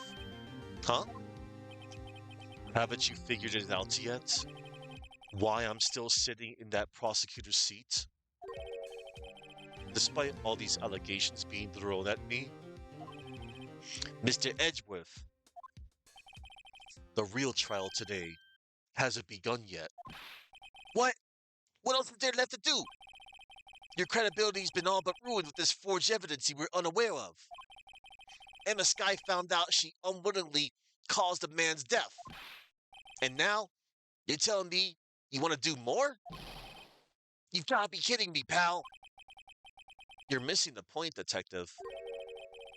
Lana didn't murder Detective Goodman. Ellipsis? She merely stuck a knife into his dead body. That means the real killer is still out there. What? And we're going to expose him. No matter what it takes. This case has hurt too many people. It's time to bring it to an end.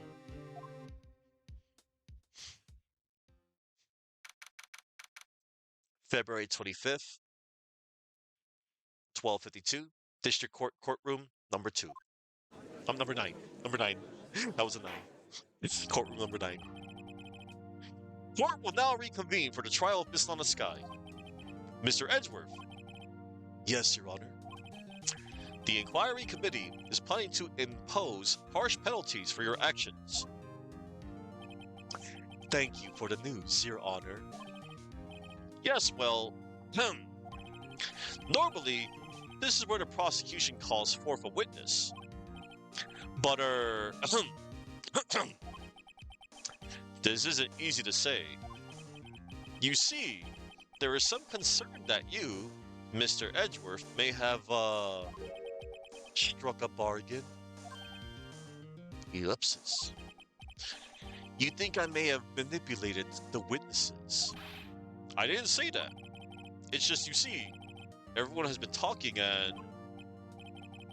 Very well, Your Honor. I have a solution. A solution? That being the case, the prosecution will allow the defense to call forth all further witnesses. What? But there's no precedent for what you're proposing. Undeniably, this is an unusual arrangement, but a very effective one. It would prove that I haven't struck any deals with the witnesses. Well, Mr. Wright, what do you say? Unbelievable. Edgeworth has found a way to continue the trial. Very well. The defense accepts the prosecution's proposal. Then it's settled. The defense may now call forth the next witness. Mr. Wright. Ellipsis. You do realize this is your last chance. If you call the wrong witness, this trial is as good as over.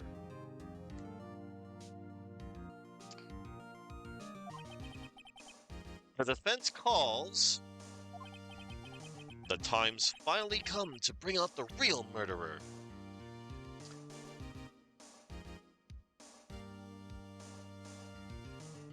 You. Get to the stand.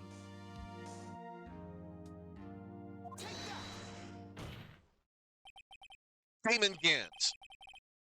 The defense calls Damon Gant to the stand. Damon Gant?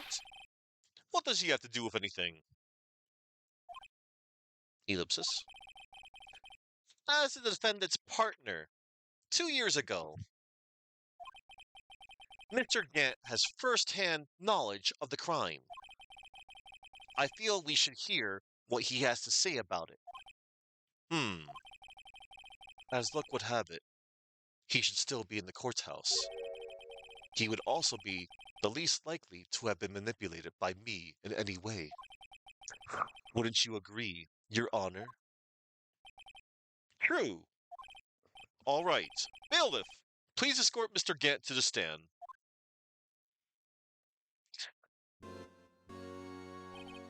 Witness, please state your name and occupation.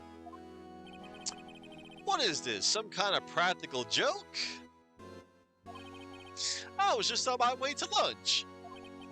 Your name and occupation, sir. Worthy, are you sure you want to do this? Your name and occupation. So, you want to play hardball, eh? Well, please, Mr. Gant. Fine. My name is David Gant. I'm the acting chief of police. Now then, Chief Gant, the court requests to hear your testimony. Oh, righto. What's with the grim face?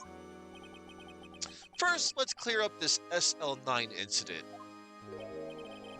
Oh, you mean that time when Lana's sister murdered that prosecutor? Personally, I think it's been made pretty clear already. There are still some things unaccounted for. Oh? Like what? Like the role you played in all of this. Ellipsis. Son, either you're very brave or very foolish. Ellipsis. You are aware, of course, that a police chief has all kinds of weapons at his disposal. Weapons? Sure. Take my testimony, for example. I don't have to give it if I don't want to. What? Is that true? I'm afraid so. The chief of police has the right to refuse to testify. Of course, such an action carries with it certain risks. Don't worry, I'm not here to hinder your trial. Just remember, if this turns out to be a big waste of time, don't say I didn't warn you. Very well. The witness may now begin his testimony. SL9 incident. As I recall, Neil and I were questioning him that day. To make a long story short, we slipped up. That power outage didn't help either. When I went to my office, I found Lana there. Apparently, she had already arranged the crime scene. As you can see, I had nothing to do with the forgery.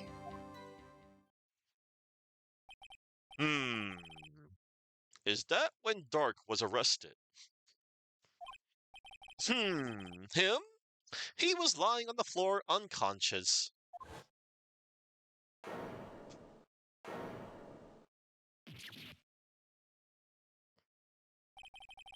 When Emma sent Neil flying, it seems Dark bumped his head.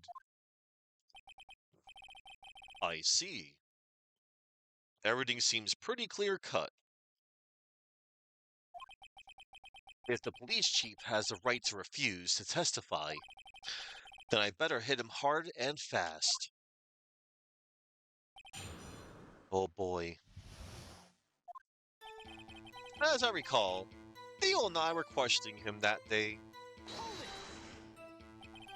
As I recall, a ceremony was held at the police department that day.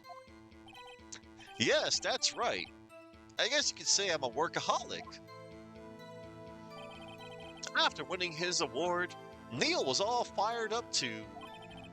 That's probably what spooked Dark and made him run away like that. Was the defendant Lana Skye also present in the room? I don't quite remember. At the very least, she wasn't there when Dark ran for it. To make a long story short, we slipped up. That power outage didn't help either. So the two of you ran immediately after him, right? That's right, but Dark made it to the elevator first. So Neil and I split up. He went upstairs and I went downstairs. I guess you could say he got lucky. What's this about a power outage?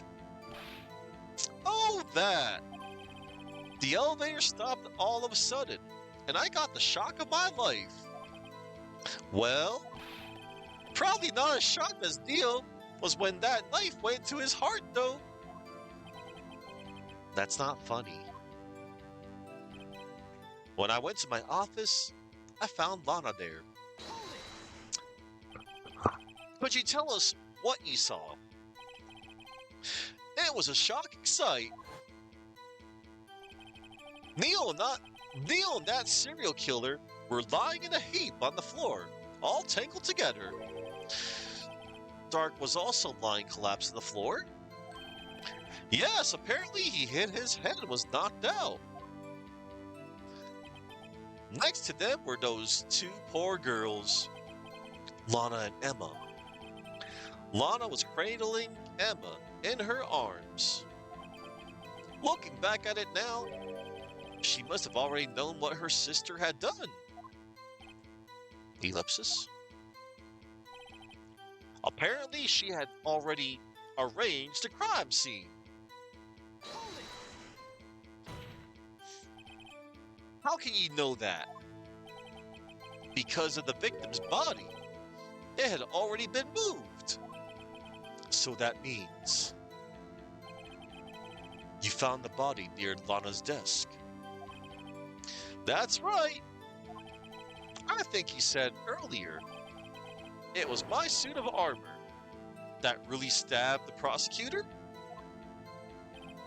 Yes. Ellipsis. Anyway, as you can see, I had nothing to do with the forgery. So you're saying that the forgery had already taken place by the time you arrived at your office? That's exactly what I'm saying.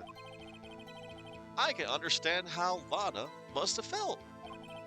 But moving a body and hiding evidence are inexcusable no matter what the circumstances. Is that how it really went down? Staring at the witness won't do you any good, Mr. Wright.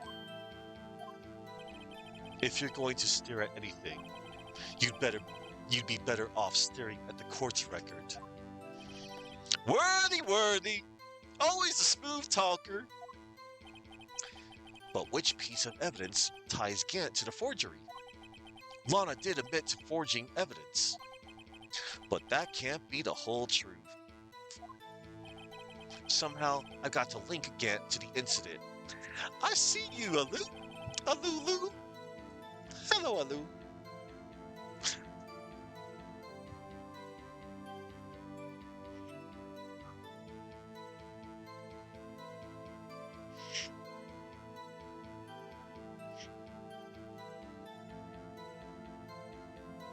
Okay. So,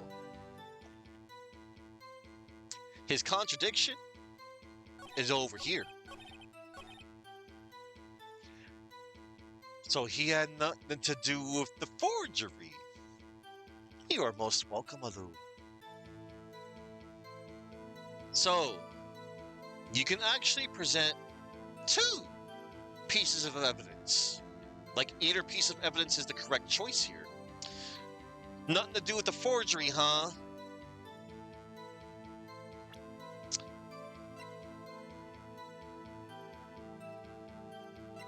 The unstable jar, which was found in his safe. And there's also the evidence list. Had nothing to do with the forgery, you say. Present the jar. Objection! You claim you had nothing to do with the forgery. But I'm afraid that is a claim you cannot back up. Explain yourself. Several pieces of evidence were found in your office. Take this jar, for example. That's that blue badger you showed us earlier. A piece of this jar was discovered in your safe. Ellipsis. Not only that, but the evidence list I presented earlier was actually found inside your desk. It was found where? You see, Chief Gant, these articles of evidence uncovered in your office are both concrete proof that you also played a part in the illegal investigation.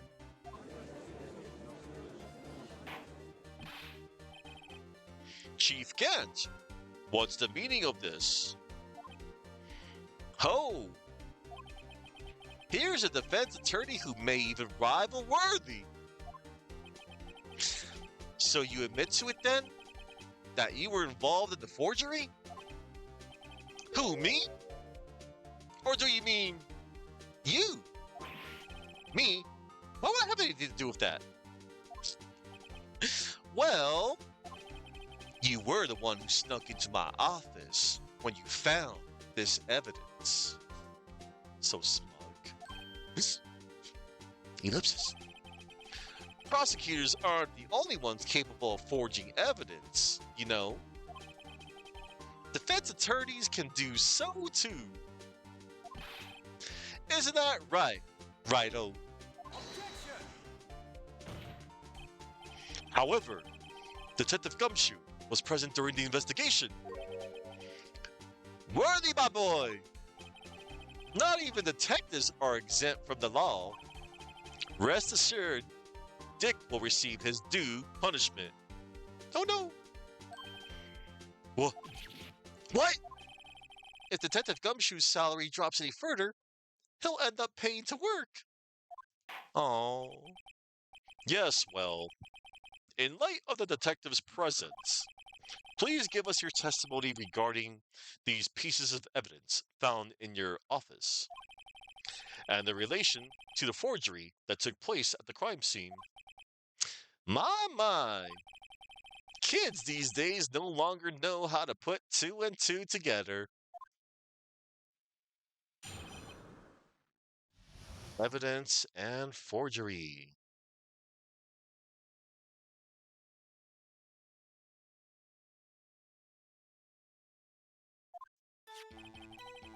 Let's see. What was it now? A jar fragment and a list? For all I know, you could have planted them in my office. Anyway, you can't prove when those pieces of evidence were discovered. If they were found after Dark was convicted, then they're worthless. There's no reason I participate in a forgery. Rearranging the crime scene wouldn't help me out in any way. Mr. Wright. Yes, Your Honor? When investigating the crime scene, you should have been more careful to observe protocol. You do understand that I am the chief of police, right? There will be consequences. Oh, indeed. I believe I will press charges, so you won't make the same mistake again. My apologies, Chief, but would you mind waiting until tomorrow for that? Today is, well, you know. All right, Udgy. In return, though, I know. That place, right? Huh? What are these guys What are these guys? Telepathic? Oh my god. For all I know, you could have planted them in my office. Hold it! I'd appreciate it if you'd stop making these ridiculous allegations. Yes, you do have a point. You wouldn't have the guts to do something like that. What? I'll have you know, back in the day, I once broke into a cattle ranch and tipped. Mr. Wright, what are you saying? Anyway, you can't prove you didn't carry in the evidence, can you? If you have proof to the contrary, you're going to need it later. Later? What are you talking about? What else? I'm talking about when Rhino's prints are found. Yes, if they're found inside my safe, they would prove his investigation was illegal. Drive. I've never faced anyone as slimy as this guy. So Phoenix Wright confirmed tipping over cows. That's messed up. Who would do that? Anyway, you can't prove when those pieces of evidence were discovered.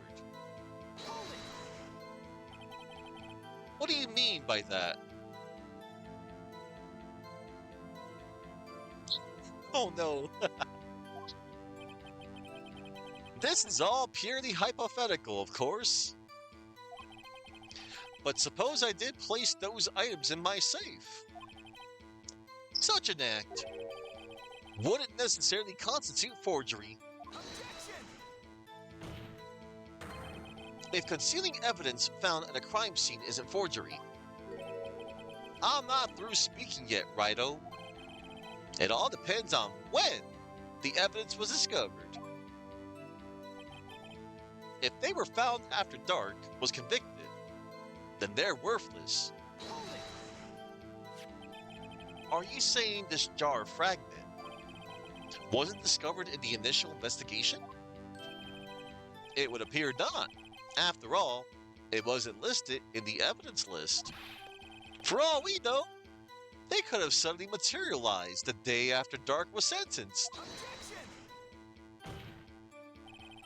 Oh, and wouldn't that be convenient? Right. The chief is talking about a possibility, so long as you can't rule that out. Your remarks, however clever they may be, will only succeed in wasting time. Tell me something I don't know. Come now, Righto. Think about it. There's no reason I'd participate in a forgery. How can you look me in the eye and say that? Because I'm innocent. Ellipsis. Remember? Who was it that murdered Neil? I'm not sure I care for the word murder here. But in the end, the person responsible for Mr. Marshall's unfortunate demise was Emma Skye. Ellipsis. Well, now do you see? Yet isn't the one who murdered Prosecutor Marshall 2 years ago. Yet I know he played a part in the forgery. That can only mean someone asked him to be an accomplice. Damon Gant. Someone's accomplice? That sounds unlikely. So let's press this. Really, Chief Gant? At the very least, there is one very large benefit you've reaped from all this. Oh, I wasn't aware. What is this benefit? That would, of course, be the position you have, Chief of Police.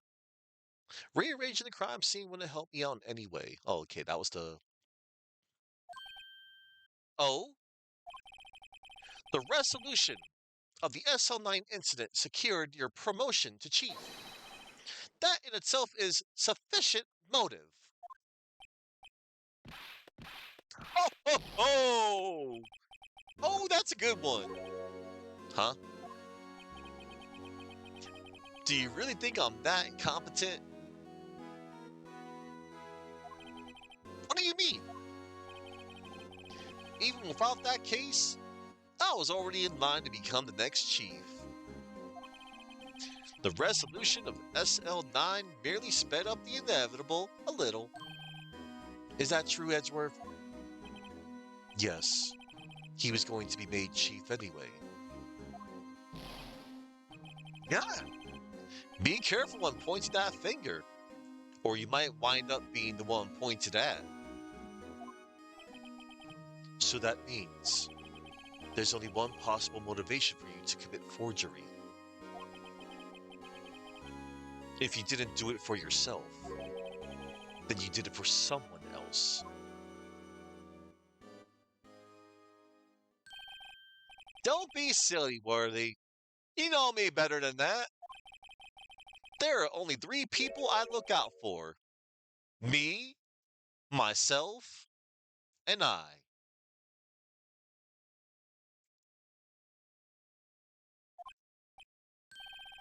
There. It's out in the open now. Unji, would you mind if I change my testimony a little? By all means. Please do.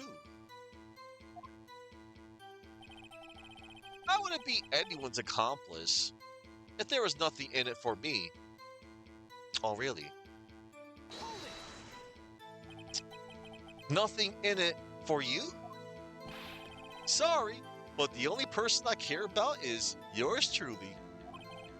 That girl. Nana's little sister, was it? If you think I felt sorry for her, you better think again. You're right. You don't feel sorry for anyone. Be tough on crime and tough on people. That's how I was raised. You seem to be lax enough on yourself, though. Oh, ho, ho! Oh, that's a good one, Worthy. Hmm. Could there have been something in it for him? Given his selfishness, would he have helped someone out? Point out accomplice. True, you might not help out anyone for their sake, but if it would benefit you, you might decide to assist someone. Ellipsis. Mr. Wright, it appears you're positively determined to portray the chief as a nice man who likes to lend people a hand. That's not what I mean. Very well then. Who is this person you believe Chief Gant may have helped forged evidence? Why, you know, Lana Sky? Because they share an office. And hello there, Miracle TTV. Miracle TTV. Hey there.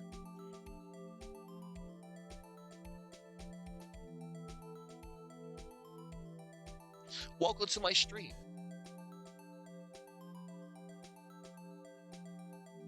Lana Sky.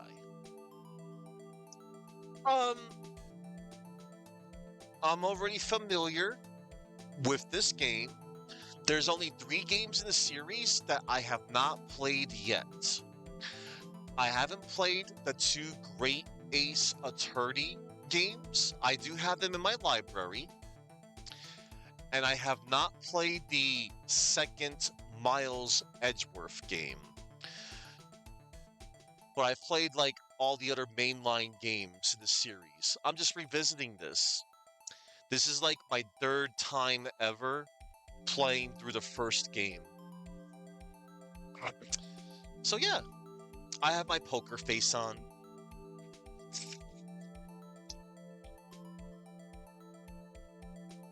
Lana Sky. Take that. Chief Prosecutor Lana Sky. The defendant? Oh, nice. You played him in chronological order. So you're now playing Apollo. That's good.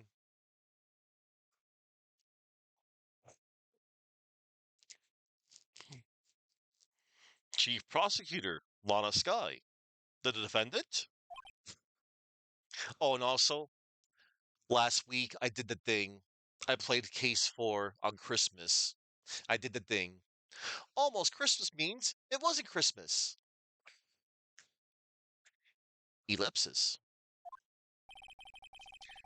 I believe it's quite obvious in light of the circumstances. Emma Sky fell victim to an unfortunate series of events.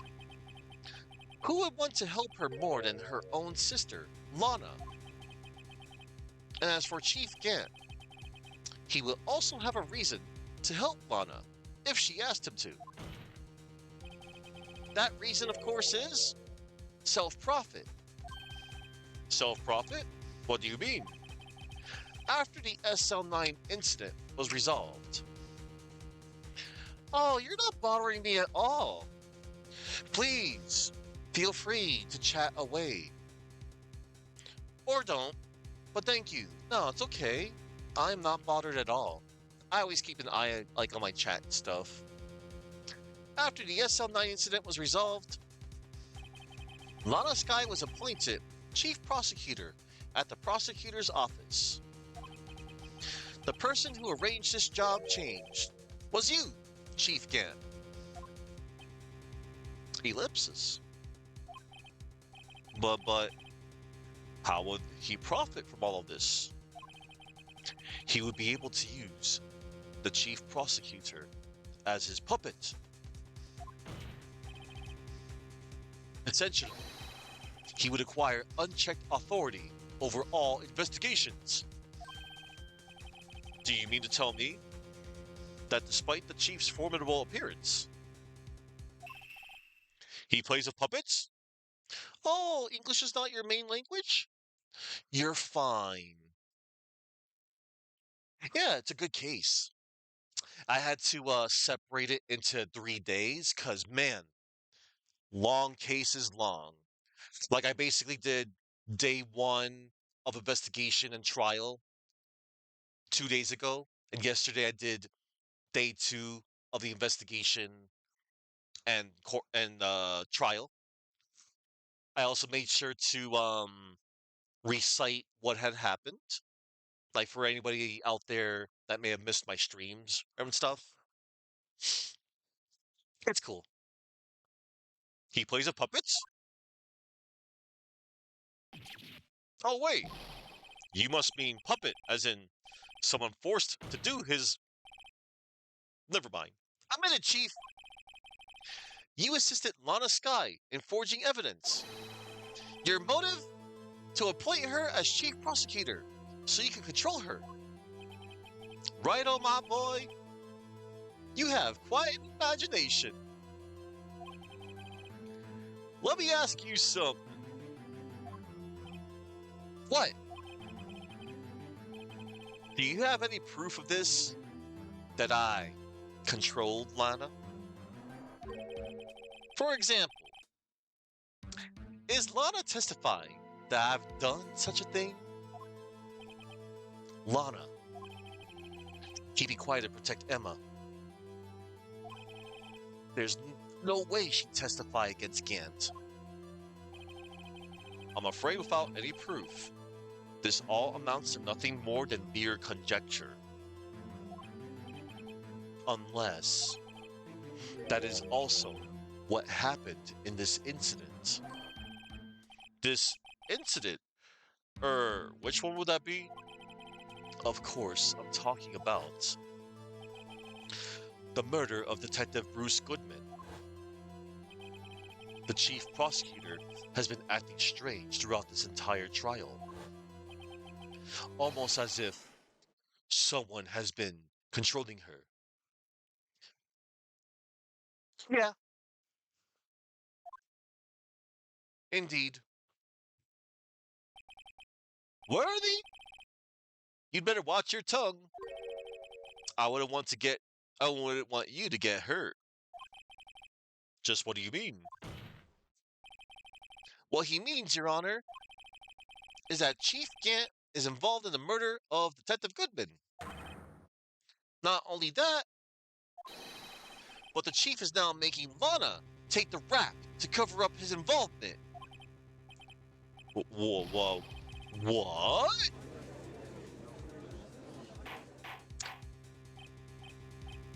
Order!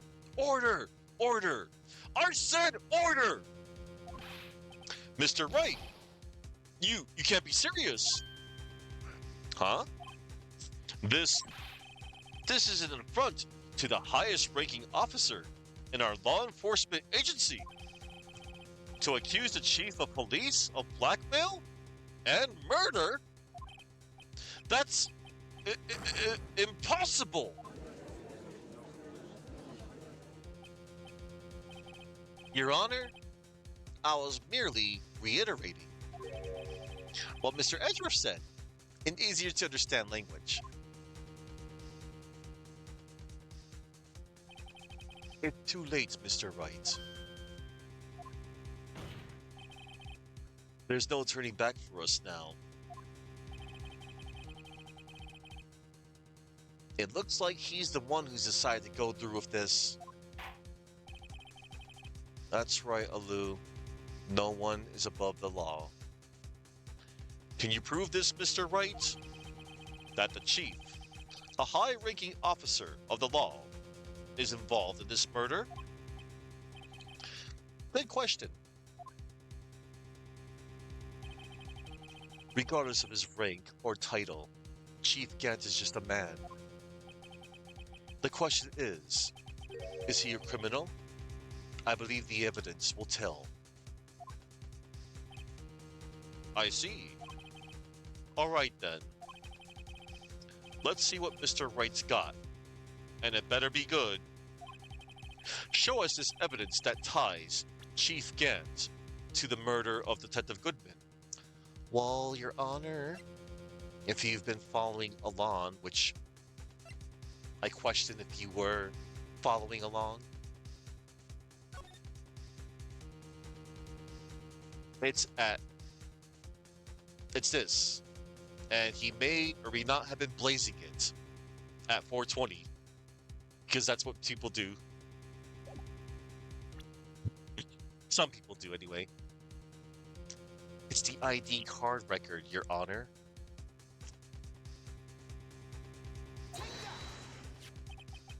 This is the ID card list. Yes, the one that shows who entered the evidence room on the day of the crime. There was one ID on the list we couldn't determine the owner of yesterday. 7777 777. Sorry, but there's no way you can prove that's my card number. It's your number. What? How do you know that?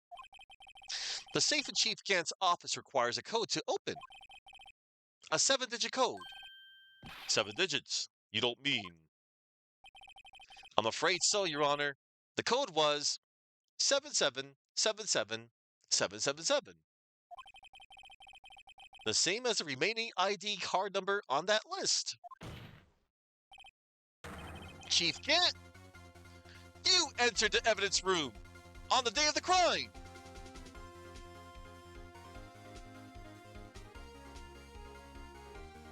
Dr. Doppler over here.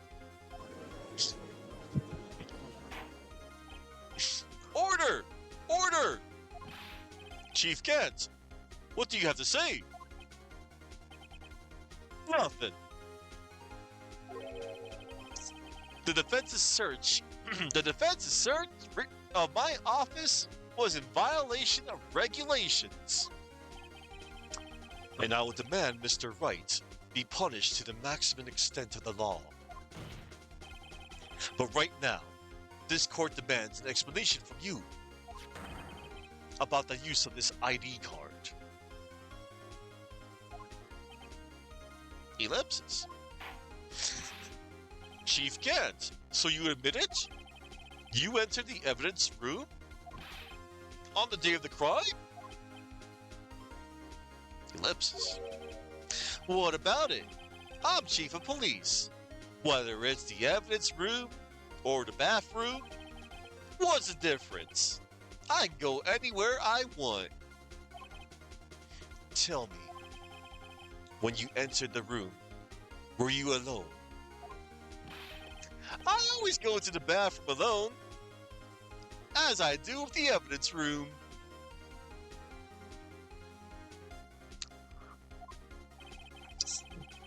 Detective Goodman wouldn't have happened to be with you that day, would he?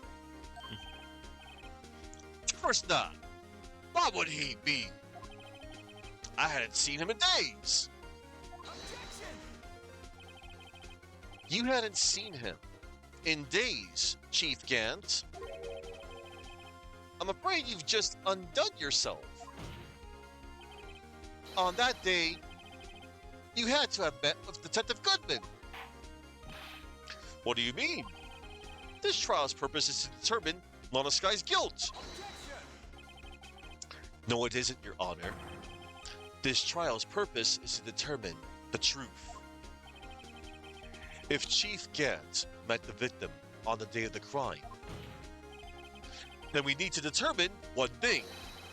What transpired during that meeting? In that case, Mr. Wright, I'm going to have to ask you for evidence. Show us proof that the victim went to meet Chief Gant on the day of the crime. Why, that would be the lost item report. Hold on, I gotta look for it.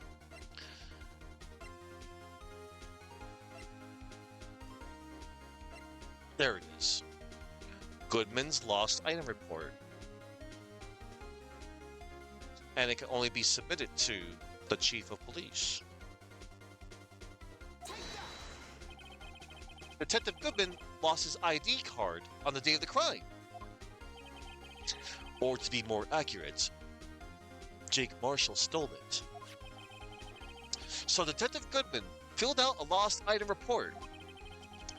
He would have had to give that report to the chief of police.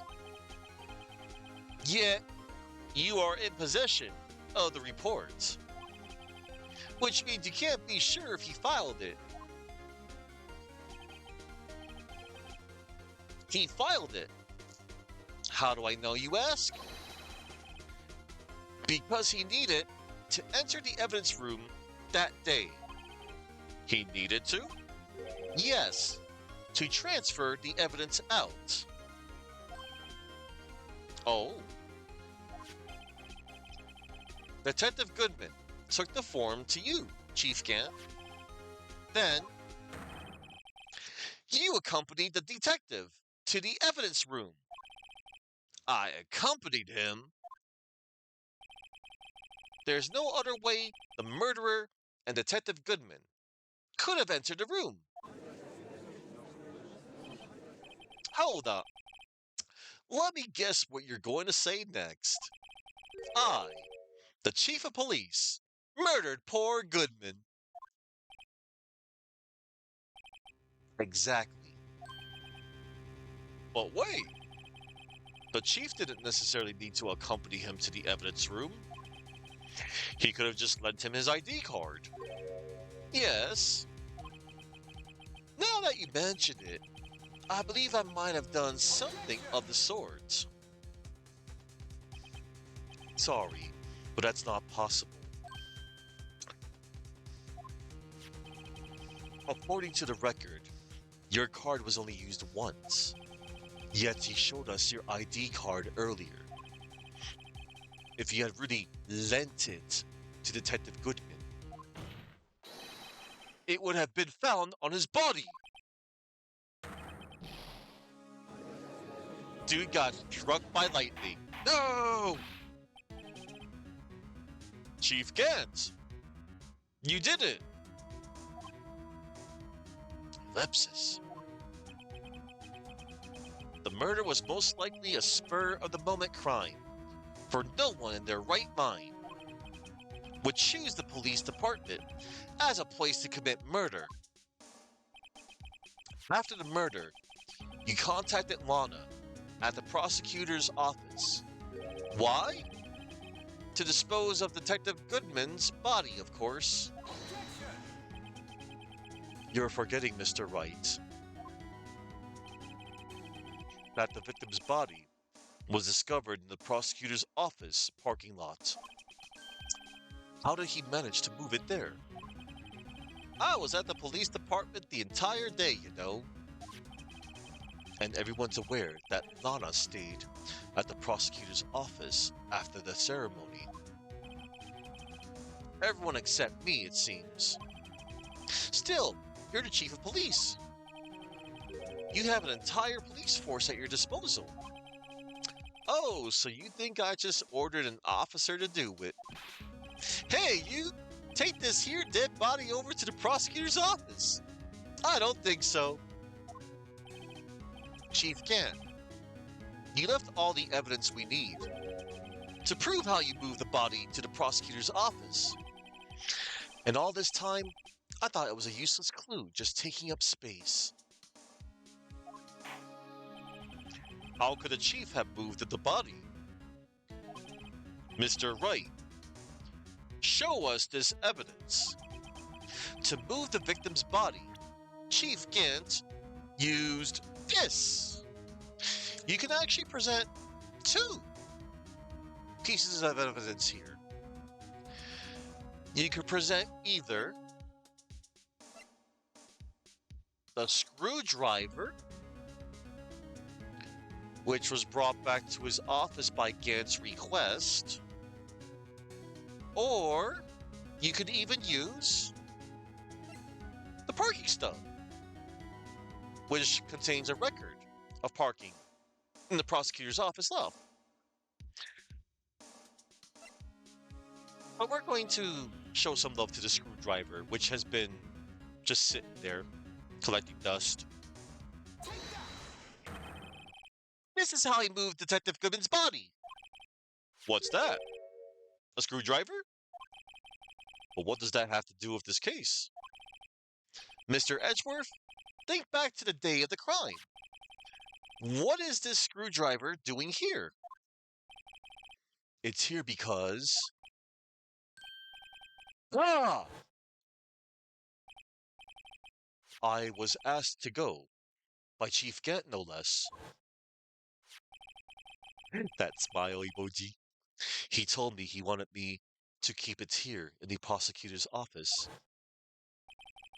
In any case, on the day of the stabbings, I brought this back here.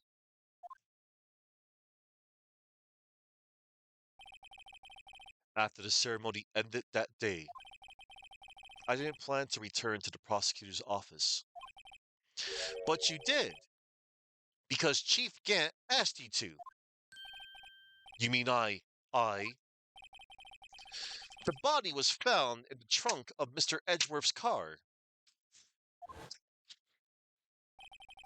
I think it's obvious what happened. The body was moved by that car. Detective Goodman's body was carried in the trunk of Mr. Edgeworth's car. Yes. Unless, of course, you have another explanation, Chief.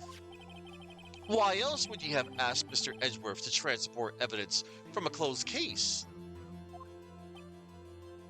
Ellipsis. There's only one plausible explanation. To transport the body to your accomplice, Miss Lana Skye.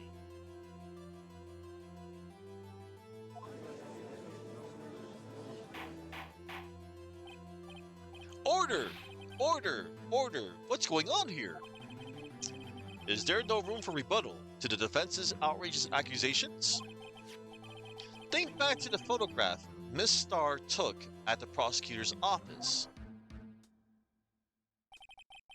This was not a photo of the body being stuffed in the trunk to be taken away. I think that's a typo. This was not a photo. I think it should say this was not a photo. Not this was not a photo. A not. Teehee. Anyway. This was not a photo of the body being stuffed in the trunk to be taken away. It was exactly the opposite. A not versus a lot. Yes, I do. And I was thinking of the other kind of knot. I'm so bad. It is a photo of the body being taken from the trunk. Chief Kent, please say something. That emote kills me, Alu. I believe Your time's up. My time's up. Sorry, Righto, but I'm having lunch with the district attorney general after this. We have to get going for to make it in time for the early bird special. Ooh. Objection! But the cross-examination isn't finished yet. Remember what I told you earlier? A police chief has all kinds of weapons at his disposal. Weapons. Like the right to refuse to testify. I'm invoking that right now. What? That is not a right to be casually invoked. There are certain risks to be considered. Objection! So you're going to just run away after all this? Run away? Don't make me laugh, Worthy. I stabbed old Goodman. That's what you're saying, right? But if you had any conclusive evidence, you would have presented it by now. Well, you think I had Lana dispose of the body? If so, then show your proof and get it over with. I'll say it again, Mr. Wright. Damon Gant is the current chief of police. This court will not tolerate any accusations against him without concrete proof. Well, Mr. Wright, Your Honor, do you have any concrete proof? Proof that Chief Gant murdered Detective Goodman and made Miss Sky dispose of his body?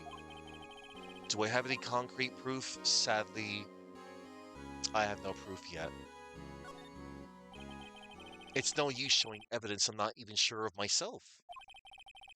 No, Your Honor, at present, I have no conclusive evidence. Humph. See, Uji? In that case, this court is forced to penalize you for your allegations against the chief. What? Here's a tip. Never gamble what you can't afford to lose, righto. It seems that Lady Luck was on my side again today. Okay, Uji, I'll leave the rest to you.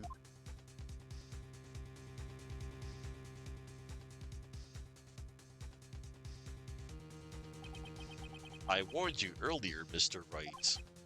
This is an affront to a senior officer in our nation's law enforcement agency. What? Objection! Lady Luck, Maybe we should have a word with her. Mr. Edgeworth? What do you mean? There's one lady who knows the real truth behind this trial. We haven't yet had the honor of hearing her testimony. Smooth moves. A lady who knows the truth. Another witness. In the absence of conclusive evidence, the only other method of proof is testimony. But Chief Gant has invoked his right to refuse to testify. There's still someone else, one more witness, who can answer all the questions raised in this trial. Someone right in this very room. Mr. Edgeworth, who is this person? Humph. Why are you asking me, Your Honor? Have you forgotten? The defense is the one calling witnesses today. Mr. Wright, does such a witness exist? She may not be willing to tell the truth, but we can't just stop now. Yes, Your Honor. The defense calls forth Lana Sky. Take that! The defendant, Miss Lana Sky. She was in the underground parking lot at 5:15 p.m. on February 21st. Her task, to dispose of the victim's body in accordance with a certain someone's orders. Mr. Edgeworth? The prosecution has no objections, Your Honor. Very well. The courts will now take its final recess for the day. In 15 minutes, we will reconvene to hear the defendant's testimony. This court is now in. Hold on. Huh? Chief Gant, I thought you were going to eat. Listen good, Lana. He's talking to Lana. I don't think you need me to tell you this. But if you accept Mr. Wright's claims, there will be terrible consequences. Ellipsis. That's right. Your sister will be found guilty for Neil Marshall's murder. Ah, this isn't good. Of course, you'd never support such outrageous claims anyway, right? Just something to think about. All right then, I've got a lunch date to meet. Don't choke. Okay, if there are any further objections, this court is now in recess. I'm gonna climb the monkey bars. February 25, 2:04 p.m. District Court Defendant Lobby, number 2. Straight up intimidation indeed. Looks like we managed to stay in the game. Yeah, thanks to your help, Edgeworth. That chief, he's something else, eh, pals? Detective Gumshoe. I'm not a detective anymore. Oh yeah, sorry about that. Ah, don't worry. I've already decided where to work now. At your office. My office? Sure. I'll take the place of that top Donna girl you used to work with. Could he mean Maya? Still, looks like we're all out of moves now. Chief Kent's done it again. How is it he always gets the upper hand? It's not fair he has the right to refuse to testify. Humph. Settle down, Wright. Remember what the judge said. But, Chief, that is not a right to be casually invoked. There are certain risks to be considered. Risks? What do you mean by that? It's simple. If the chief refuses to testify, the opposite also holds true. That look. I love that look. You mean he forfeits his right to say anything too? Emma, are you okay? Yeah, when I came to, I was in medical office. I've been listening to the trial from the gallery. So she heard everything that's been going on. Emma? I'm sorry for what I said before. No, don't be. It was the truth. You know, it's funny. I almost feel somehow relieved. Relieved? Yeah. Now I finally know what really happened. To think that all this time, my sister was being blackmailed by that terrible man. And she did it all, just to protect me. Ever since her appointment as chief prosecutor, everyone who knew her said she changed. Perhaps it was easier that way for her. What do you mean? What do you think I mean, to follow Chief Gant's orders? She must have shut herself up deep inside, to force herself to do anything and everything the chief told her to do. That must be why she became so cold. It was all my fault. It's all because I murdered Mr. Marshall. Hey, don't go blaming yourself now. If you want to blame anyone, blame society, pal. Yeah, blame society. I think. Chief Gant may be able to fool everyone else with his forgery. But he can't fool my memory. I remember now. I knocked Mr. Marshall into that armor. I I see. Well, we better get back. It's time for the final act. Emma, why don't you wait? No, I'm going with you. I want to be there. When Lana tells the truth. Let's go, Wright. It's time to end this. Hell yeah.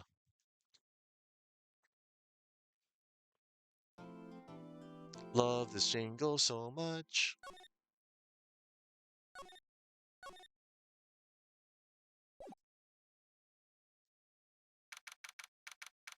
Okay. February 25th, 2:21 p.m.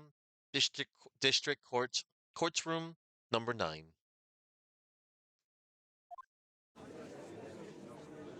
Final battle. Now then, will the defendant, Miss Lana Sky, please take the stand?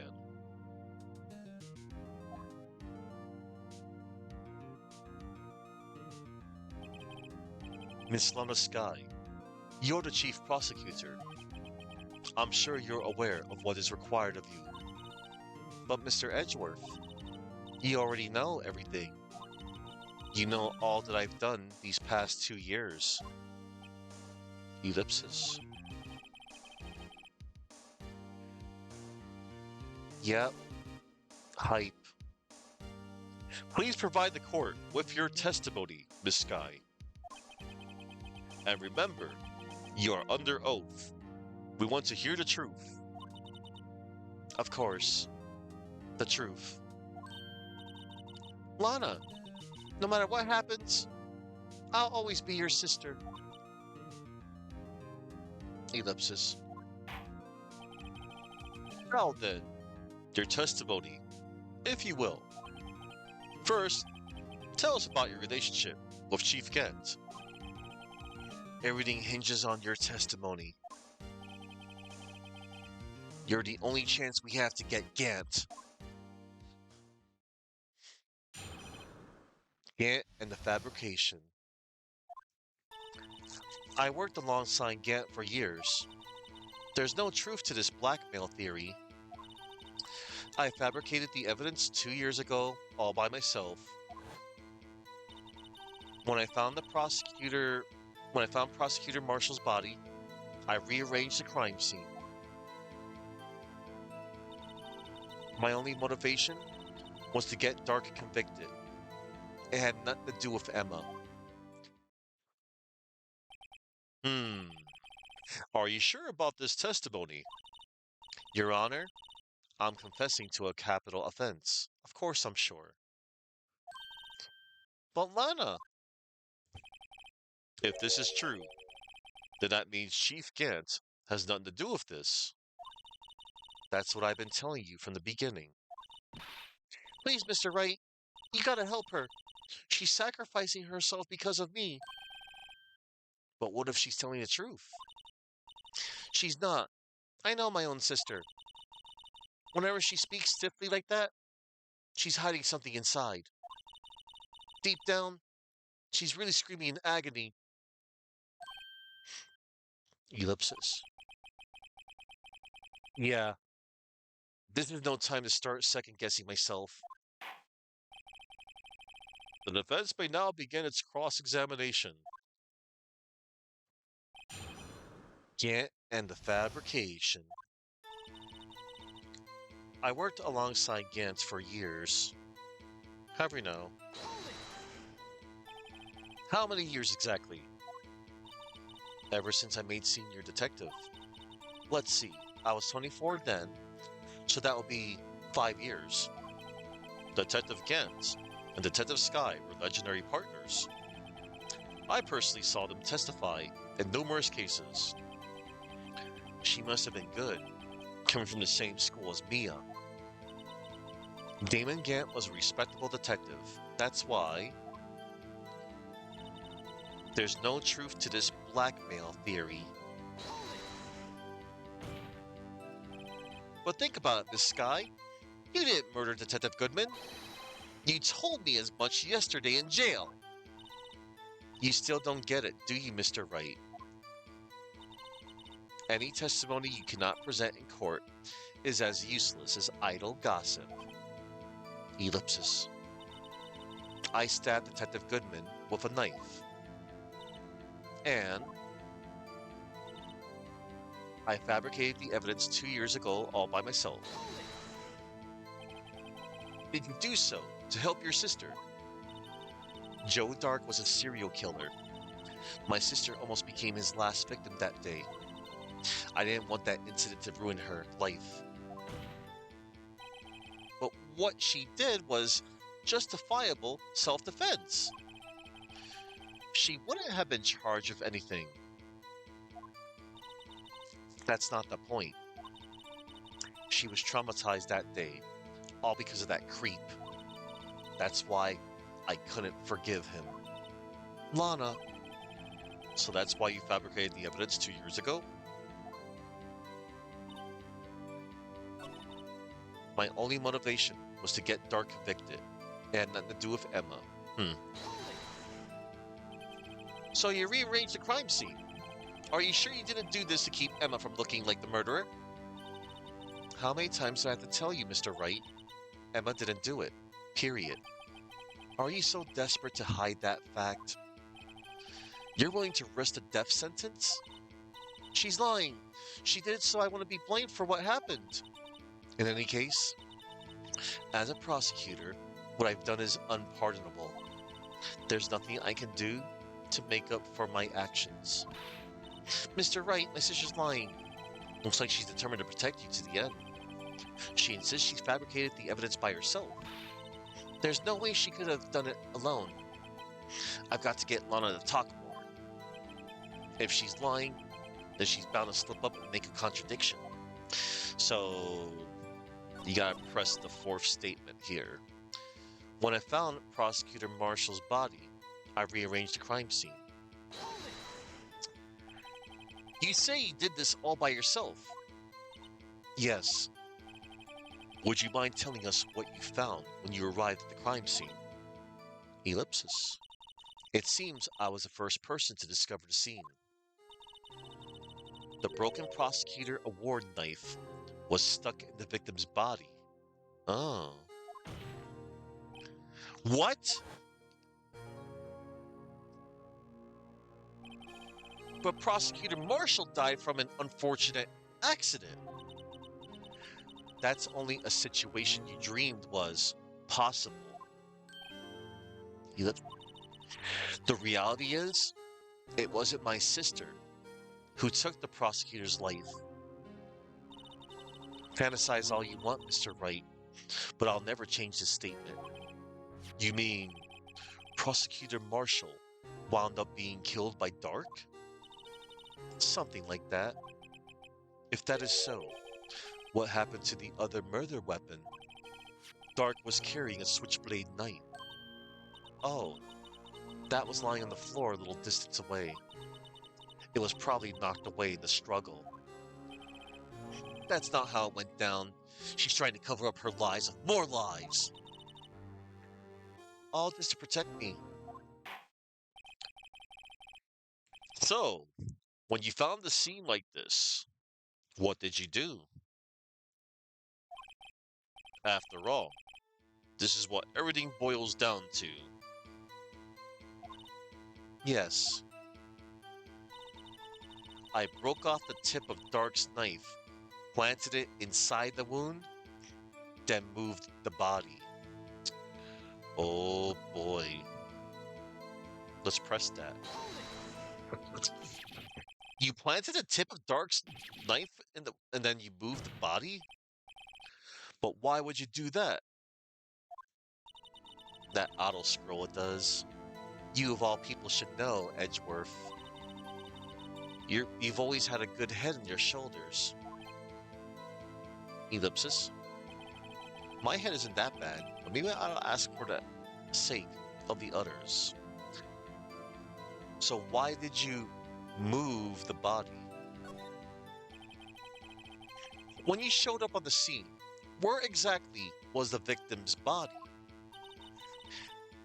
It was where you deduced it was, by Chief Gant's desk. But the body was found by your desk. Why did you move it there? The reason for that is simple. Let's have the witness explain this in more detail. The reason Miss Sky moved the body. The pieces of the jar that shattered during the events threatened my plan. Hold it. Pieces of the jar. You mean... Yes, that wretched jar you showed us earlier. In order to show that Dark committed the crime, I felt it would be more expedient to move the body. So, when you first found the body, the jar was already... Of course, it had been shattered to pieces. If you looked at the crime scene, it would be clear right away what happened.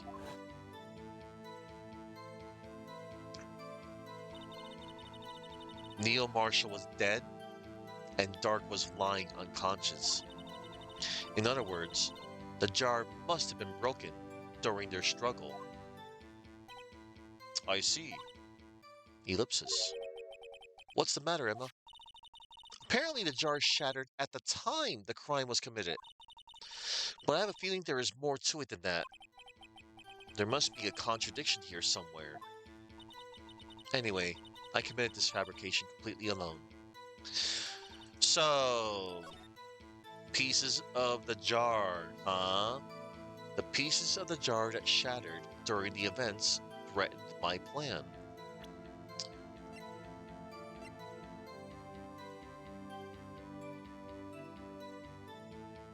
We'll present the jar.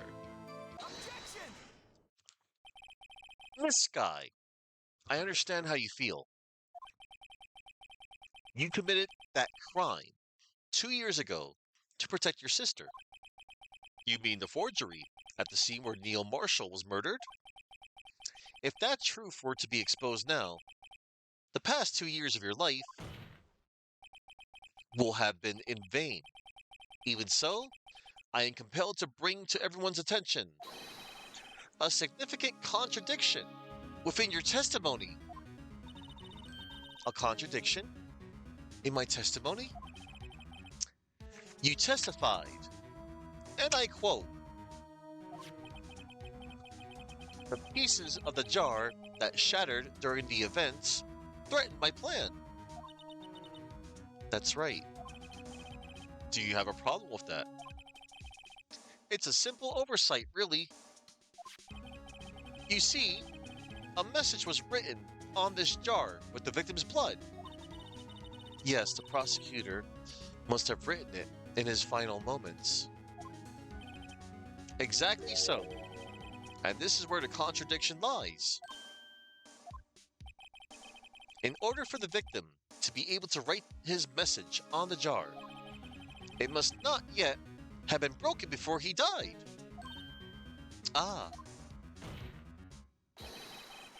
he couldn't have written Emma's name on a shattered jar. Order! Order! Your Honor, it would appear more information is needed in regard to this jar and its bloody message. We may be missing something critical here. Something critical? Chief Prosecutor, it seems you're as in the dark as we are about the truth towards which we're headed. What? Just tell us exactly what you saw. We'll piece together the information to arrive at the truth. Very well. The witness may now continue her testimony. Ellipsis. Hell yeah, Lou. Jar and message in blood. I immediately noticed the blood traces on the jar.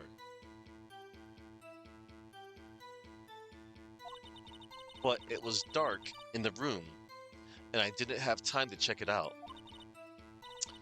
To be safe, I wiped away the blood. The fragments were large, so I'm sure I got them all. All I could think about was wiping them clean before they were discovered. You mean you were the one who wiped away the message in blood? I wasn't chief prosecutor at the time. She didn't think Dark was the real murderer. That's why she tried to erase the real evidence. Very well. The defense may now begin its cross-examination. Jar and message in blood. I immediately noticed the blood traces on the jar. So the jar was already broken? It's a miracle that thing hadn't broken earlier. It certainly looks as feeble as the defense's case, but not as feeble as the judge's judgment. You were an ace detective who never missed a detail. Do you really expect us to believe you didn't investigate what was written on the jar pieces? Normally, I would have. But it was dark in the room, and I didn't have time to check it out. So you didn't know your sister's name was written on the jar? No. If I had known, I would have gathered all the pieces and ground them to dust. Well, that helps my case. Lana, you do that for me? It seems you two might make up yet. Anyway, I just barely had enough time to move the body as it was. If someone happened upon the scene, you'd lose your chance to erase the evidence. You must have been in a hurry. I was. I knew I had to destroy the evidence before anyone came. This is rather shocking. To be safe, I wiped away the blood. I'm afraid this action of yours reveals what really happened. What do you mean? If you really thought Dark killed Prosecutor Marshall, you wouldn't have wiped away the blood. Ellipsis. What else? What else could I have done in that situation? Lana, I only had a few moments. There wasn't enough time for me to do anything else but gather up the pieces. The fragments were large, so I'm sure I got them all. But how could you see with the power out? It should have been pitch black in that office. A detective is always prepared, Mr. Wright. Even now, I always carry a pocket light and a camera with me. Even I carry a bottle of emergency luminol wherever I go. I never miss anything. I got every last piece. All I could think about was wiping them clean before they were discovered. So you illegally rearranged the crime scene? Yes. I don't have any excuse for my actions. I'm so sorry, Lana. I didn't know. I've treated you so badly all this time. It's not too late. There's still plenty of time to make up. After we've gotten to the bottom of this incident. No doubt this day will leave a permanent stain on the history of the prosecutor's office. More contradictions have surfaced in her testimony. Your sister's really putting up a fight. She must really care about you. Still, she's not doing this the right way. Ellipsis. I think I finally figured out the contradictions in her testimony. There's one final possibility that might turn everything around. So, before I present the evidence, there's just something I wanted to check. I want to check right here.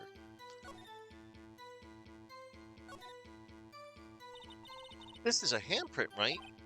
Yeah, someone left behind an oil stain on the fabric. Whoever it was, they must have had a really oily hand. Mr. Wright, think about it scientifically. Huh? A more likely explanation is The person slipped and fell on a freshly waxed floor, getting wax all over their hand. Well, that would account for this amount of oil, I guess. I don't see what's so scientific about it, though. It happens, you know. I always slip on the floors at school after they were waxed. Silly Emma. Alright, so you can there's two contradictions here. It's the fourth statement and the fifth statement. The fragments were large, so I'm sure I got them all. All I could think about was wiping them clean before they were discovered. A likely story, Lana. A likely story. Here, have a jar. Objection! Miss Sky, I believe this jar conceals a truth, even when you were unaware. Oh yeah. Yeah, because the final fragment was found in the safe. Miss Sky, I believe this jar conceals a truth, even you were unaware. Of what? We found the final piece of this jar in Chief Gant's safe. In the chief's safe? But how? I knew it. She really didn't know. There's something even more disturbing about that final piece. There was still blood on it. But the witness just testified that she gathered every last piece and wiped the blood off of them. Yes, which leaves us with only one explanation. On the night Prosecutor Marshall was murdered, you were not the first one to show up on the scene. Chief Gant got there before you.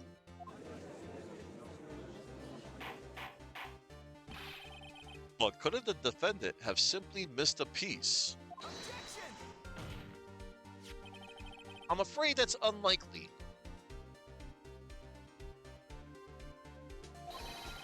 The pieces are too big for anyone to miss, let alone an ace detective. That may well be, but everyone makes mistakes. Even I once wasted an entire day looking for my dentures. They were in my mouth all along. Ha! Can you believe that? Have you forgotten, Your Honor? When this witness arrived at the scene, the jar was already broken. Oh, that. There's no way a name could have been written on a shattered jar. Another person discovered the scene prior to the witness. I hope you're not implying this person was Chief Gant. At the time, he was looking for Dark downstairs. Besides, even if he was there first, why would he break the jar? The question is, if he did arrive there first, why did he hide that fact for 2 years? Well, Your Honor, can't you answer us that? No. No. No, you couldn't.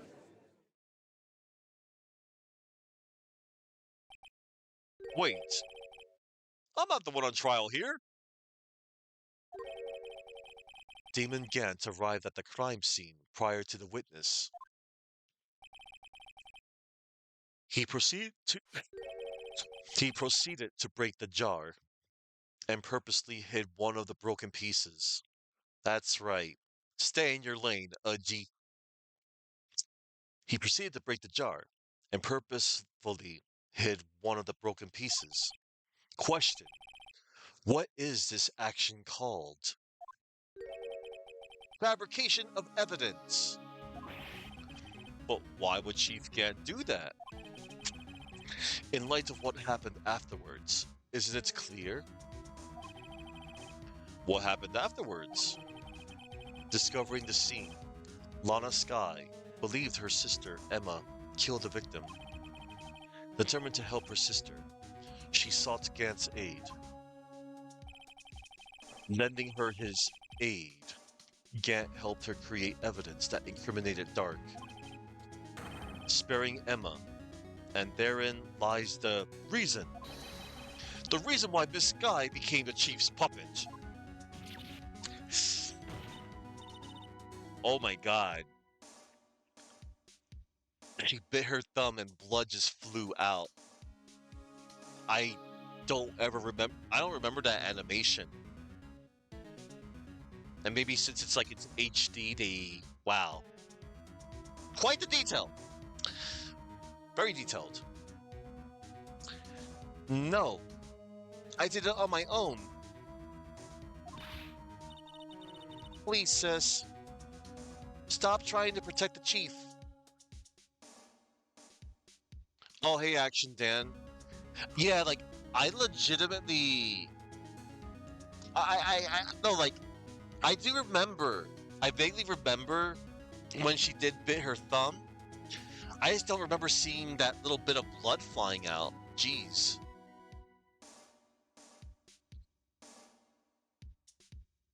Nah, because there's three different versions of the original trilogy: the GBA, the DS, and the 3DS. Well, this is also on Steam, but this is based on the 3DS HD trilogy. I think mobile has it too. I forget. But hey, Action Dan, I'm at the finale. Please, sis, stop trying to protect the chief. I I can't watch you suffer anymore for my sake. No, you didn't. It wasn't you, Emma. You didn't kill anyone. Don't believe anything Mr. Wright says. Defense attorneys make up the most foul lies to defend their clients. Foul lies? Imagine that, coming from my own client. Oh, okay. You can always look it up easily. I can just check court records. Cause man, I'll be damned checking through freaking wiki fandom. The hell of fandom. And I'll gladly say it again. The hell of fandom. God, they suck. Riddled with ads. Yeah, dude. Yeah.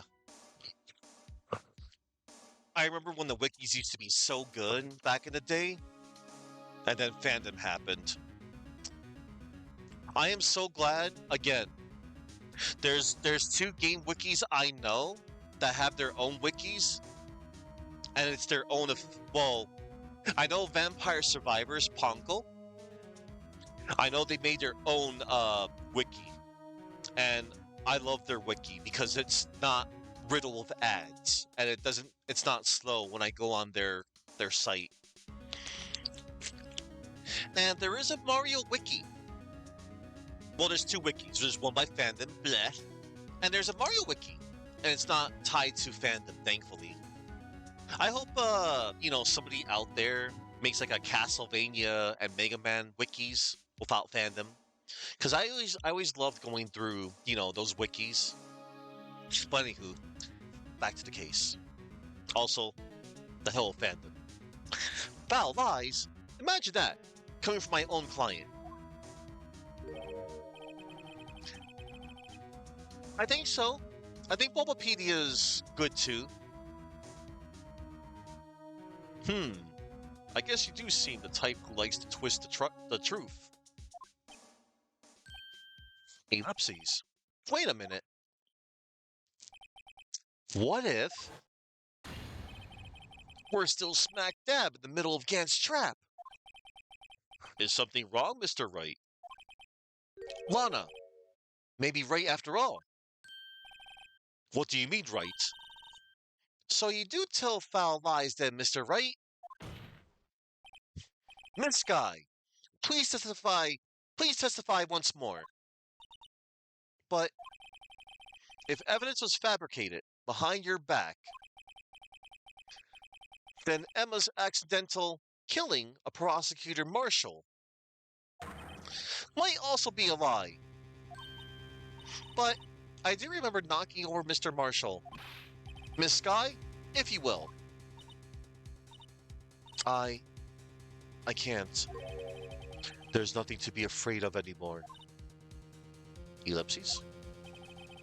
This cross-examination may not change a thing. However, there is a possibility that it will, if you tell the truth. Very well. I'll testify about what I really saw. All right. The witness may testify once more. For the final time. Actual crime scene. You know, when this music plays, it's about to go down. When I arrived, I found Mr. Marshall's body impaled on that suit of armor sword. Emma and Dark were lying unconscious on the floor nearby. When I saw what had happened, I thought she did it.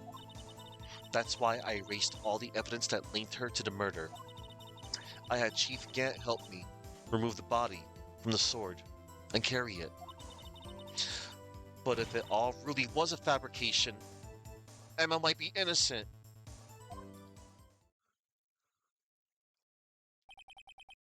Unbelievable. The body was impaled on the armor sword? You were the only one who saw that. If only you had proof. Ellipsis. Actually, I do have proof.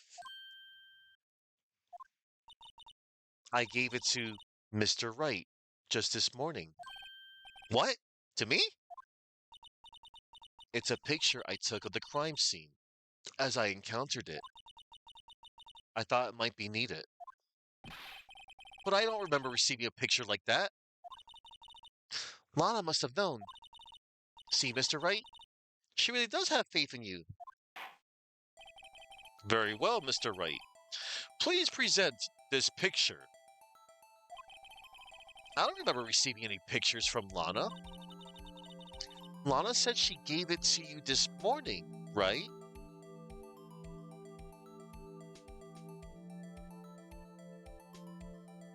Out of context. I seem to remember getting something from her then. Let's check that evidence again. There must be a picture in there somewhere. Right's right. Right's right. Let's check the evidence law again. Oh, look at this cute little book. Isn't it adorable? It's a little chick.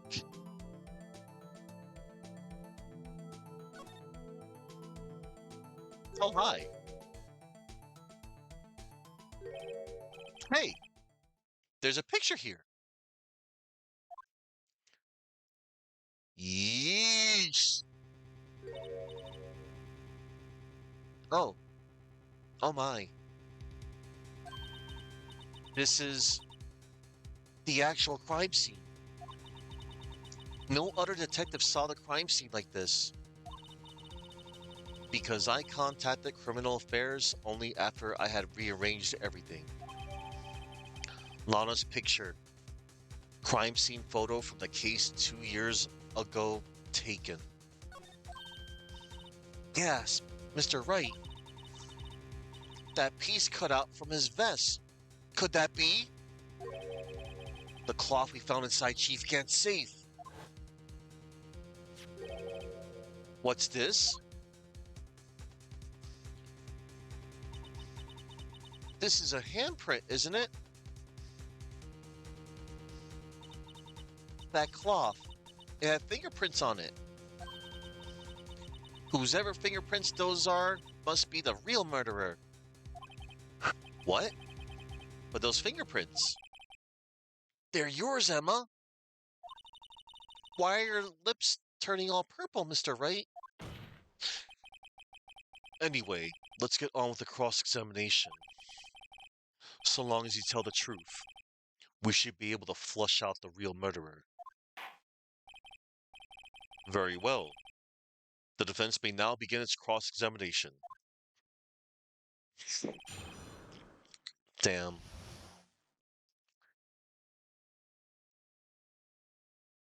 Here goes.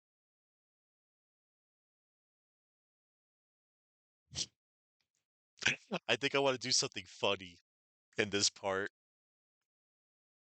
Anyway, actual crime scene. Well, she was just about to cross. Come now, would you? This is the poorest excuse for a trial I've ever seen. Chief Gunn. What? Now you want to make me out as the bad guy too? If so, I like to put in a word or two in my defense. I'm afraid it's too late for that. What? You already declined to testify. That means you forfeited your right to make statements of any sort.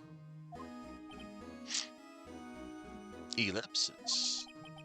This must be that risk we were talking about earlier. Just sit back, relax, and enjoy the sound of the noose tightening around your own neck. A+ line there. Yeah. Ah, so what? You think I'm worried? Ellipsis? Cold-blooded. Sorry to disappoint you, but I don't need to make any statements. What do you mean? The evidence will do all the talking for me. Even if I can't testify, I can still present evidence. Yes, that's true. Wait, you mean you still have some conclusive evidence? No, I don't. But someone does. Someone? So, what's your excuse, Righto? Ellipsis? Why have you been keeping quiet about it? You do have something to show us, right? Something that proves who knocked over Neil Marshall, causing his death? Conclusive evidence that leaves no room for doubt. Is this true, Mr. Wright? Ellipses. If I show that piece of evidence now, I'm assured to be made out as the murderer. Mr. Wright, if you have any more evidence, present it now.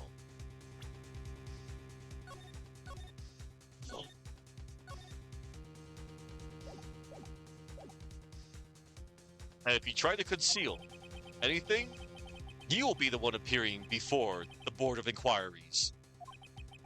What do I do now? I better think this through carefully. I can't afford to make the wrong decision. Should I present that piece of evidence? The one that shows who really killed Prosecutor Marshall.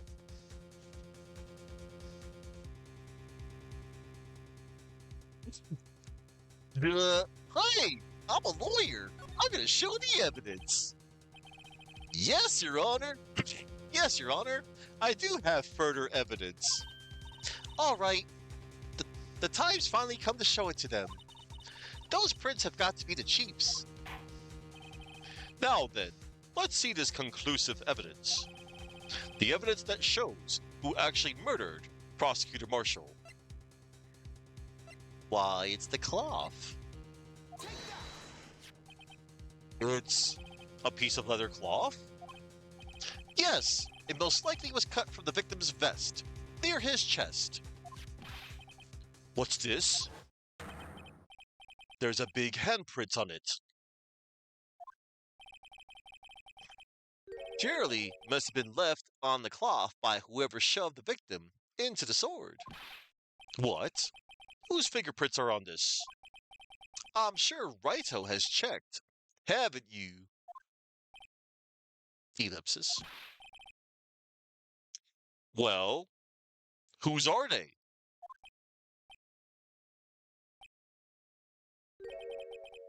They're Miss Skies. Miss Emma Skies. What? They're mine? So I really did do it. See? I told you it was conclusive. Objection! But this was found in your safe. That means it's possible you forged it. I don't know what you're talking about. I don't remember any cloth in my safe. Do you really expect me to believe that? Objection! But give it up, Mr. Wright. It's over. You shouldn't have presented that. By presenting that evidence, you tied Emma Sky to Neil Marshall's death. No! It appears we have our killer. No! No! Everything hinged on that point. In the end, Lana alone was found guilty on all counts. Is what would have happened if he don't pay close attention. That's another way to get a game over. I just wanted to show you all what would have happened if you know. Duh! I'm gonna show you the evidence. The real answer is you cannot show the evidence. They even hinted it right there. One moment. Let me load that up again. Like if you have to pay really attention. Like, yeah, the judge said, he says this part about here. Well, it's just a little threat. Can't afford to make the wrong decision. Should I present that piece of evidence? The one that shows who really killed Prosecutor Marshall? So, as you saw, players, they show the evidence right now. That's just going to lead you to a game over. And of course, that's not how it obviously happened. Let's be real now. Especially if you played this before. The correct choice is you cannot show the evidence. Your Honor, I don't have any evidence I can present at this point in time. Even though I do. What? You lie! Chief Gant? You! You opened my safe! I know you took what was inside! The conclusive evidence!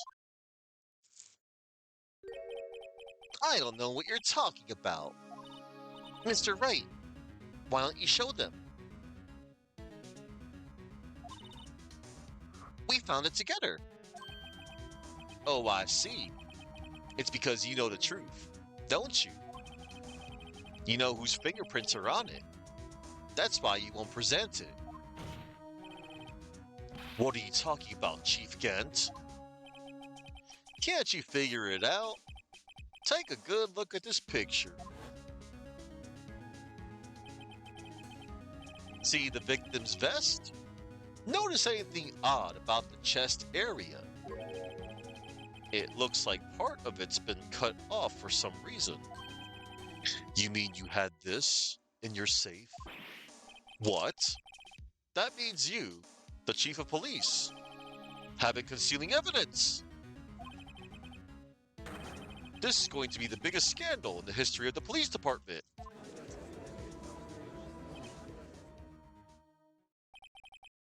Impressive. To be honest, I didn't think you had the gall, Righto. Ellipsis. Well, I can't just let you pin me up as the murderer. I'll tell you what really happened. What? You mean you admit to it? Oh. I was the first person to arrive at the crime scene that day. It then occurred to me that I could use the situation to control Lana. So you really were manipulating her. I knew Lana. If I made it look like the blame lay with her sister, that when she saw the scene, she would ask me for my aid. So you assisted Miss Sky. I told her to arrange all the evidence.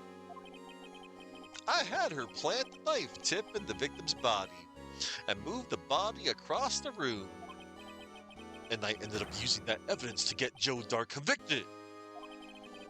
When I tampered with the crime scene, I hid two pieces of evidence.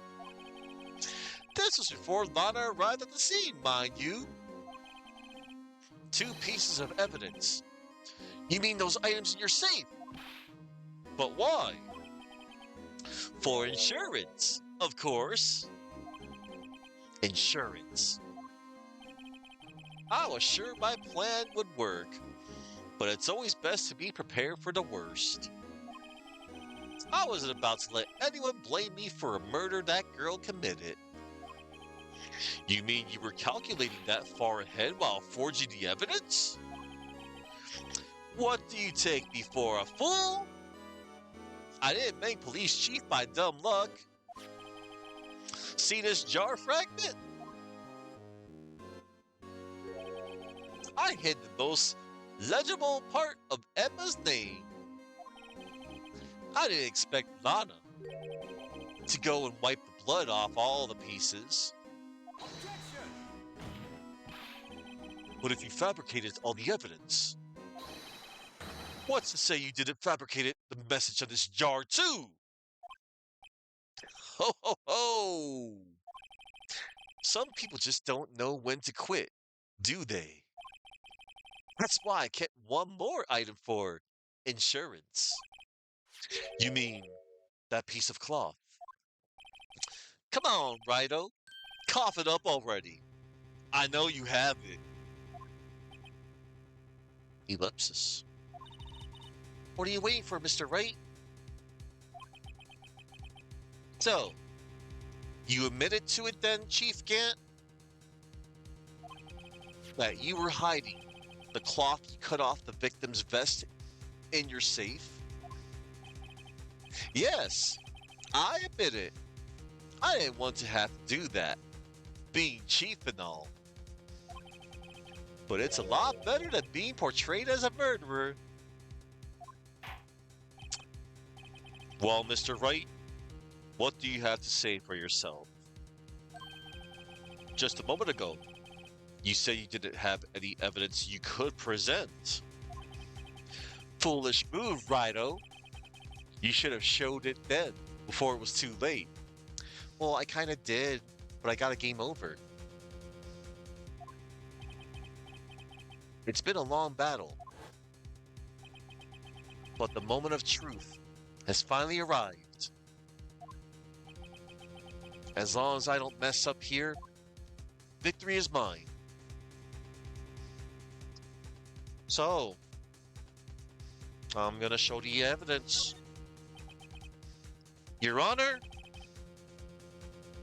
I do have evidence to present now. Alright then, let's see this conclusive evidence. The evidence that shows who actually murdered Prosecutor Marshall. Why, it's the piece of cloth, Your Honor, which was found in Chief Gant's safe. Let me verify this once more. On the day of the crime, you personally cut out this piece of the victim's vest? Oh yes, at last, You finally brought it out into the open. There's a handprint on this piece of cloth. Your Honor, the prosecution requests that be immediately sent to the lab for analysis. This handprint on the leather. There must have been a strong impact for it to be left so clearly. You mean it could not have been forged? It must be authentic. Conclusive evidence. Ho ho ho. You're as slow on the uptake as ever, Worthy. What? Think about it. Rhino had all this time to present this evidence. Yet, he was reluctant to do so. Why would that be? You mean you already know? You know whose fingerprints are on that? Mr. Wright, do you really know? Whoever the fingerprints belong to must be the real murderer. Whose fingerprints are they? Very well, I'll tell you. It should be okay now. Everything's proceeding as predicted. The person to whom these fingerprints belong to is Emma Sky. Emma? Emma Sky? What? They're mine. I'm sorry, Emma. But why? Why didn't you tell me?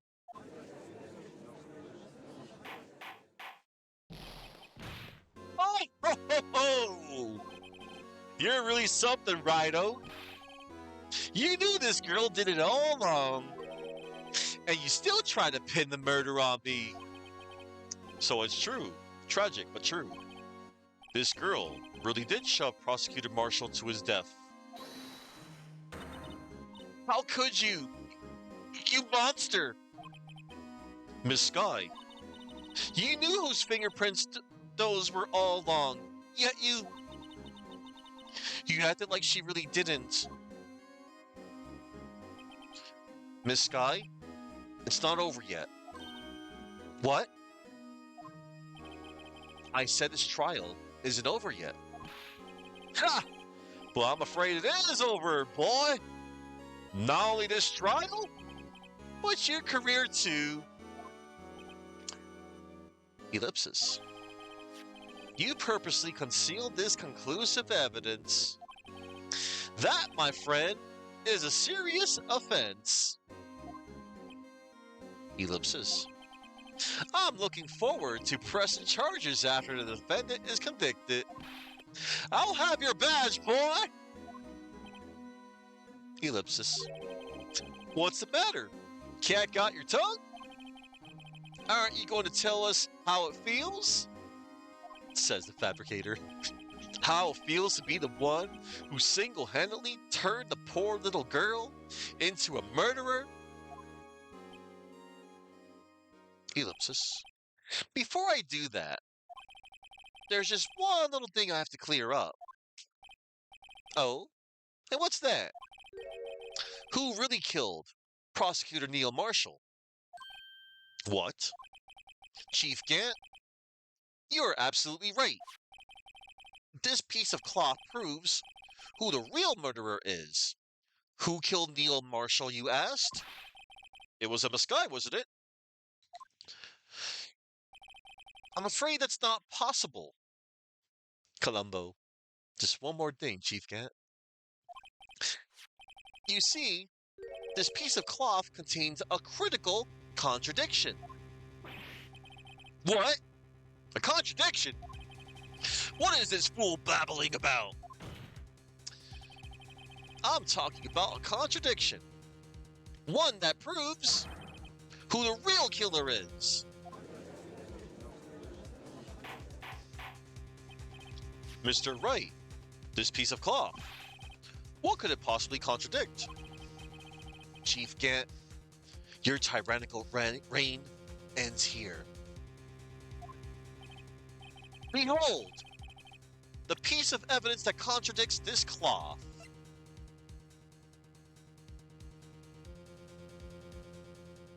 Lana's picture. Take that. And what exactly is this supposed to be? This is the picture Miss Sky took. Take a good look at it.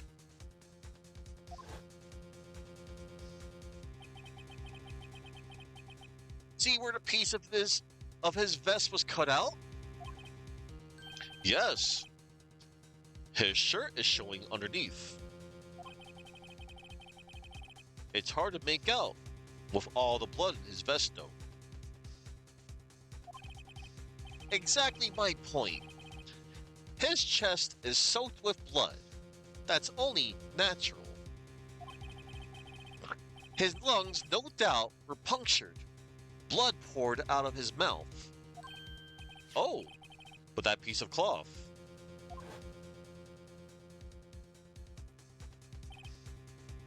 Wait, there's no blood on it. Ah! Since Emma Sky's fingerprints are on this cloth, there's no doubt that she shoved the prosecutor aside. However, Mr. Marshall was not impaled on the sword at that time. No, this is nonsense. Now then, Chief Gant, let me ask you something. Prosecutor Marshall was not impaled when he was shoved aside. He most likely hit his head on the ground and was knocked out. If so, then tell me, who could it have been? Who could have arrived at the scene before Miss Lana Sky? Picked up the unconscious prosecutor and impaled him on the armor sword. Then to make it look like Emma was responsible for the prosecutor's death. Said person proceeded to write her name on the jar with the victim's blood. A jar that they then broke on purpose to leave behind a clue and make Lana believe her sister did it. Remember what you admitted only moments ago? That you personally cut out this bloodless piece of the victim's vest. Ironic, isn't it? Through the very act of creating insurance, you proved that you were the actual murderer. No! It's finally all over.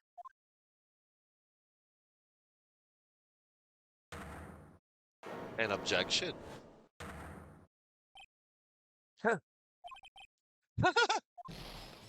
Oh, that was close, Rhino. You almost had me. Sorry, but you'll have to do better than that. I refute your allegations. What do you mean you refute his allegations? You see, that piece of cloth is illegal evidence. Order! Order! What nonsense is this? Illegal evidence cannot be used to convict a suspect. Remember Udgy? Earlier, old Wright here concealed that piece of cloth. So then, what's your excuse, Righto? You do have some conclusive evidence, don't you? Ellipsis. Your Honor, I don't have any evidence I can present at this point in time.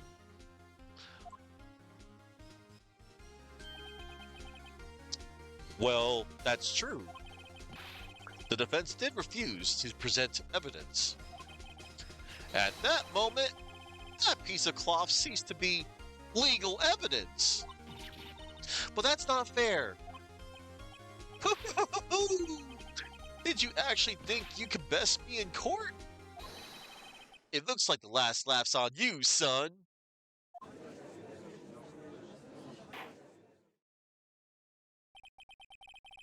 I'm afraid Mr. Gant's claim is legally correct. Well, Mr. Edgeworth? True. Illegal evidence cannot be used to convict a person,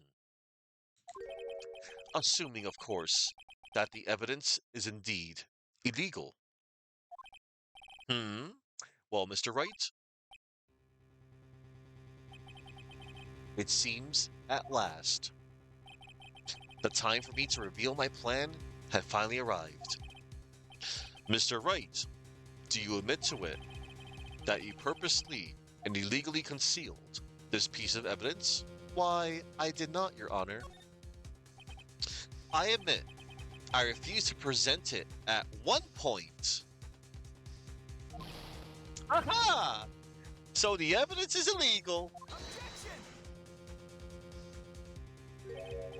No, it isn't, Mr. Gant. Huh? It's not that I didn't present evidence then. It's that I couldn't. What do you mean you couldn't? There are certain procedures involved when presenting evidence. No, Unji! Don't listen to his lies! He's not but a coward! You can't really believe! There is only one issue left to be resolved in this trial. Is this evidence legal or not? Very well. Let us settle this once and for all. Earlier, you refused to present evidence. If you can prove your conduct was not in violation of the law, then do so now. Oh, silly judge. It's easy. It's the Blue Badger panel. You know, moment of truth, justice, and I'm kidding. It's not the Blue Badger. You'll get penalized for that.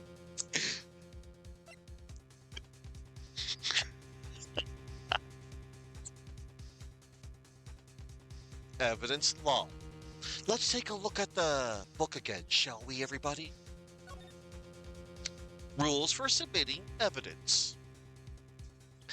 Rule number 1, no evidence shall be shown without the approval of the police department.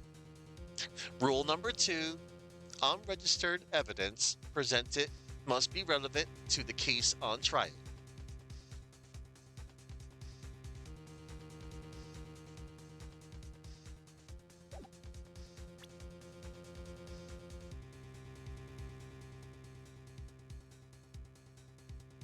Take that!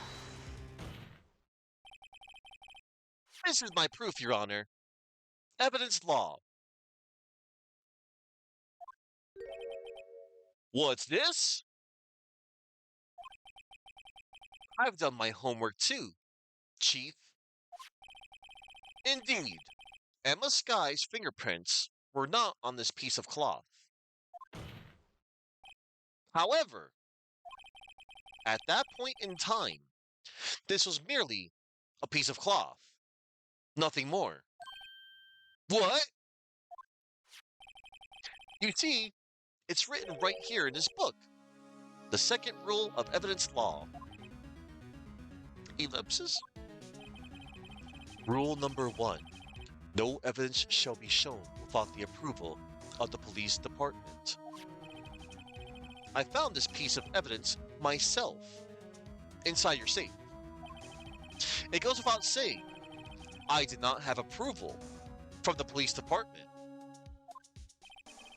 Rule number 2. Unregistered evidence presented must be relevant to the case on trial.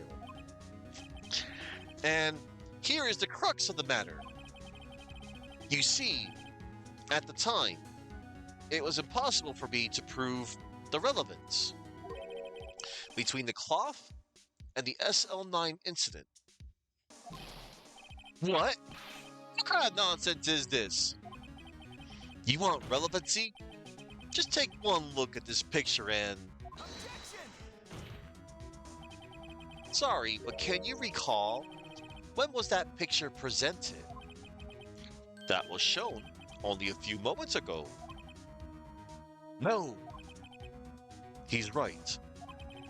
At the beginning of today's trial, that piece of cloth was still meaningless. The person who gave it value as evidence was you, Damon Gant. Oops. You yourself confessed to a certain truth. Let me verify this once more. On the day of the crime, you personally cut out this piece of the victim's vest? Oh, yes. No! It was then that you approved this cloth as conclusive evidence.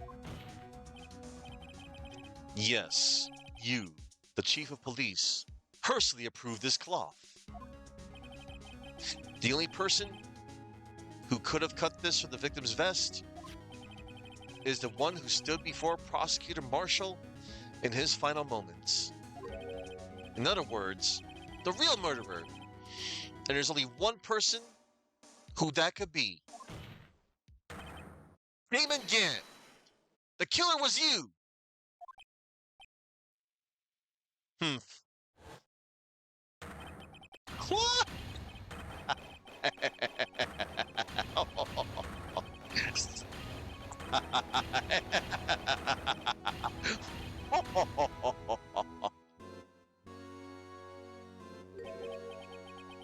I knew I should have gotten rid of him.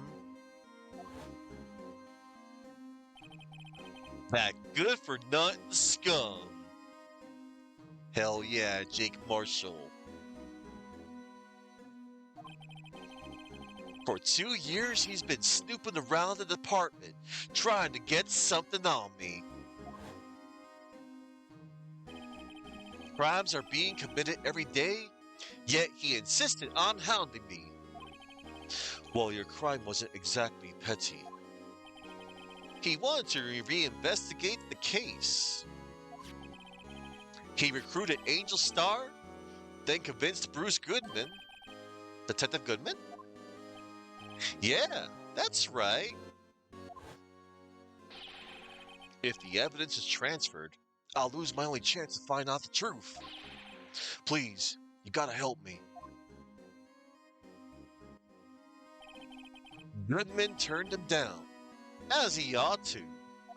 Still, Jake Marshall didn't know when to quit. He stole Goodman's ID card and tried to take the evidence. Goodman came to me that day.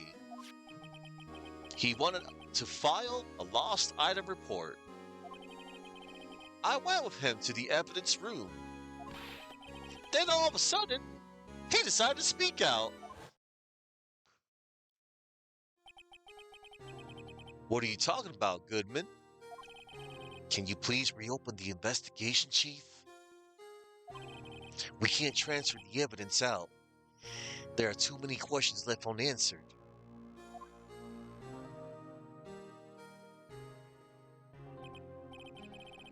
He opened his evidence locker, and as he was taking the evidence out, he said, "It's not too late. I'm going to hand all this over to Marshall." Well, to be honest, I was a bit taken aback by his words. I had a bad feeling when he came to see me, but I never thought he'd bring up SL9. That's when I saw it. That accursed knife.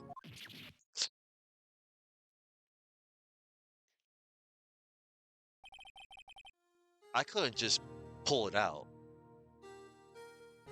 of context. Doing so would have only led to more blood, making it near impossible to hide your crime. Even so, the blood was just pouring out. I didn't know who might stumble in, so I hurried to wipe it up. I was worrying so much about the floor, I didn't realize my fatal mistake. The bloody handprint on Detective Gumshoe's locker. I used to be known as the crime computer, but everyone has to start somewhere, I guess. I was too nervous. I had no business doing any of it. Then you put the body in my car. I'm sorry. I couldn't think of any other way to move the body. I broke your trunk. But what's the big deal? You make a lot more than us detectives ever will.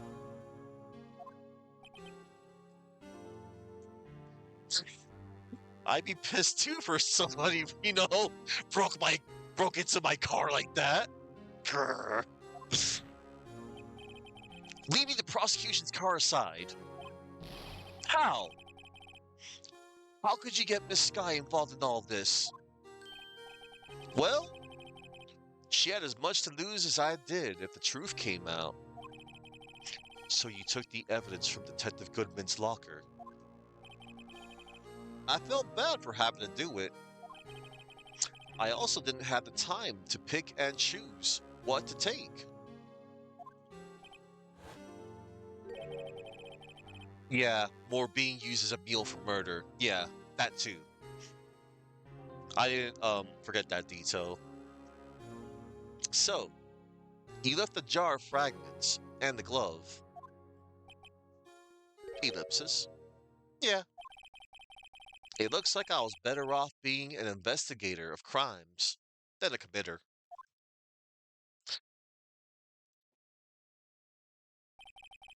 They all did their best to get in my way. I've got to hand it to them. They did their jobs well, much to my dismay. Fake evidence doesn't hold up very well upon close examination. You must have known that. Tell me, Worthy, why do you stand in court? Me? You despise criminals. I can feel it. You and me, we're the same. One day, you'll understand. Oh, believe me, you will. You're just one man. You'll see what it really takes to bring them down once you try to go it alone. Ellipsis.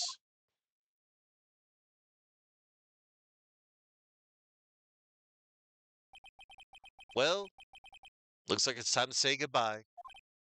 Oh, Udgy? What? Looks like we'll have to cancel that lunch date. Sorry, old friend. Ellipsis. I'm sorry too, Damon Gent. Ellipsis. I knew you, as you used to be, long ago. You were once a fine investigator, and an example to others on the force. I'm sorry to learn that you are no longer that person. Words that burn. Those days are gone now, Udgy. Thanks for all the memories, though. Don't worry, you'll be fine. Now you have Rhino here. And Worthy. With these two around, you can't go wrong. In fact, I can hear them already. The melodious sounds of a new beginning. He gave them props. I mean, he's still a scumbag, but he gave them props. There are two things I want you to understand. Yes? First, your sister never hurt anyone. Second, Damon Gant betrayed you from the beginning. You see, Miss Sky, you no longer have any reason to keep silent. You're right. When this trial is over, I'll tell everything.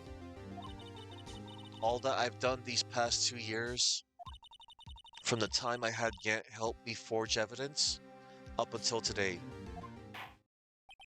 So, it seems all the questions raised in this trial have been answered. I'm sorry, Miss Sky. I couldn't get you out of all your trouble. Ellipsis. My. What high standards you have. For a rookie. Ellipsis. I can see why Mia thought so highly of you. Who knows? A few years from now, you just might make it to the top.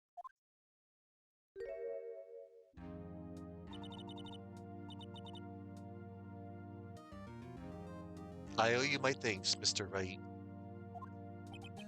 Miss Sky, and to you too, Mr. Edgeworth. Ellipsis. You've suffered every bit as much as I have over these past few days. Believe me, I know how much of an ordeal it's been for you. Humph. It was nothing. Liar. I was worried the pressure might break you. And yet, you rose above it all and guided Mr. Wright to victory. You've done well, Mr. Edgeworth. Stop it. I only did my job. In light of this case, it seems a good self-examining is in order for all of us. Miss Sky. Yes, Your Honor. You are innocent of murder. However, although the chief blackmailed you, the fact is you still acted as his accomplice. A trial will be scheduled for these crimes at a later date. Yes, I understand, Your Honor. Is there something amusing about all of this? Why are you smiling? It's been a long time, Your Honor. A long time since I've felt free of these heavy chains.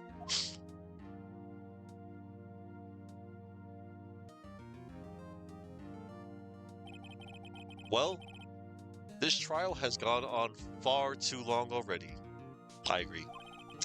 Regarding the charge of murder, this court finds the defendant, Miss Lana Sky, not guilty.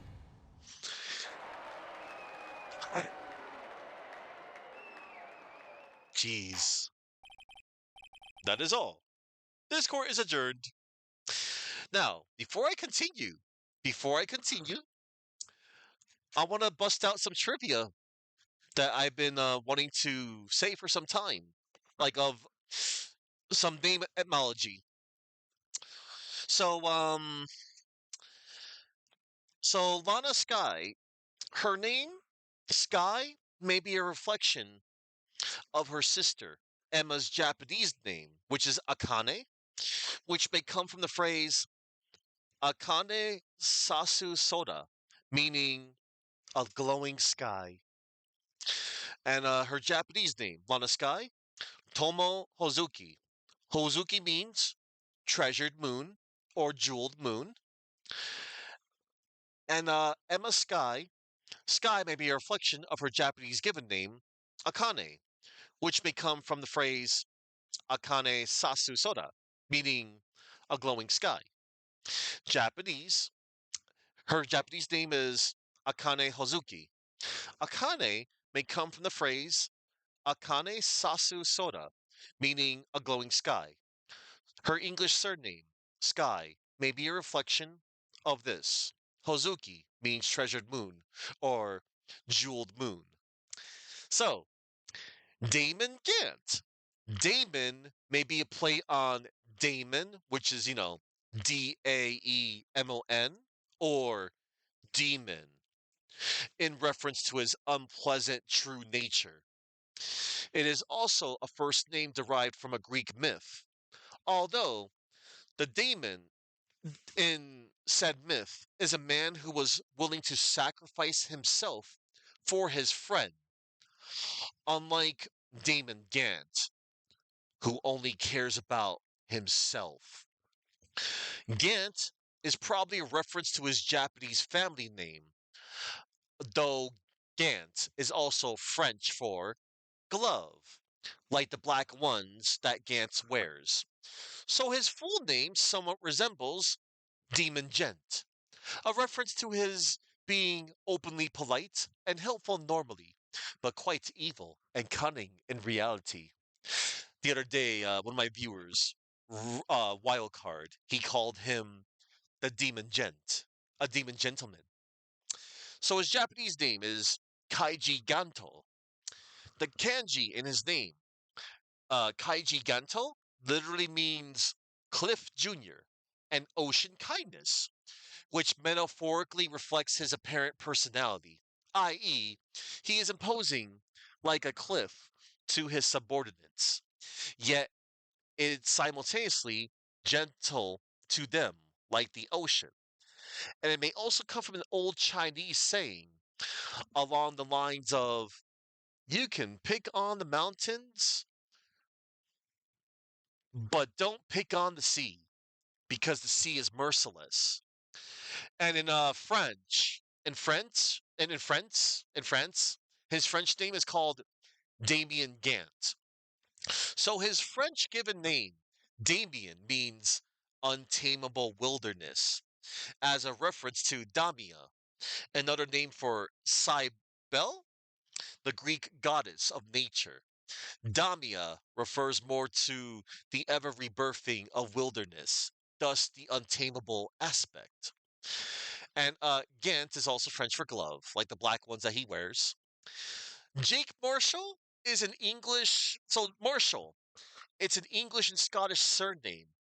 Originally, it was meant as either a status surname for someone in charge of the horses belonging to a royal household, or as an occupational surname for someone who looked after horses or was responsible for the custody of prisoners.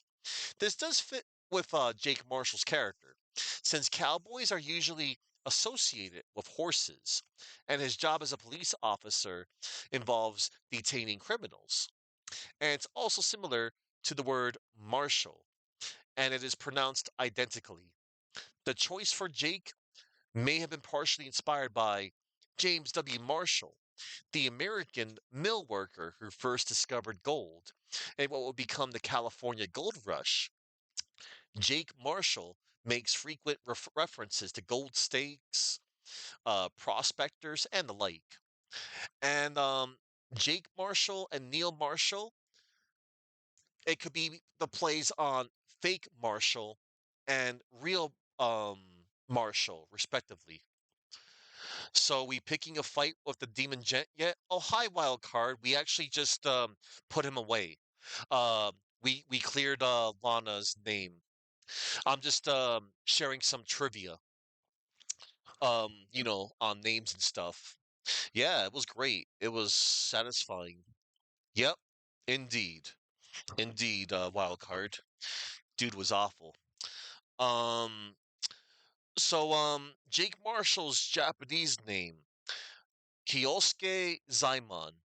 Kyosuke contains the kanji for respectful. Zaimon is made up of the kanji for sin and gate. The development team claimed that it fits well with Gant's Japanese name. Ah, so let's see.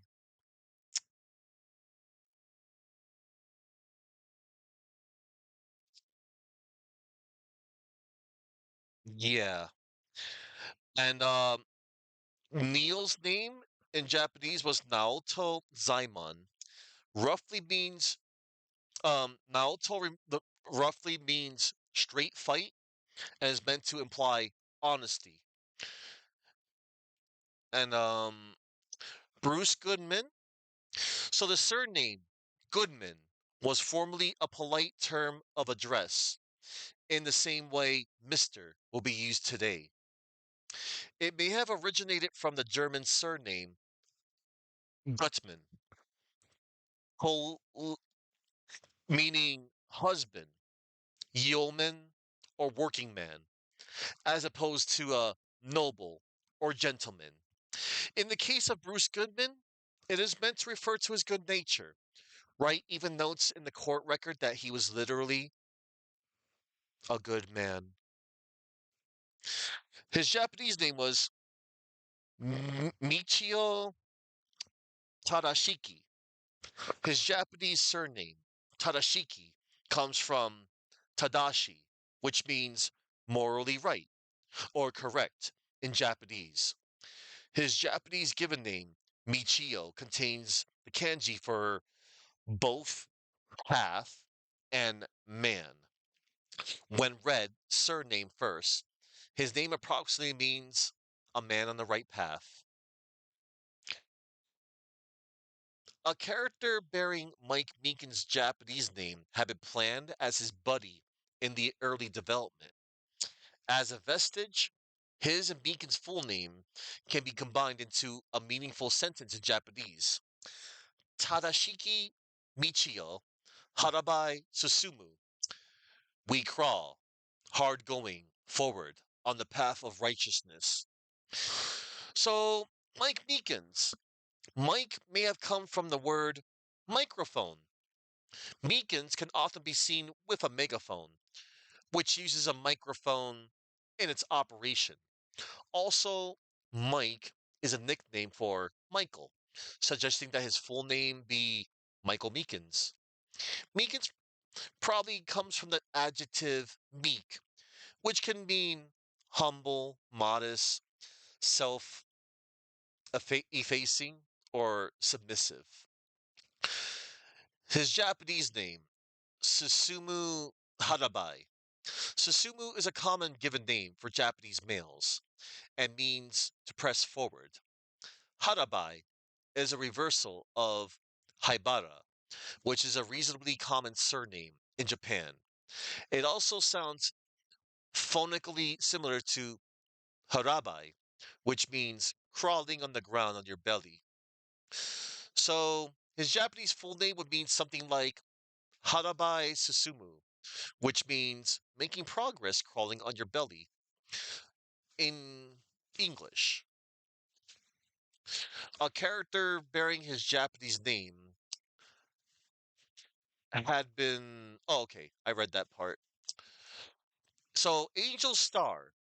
Both angel and star may be meant to convey a sense of goodness and purity, exhibited at least by her angelic side. Her name may also have been taken inspiration from Belle Starr, an American outlaw who lived in the Wild West that was known as the Bandit Queen. Similarly to Jake Marshall's design being cowboy themed. Her Japanese name, Kiyoka Ichino Tani, means an offering of flower. Okay, Kiyoka means an offering of flowers before a grave or mirror flower. Ichino Tani is a play on Ichi no Tani, the site of a famous battle during the Genpei War in Japan, and this may be in reference to her aggressive personality. So, in Japanese, her nickname, the Japanese version's equivalent of Cough Up Queen, is Gero Mamire no Okio, meaning covering in spew. Gero can mean both spew and confession, likely meant as an indication towards her talent while she was detective for extracting confessions from suspects. Cough Up Queen. Joe Dark. So it probably refers to Dark's frightening nature and the shadowy nature of the SL9 incident, making him a shadowy figure from the past. And his initials are JD, an abbreviation shared by John Doe, a term used by detectives to describe an unknown person. So the name John Doe would later be used. Oh, never mind. I'll stay right there. Um, Joe Aokage. In Japanese, he was known as Joe Aokage. Aokage means pale shadow, likely in reference to his light hair and skin tone, as well as his sinister nature. And in French, they called him Joe Sinister. Sinister also reflects the nature of the incident and of Dark himself. Oh, and the in the Latin American Spanish translation, they called him Cid Niestro, a pun on the word sinestro, meaning sinister. Angel Star is one of the few characters whose name is actually fairly consistent across all languages. Yeah. All right. Thank you for listening to my little trivia. That is all. This court is adjourned.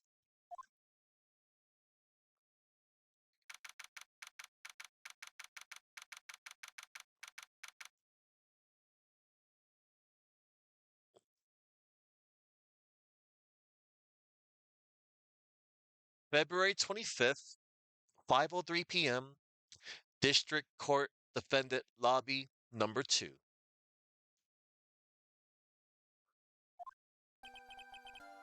At long last, it's finally over.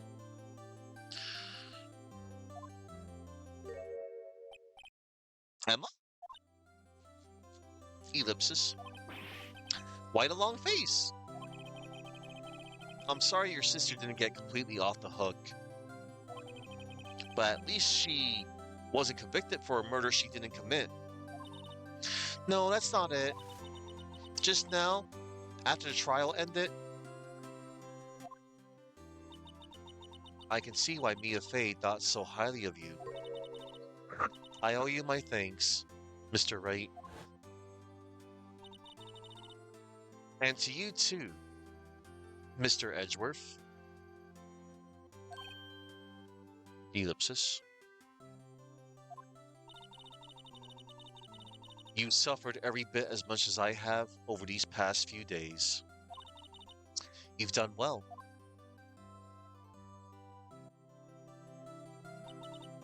You know, I did my best too, but Lana didn't say a single word to me. Hope not interrupting anything, pals. Ellipsis. Ellipsis. Oh, yes, I am. I'll come back later. Wait, Detective Gumshoe. What is it?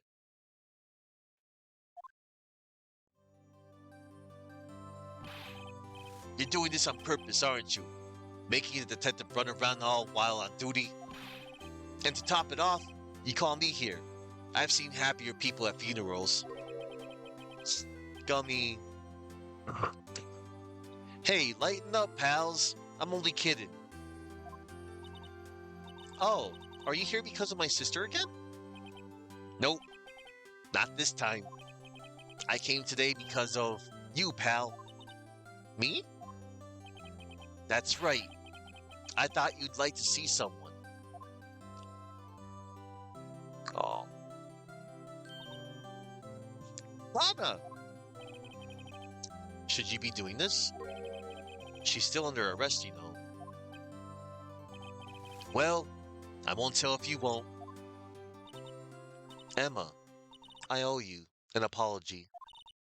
It's okay, sis. Don't worry about it. That day, 2 years ago. Ellipsis? Was the first time in my life I ever panicked. It was all I could do to keep myself from screaming. All I could think about was keeping you from getting wrapped up in that mess. Sis, I asked Gant to help me cover up the truth. I thought I was doing it for your sake. But now, I realize I was wrong. Ellipsis?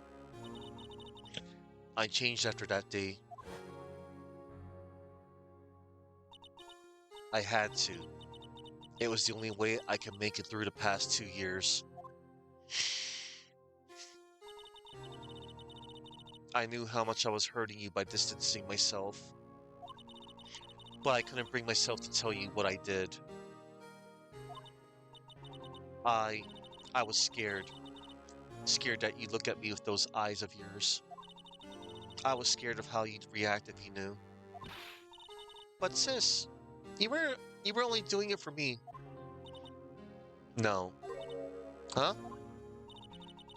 I turned my back on you that day in hiding what I believed to be the truth.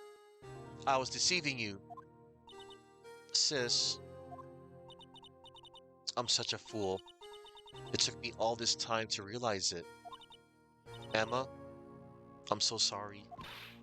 But sis, you don't have to apologize. I'm happy now. You're happy? Of course. You know, sis, I always knew that one day you'd come back. And now you have.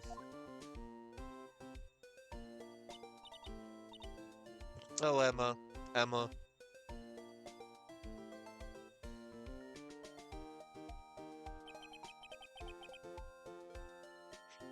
No one can change the past. The one thing we can do is strive to make up for our mistakes. Why must we make up for our mistakes, you ask? Because in so doing, we can find the way back to our rightful path. And it is from there that we can move on toward a brighter future.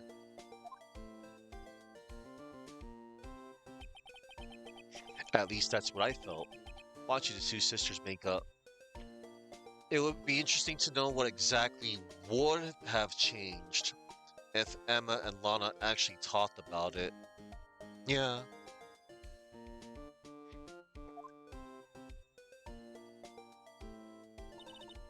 Mr. Wright, Mr. Gumshoe, and me, thank you both for all that you've done. I'm sure we'll meet again someday. Isn't that right, Edgeworth? Edgeworth? Stop hiding and come over here.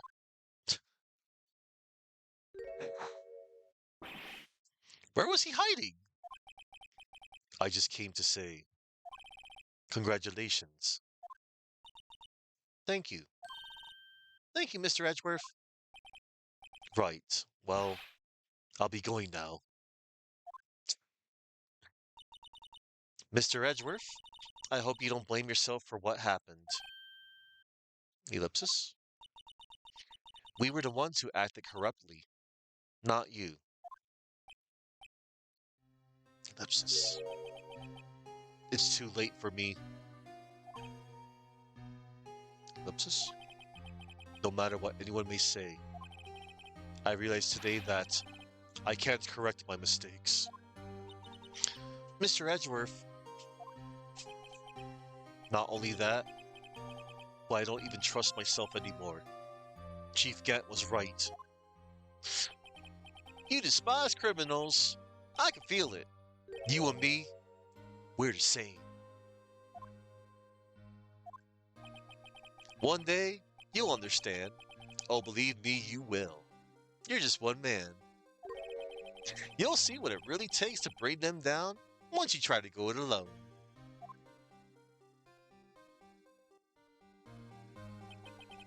I do despise criminals. I plan to dedicate my entire life to fighting them. But in order to fight crime on my own, I need a weapon.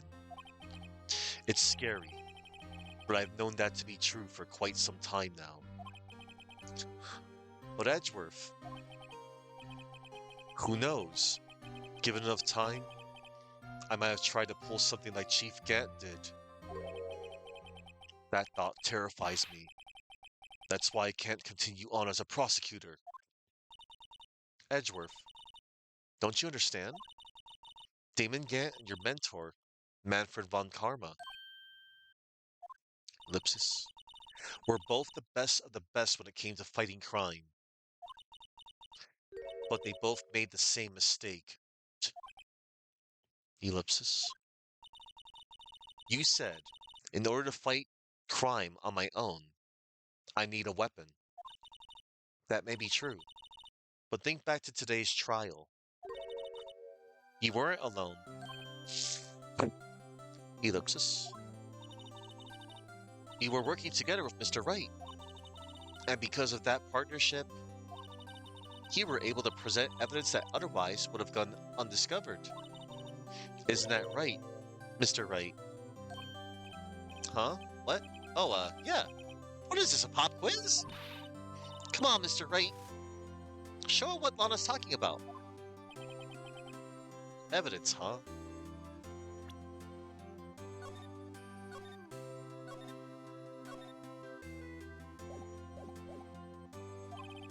Something that neither Edgeworth nor I would have been able to find out on our own.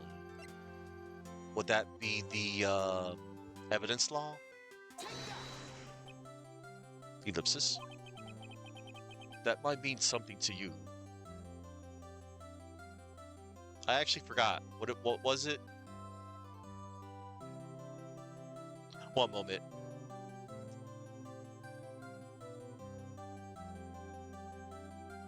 I actually forgot.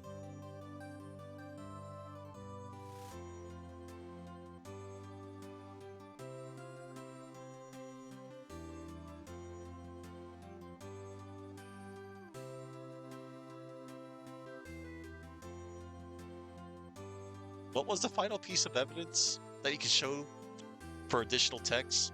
I thought it was evidence law.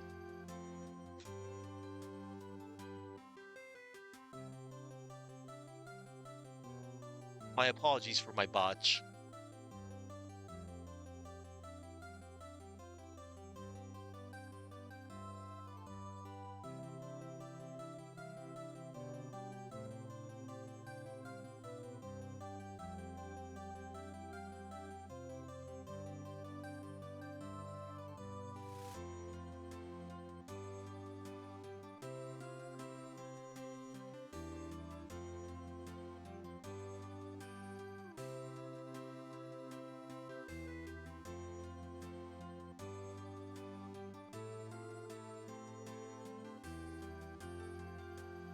I knew I should have put some notes down somewhere in case I had forgotten.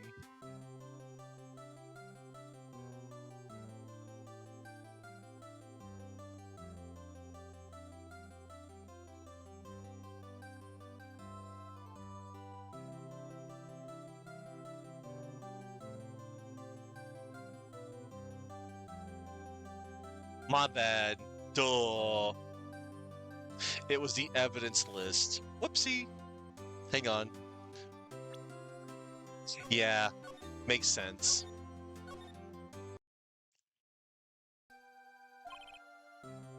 Something that neither Edgeworth nor I would have been able to find on our own. Yeah, it was evidence list. That's right.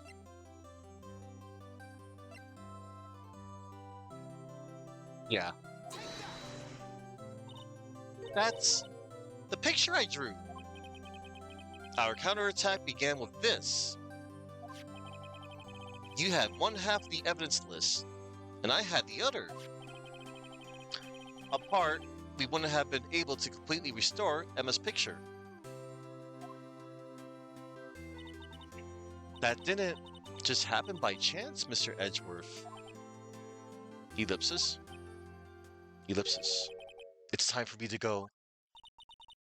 Mr. Edgeworth, if you'll excuse me, there are still some loose ends that need wrapping up. Take care, Chief Prosecutor. Edgeworth, what will you do now? Ellipsis. Well, whatever you do, just remember, you can let what happened, you can let what happened kill the prosecutor in you, or you can let it help you grow. In the end, it's up to you. I know. It seems I owe you my thanks too, right? But what I face now is my problem.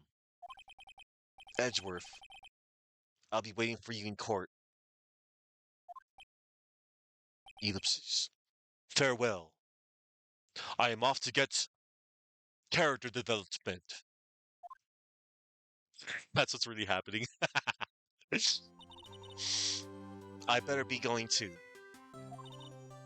Okay, but I'll be by to visit soon.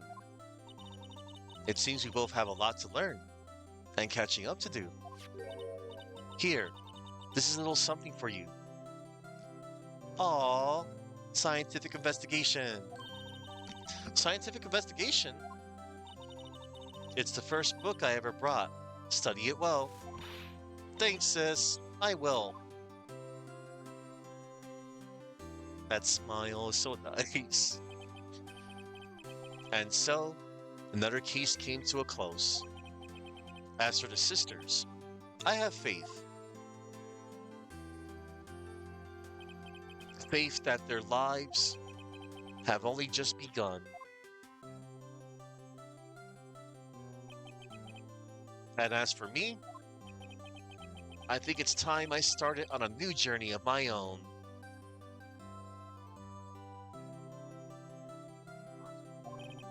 A journey to rediscover myself. Well, don't go trekking off just yet, pal. Huh? What is it, detective? There's just a little matter to be resolved about the chief prosecutor. You see, she is supposed to be out of jail like this. But I thought you said it was okay. Yeah, well, it may be okay with me, but the folks at the prison are a different story. Huh? Basically, I had to bribe a guard in order to sneak her out for 30 minutes. Believe me, it wasn't cheap either. Huh? Way to go, detective. I didn't know you had a wild side. Yeah, well, you see, Mr. Wright here's the one who will be footing the bill. Huh? Huh? What, you think I could afford it with my salary? You gotta be kidding me, pal. Huh? Thank you, Mr. Wright. You're the best. Ellipsis? Why is it? I suddenly feel like I want to scream. Hey, I got an idea. Why don't we all go pay it off together? Yeah, that's a great idea. Come on, guys, let's go. Objection! Objection.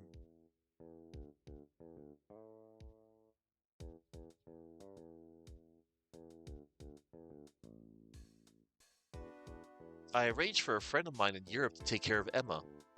I hope she'll be pleased to study under a top coroner. As for me, this affair has pretty much ended up my days at the prosecutor's office. Still, I managed to find my way back to the field somehow. Then I'll be able to investigate crimes together with Emma. Oh, um, if only. If only. Nice. I thought I was a goner for a moment there. In the end, though, they overlooked my unauthorized investigation of the chief's office. If we penalize you anymore, it'd be worse than firing you. Yep, that's what they said. It just goes to show, you can't shake me off that easily.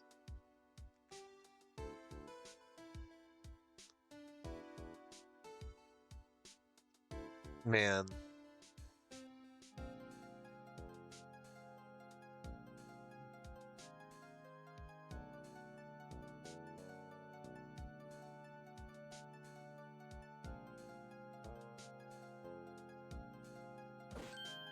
my new mission is to guard the main entrance and take care of Billy.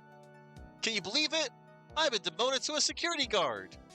My partner's keeping an eye on the entrance for me today. I'll show them, though, something I'm gonna make detective. Yes, sir, then I could be just like that Dick Gumshoe. There will never be another Dick Gumshoe. Gumshoe is Gumshoe, and you're just Mike Meekins. I think you're better off as a security guard.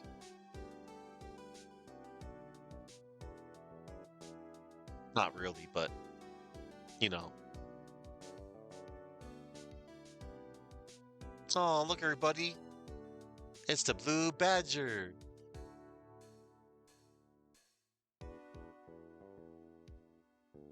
And it looks like his batteries ran out. Oh.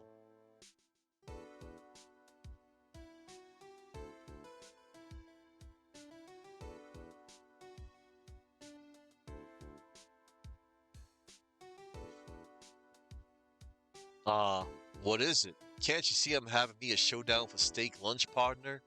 Miss Star managed to sneak this into me. She's seen one of the guards, it seems. Well, cowboy, looks like you did it. You even gave Bambina back her smile. Can you make sure Billy and the gang get their water?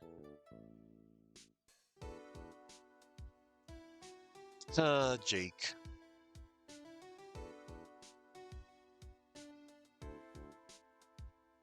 Looks like we won't be seeing each other for a while. As a farewell gift, I put a new meal on the menu.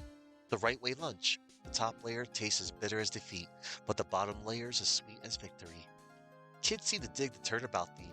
It's a hot seller around exam time. Just make sure not to eat it backwards.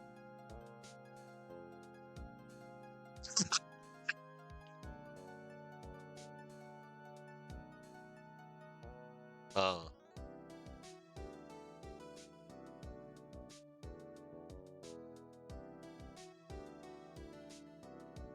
I'll never forget what that young defense lawyer said after the trial. Let's see, what was his name again? Mr. Left? Anyway, he said he's been doing or something or other for how many years? Well, anyway, I've got another trial to get to, so I'd better be. Huh? Oh no, I forgot my gavel. Sorry, gotta go. You'd think Star wouldn't admit it, but she's extremely proud of what Nick and Edgy did. Yeah, I kind of feel that way too.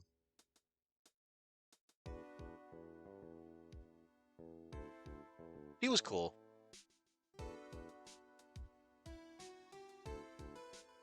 Ah! Nothing soothes the soul like fresh country air. Still, sometimes I do miss hearing you and your objection. Still, I can't go back until I'm a full-fledged spirit medium. Mystic Maya. Afternoon training's about to begin. Coming. Well, see you around, Nick.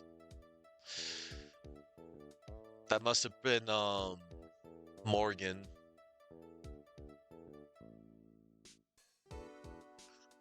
Uh,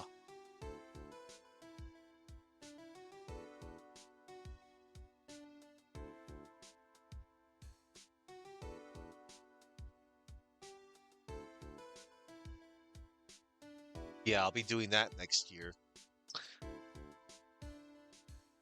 Mr. Edgeworth. Mr. Edgeworth.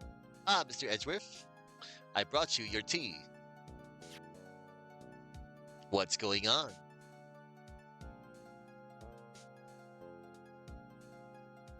Why, it was his letter of resignation. Another one, I believe.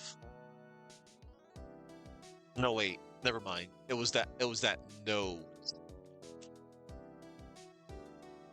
Thanks for coming to see me off. I can't believe I'm going to Europe. Thank you, Mr. Wright. Thank you so much for everything. I'm a little sad, but I'll be alright. Whenever I want to see Lana, all I have to do is open this book. Yeah, it was a different note.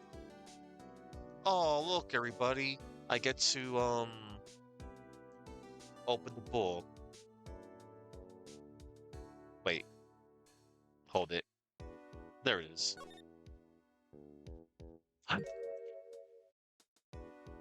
Oh, look at this picture. So sweet.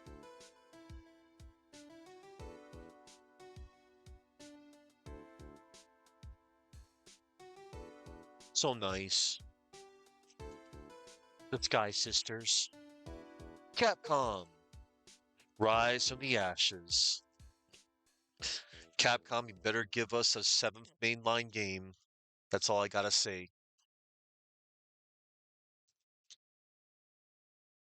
And now I'm gonna be doing my part next year. I'll be doing my part to, to show.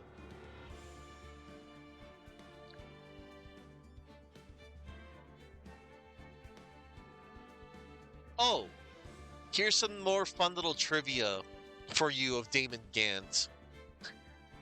So near the end of his breakdown, Gant claps once every 2 frames, or 30 times a second. This means that if the medium being used to play the games uses frame skipping, not all the claps are shown. And I know I mentioned this yesterday, but I can mention it again. Damon Gant's goatee is in the shape of an upside down seashell, and it could be a physical implication of his love for swimming. And Damon Gant is, to date, the only character in the series to interrupt a cross examination before any statement is able to be examined. That was when he interrupted Lana Skye. And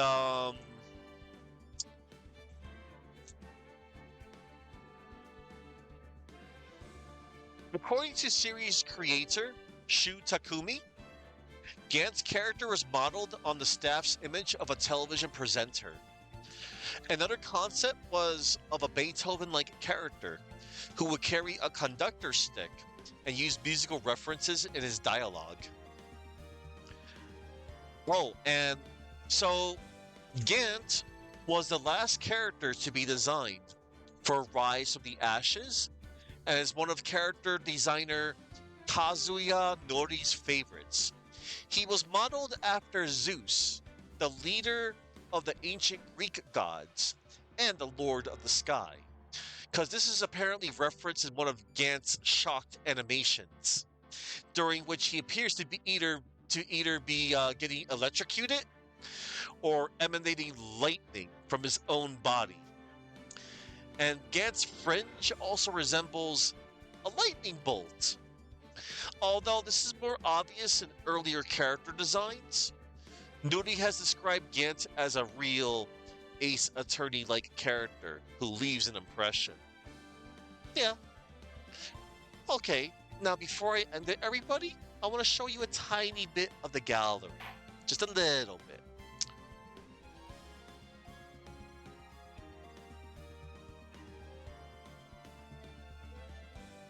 Let's check the illustrations.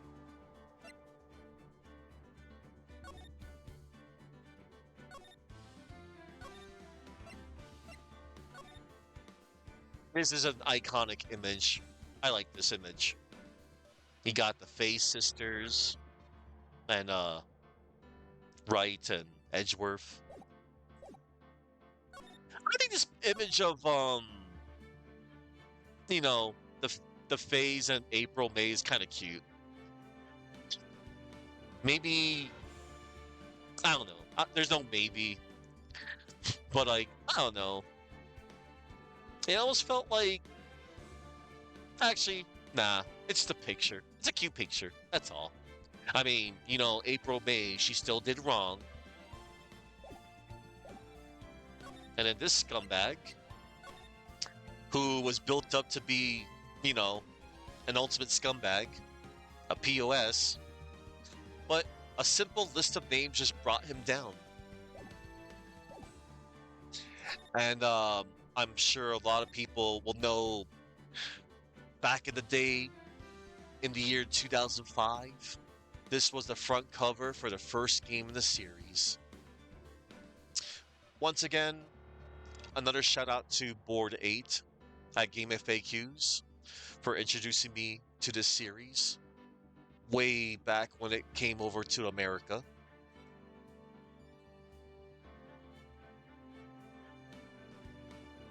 That's cool. And we got the art of the cases. There's case 1, case 2. There's Mia Fey looking to take down this scumbag. And then there's Maya Fey. Look how edgy Edge looks. I know, he's like, yes, I am above it all. I am this evil prosecutor that you cannot hope to beat. Except you got beaten. And you're still learning, you know, not to be that much of a scumbag. I mean, you know, you showed some cracks in case 3. And this is a fun image. I like this image. We got the Steel Samurai and the Evil Magistrate, and we got Maya cheering on, and Cody, you know? Then you got Penny Nichols. Then freaking old bag. And then we got Diva, D. Vasquez. Salmonella. Awful character, but thank you for creating the Steel Samurai for us. And Pink Princess. That's all I can say about that. And then this image right here, man, this is a cool image. I like this image. Like, just freaking Von Karma looming that crazed look, and you're like, man, Edgeworth is looking so distraught, and got Lada, and then this Polly, Yana Yogi, and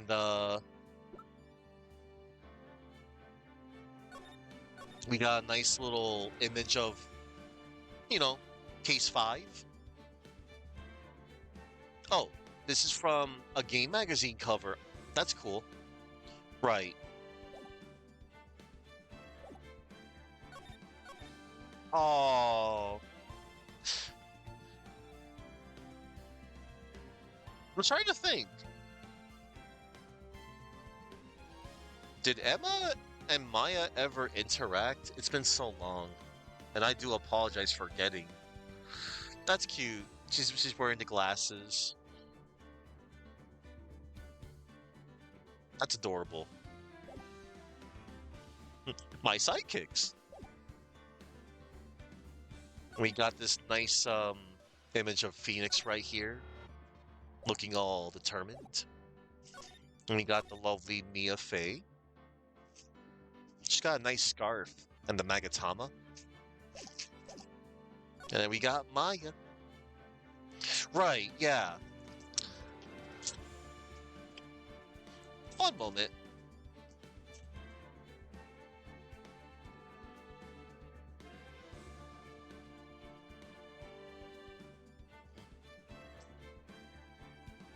Oh wait, they do beat each other.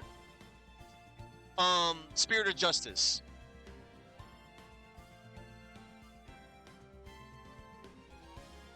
No wait. No wait, they did not.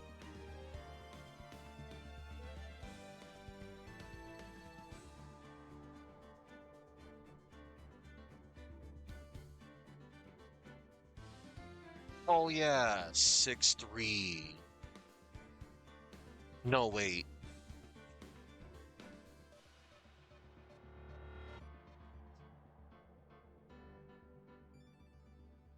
Okay, yeah. They did not meet. Disregard. Yeah. I think it would have been kind of cute if they did.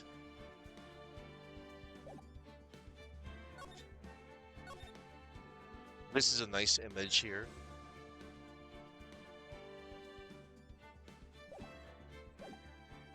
Let's see. Um,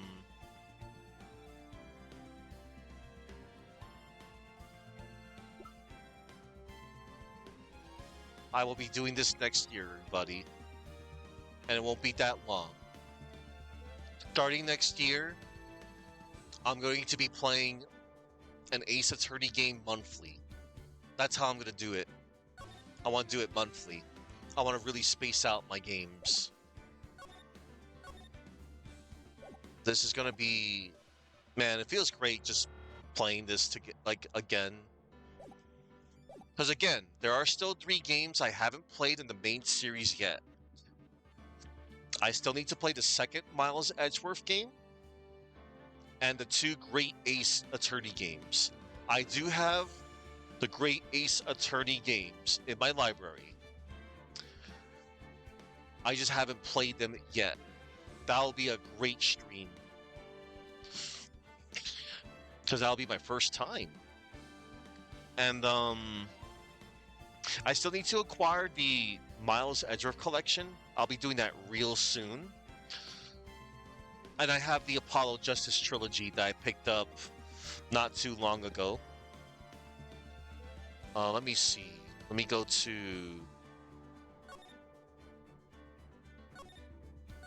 Let's check out this. Let's relive a little bit of the scenes.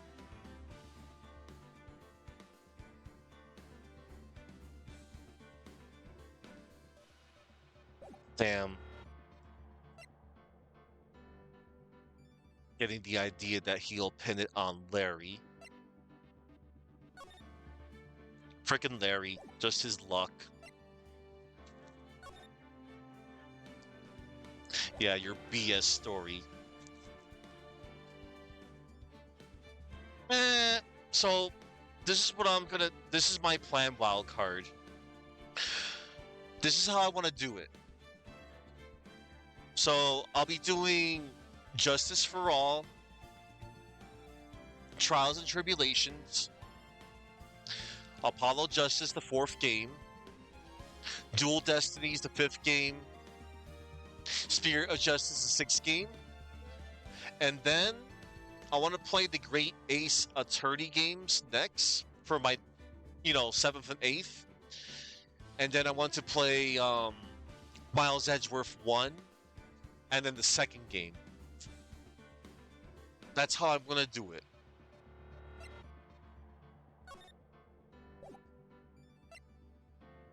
Oh no, Mia, the thinker, freaking scumbag. Oh, The Office.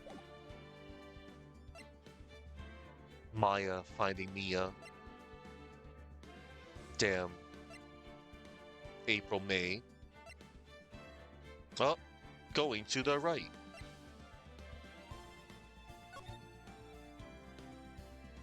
Yeah. Yes, sir.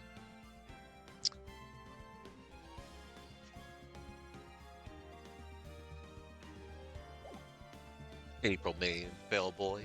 Run to the left. A nice image here.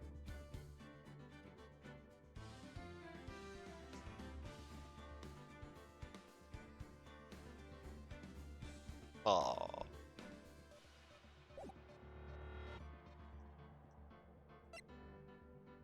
Steel Samurai. Evil Magistrate. Steel Samurai. Ah, but they found Jack Hammer.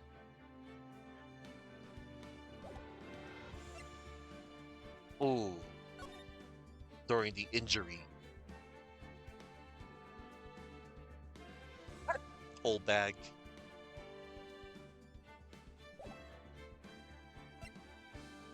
Aw. Eating some T-bone steaks. Oh. Jack Hammer limping. The Pink Princess. Yay. Mr. Monkey. When Cody saw the Steel Samurai, he does not know that's either Will Powers or Jack Hammer. That is Jack Hammer. After he drugged him with the sleeping pills.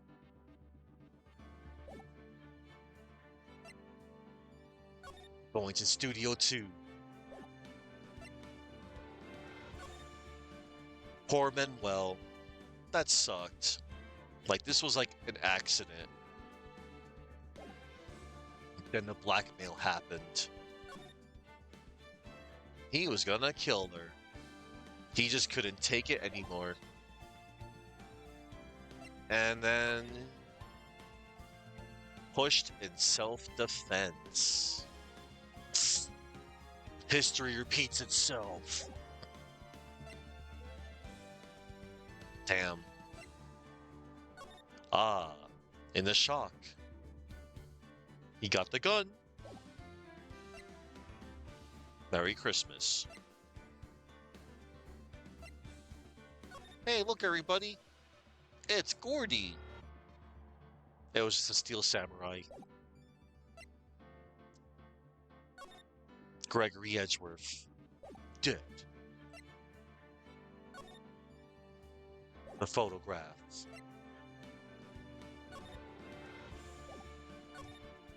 Steel Samurai balloon. And that's when he got the Steel Samurai from the lake.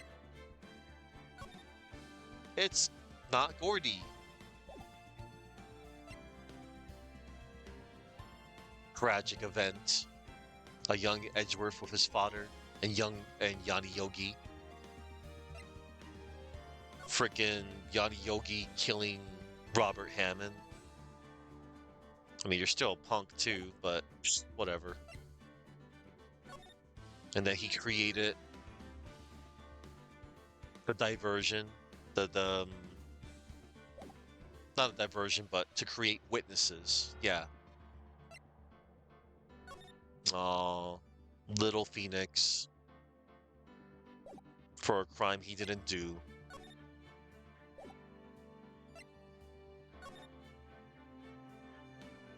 Y'all got no evidence. He didn't do it. But it was Larry. Larry all along. A young Edgeworth tossing the gun. And then this dude. Yeah, very unfortunate. Tricked into a grudge against the wrong person. And there he is. Von Karma. Getting shot in the shoulder. And this freaking insane person. God, heaven forbid. Nah. You got a freaking penalty. Big whoop. But you freaking built your record on lies. And a tearful goodbye to Maya. So nice. And then a very nice shot of Lotta Hart. Gumshoe confirmed for the one throwing the confetti. Victory! And the ghost of Mia Fey.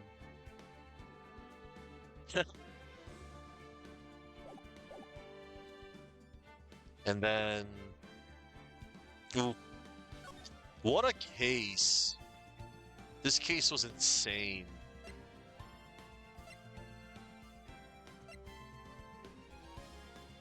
I do like the shot here. This is cool. It's like, we're gonna take him down. We gotta find him. This was cool. Mike Meekin's meeting, not Bruce Goodman.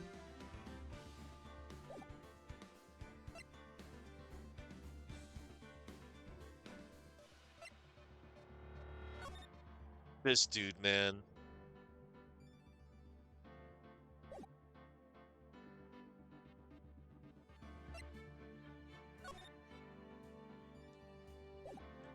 And, you know, I'm not sorry that he got committed, you know, with falsified evidence. The dude was still a serial murderer.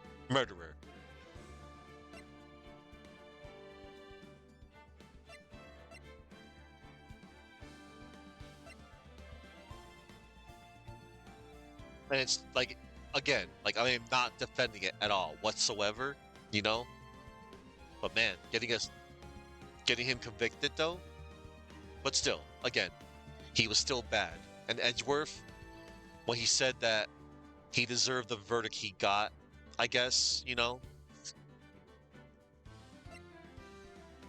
But yeah. Ah, yes.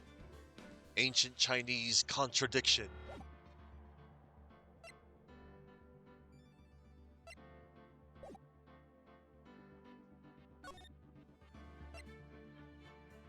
Ooh, disarmed.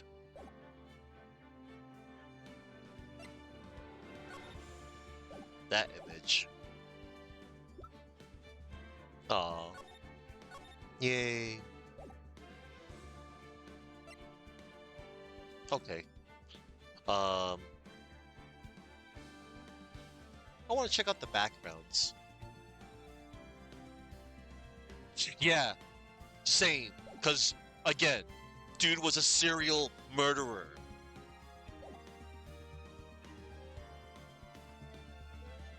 And I don't want to even begin to, like, you know, like, I just don't want to think about it. That's all. Dude was a serial murderer.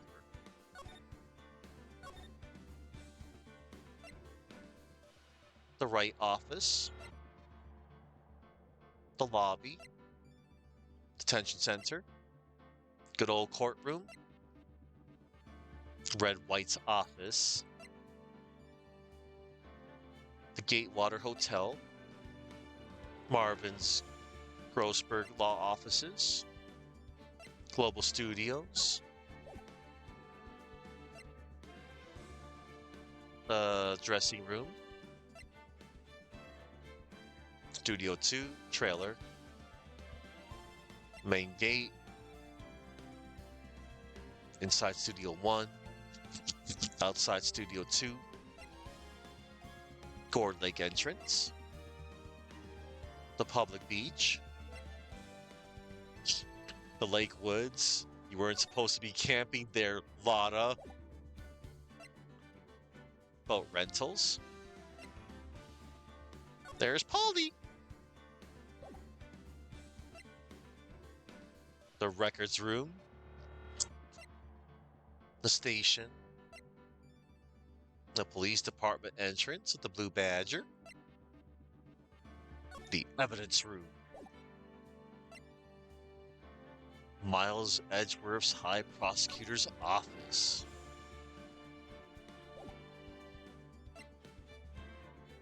the underground parking lot,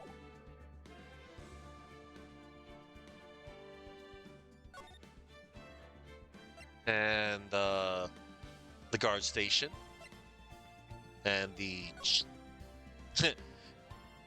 It's no longer their office, that's for sure. I bet they auctioned off the organ. I would burn that entire I would just burn that entire office down, to be honest. But yeah, I mean the case is over. Oh, whoops. Okay. All right. Um. Yeah. Okay. I'm good now. I'm satisfied. I'm glad I got through the first game. It was great. All right. I'm gonna finally exit now, everybody. Eh, So yeah, next year, um, I'm gonna give it like a good time. I'm gonna do like other stuff for next year. I'll try not to wait too long to start up the next game. Again, like I said, I want to space out my games, and not to mention give my voice a rest too. Gotta save my voice for my other commentary, like for games and stuff. Something with not too much heavy narration. I don't mind that for the record. All right, I'm going to see who is on. And yeah, I'm gonna be doing. I got a lot of I got a lot of good things planned for next year, and many more months. And not in it's a year is a year. And hmm, let's see. Oh my, I see you're on. Hmm, let's see. So many peeps on today. Man, all right. I think I know who I might potentially go on out to. They've been on my mind for a good while since they've been on. I also have a lot of people to thank, and I'm gonna let you all know what I'm gonna be doing tomorrow, right now. I'm gonna end the year. I'm gonna end the year well. I'm gonna end it, I guess. There's no right or wrong. And I'm not referring to right as in Phoenix Wright. I'm not trying to pun. Um, tomorrow, tomorrow I'll be doing Super Mario 64 120 stars run. Yep, that's what I'm doing tomorrow. Super Mario 64, all 120 stars. I'll be playing via the Super Mario 3D All Stars collection on my Switch. Yes. Okay, everybody. I'm gonna go and get somebody to go on out to, and I'm gonna have some dinner as well. I'm going to eat some pizza. I'm gonna eat some Red Baron brick oven pepperoni pizza. I'm gonna raid on out to Big Top Tanuki. Big Top Tanuki is currently doing a 12-hour stream for he is celebrating 1,000 followers. And it looks like he's doing some kind of karaoke party. He's currently taking a little break, but after he takes his little break, he just said he's almost done. He's gonna go back to do some karaoke. But anyway, before I head on out, I got some people to thank. A lot of people. I'd like to thank Chuckman, Fabio, Rally, Altima, Deus, VB. Thank you for the raid. I'm gonna give you credit on Blue Sky. Shinfox, Ford, Fusion, Husky, Gargoyle Gamer, Sine, Cosine, Tangent, Hello, Miracle, TTV, The Action Dan, and Wildcard. Thank you all so much. I'll be, yeah, like I said, tomorrow, Super Mario 64, all 120 star runs. 120 star run. Okay, I go now. I'm gonna get the music.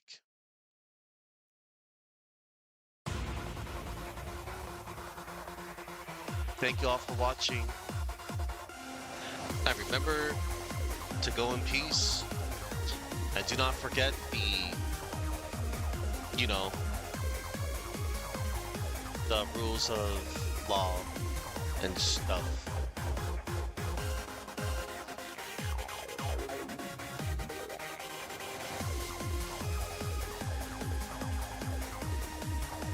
Thank you.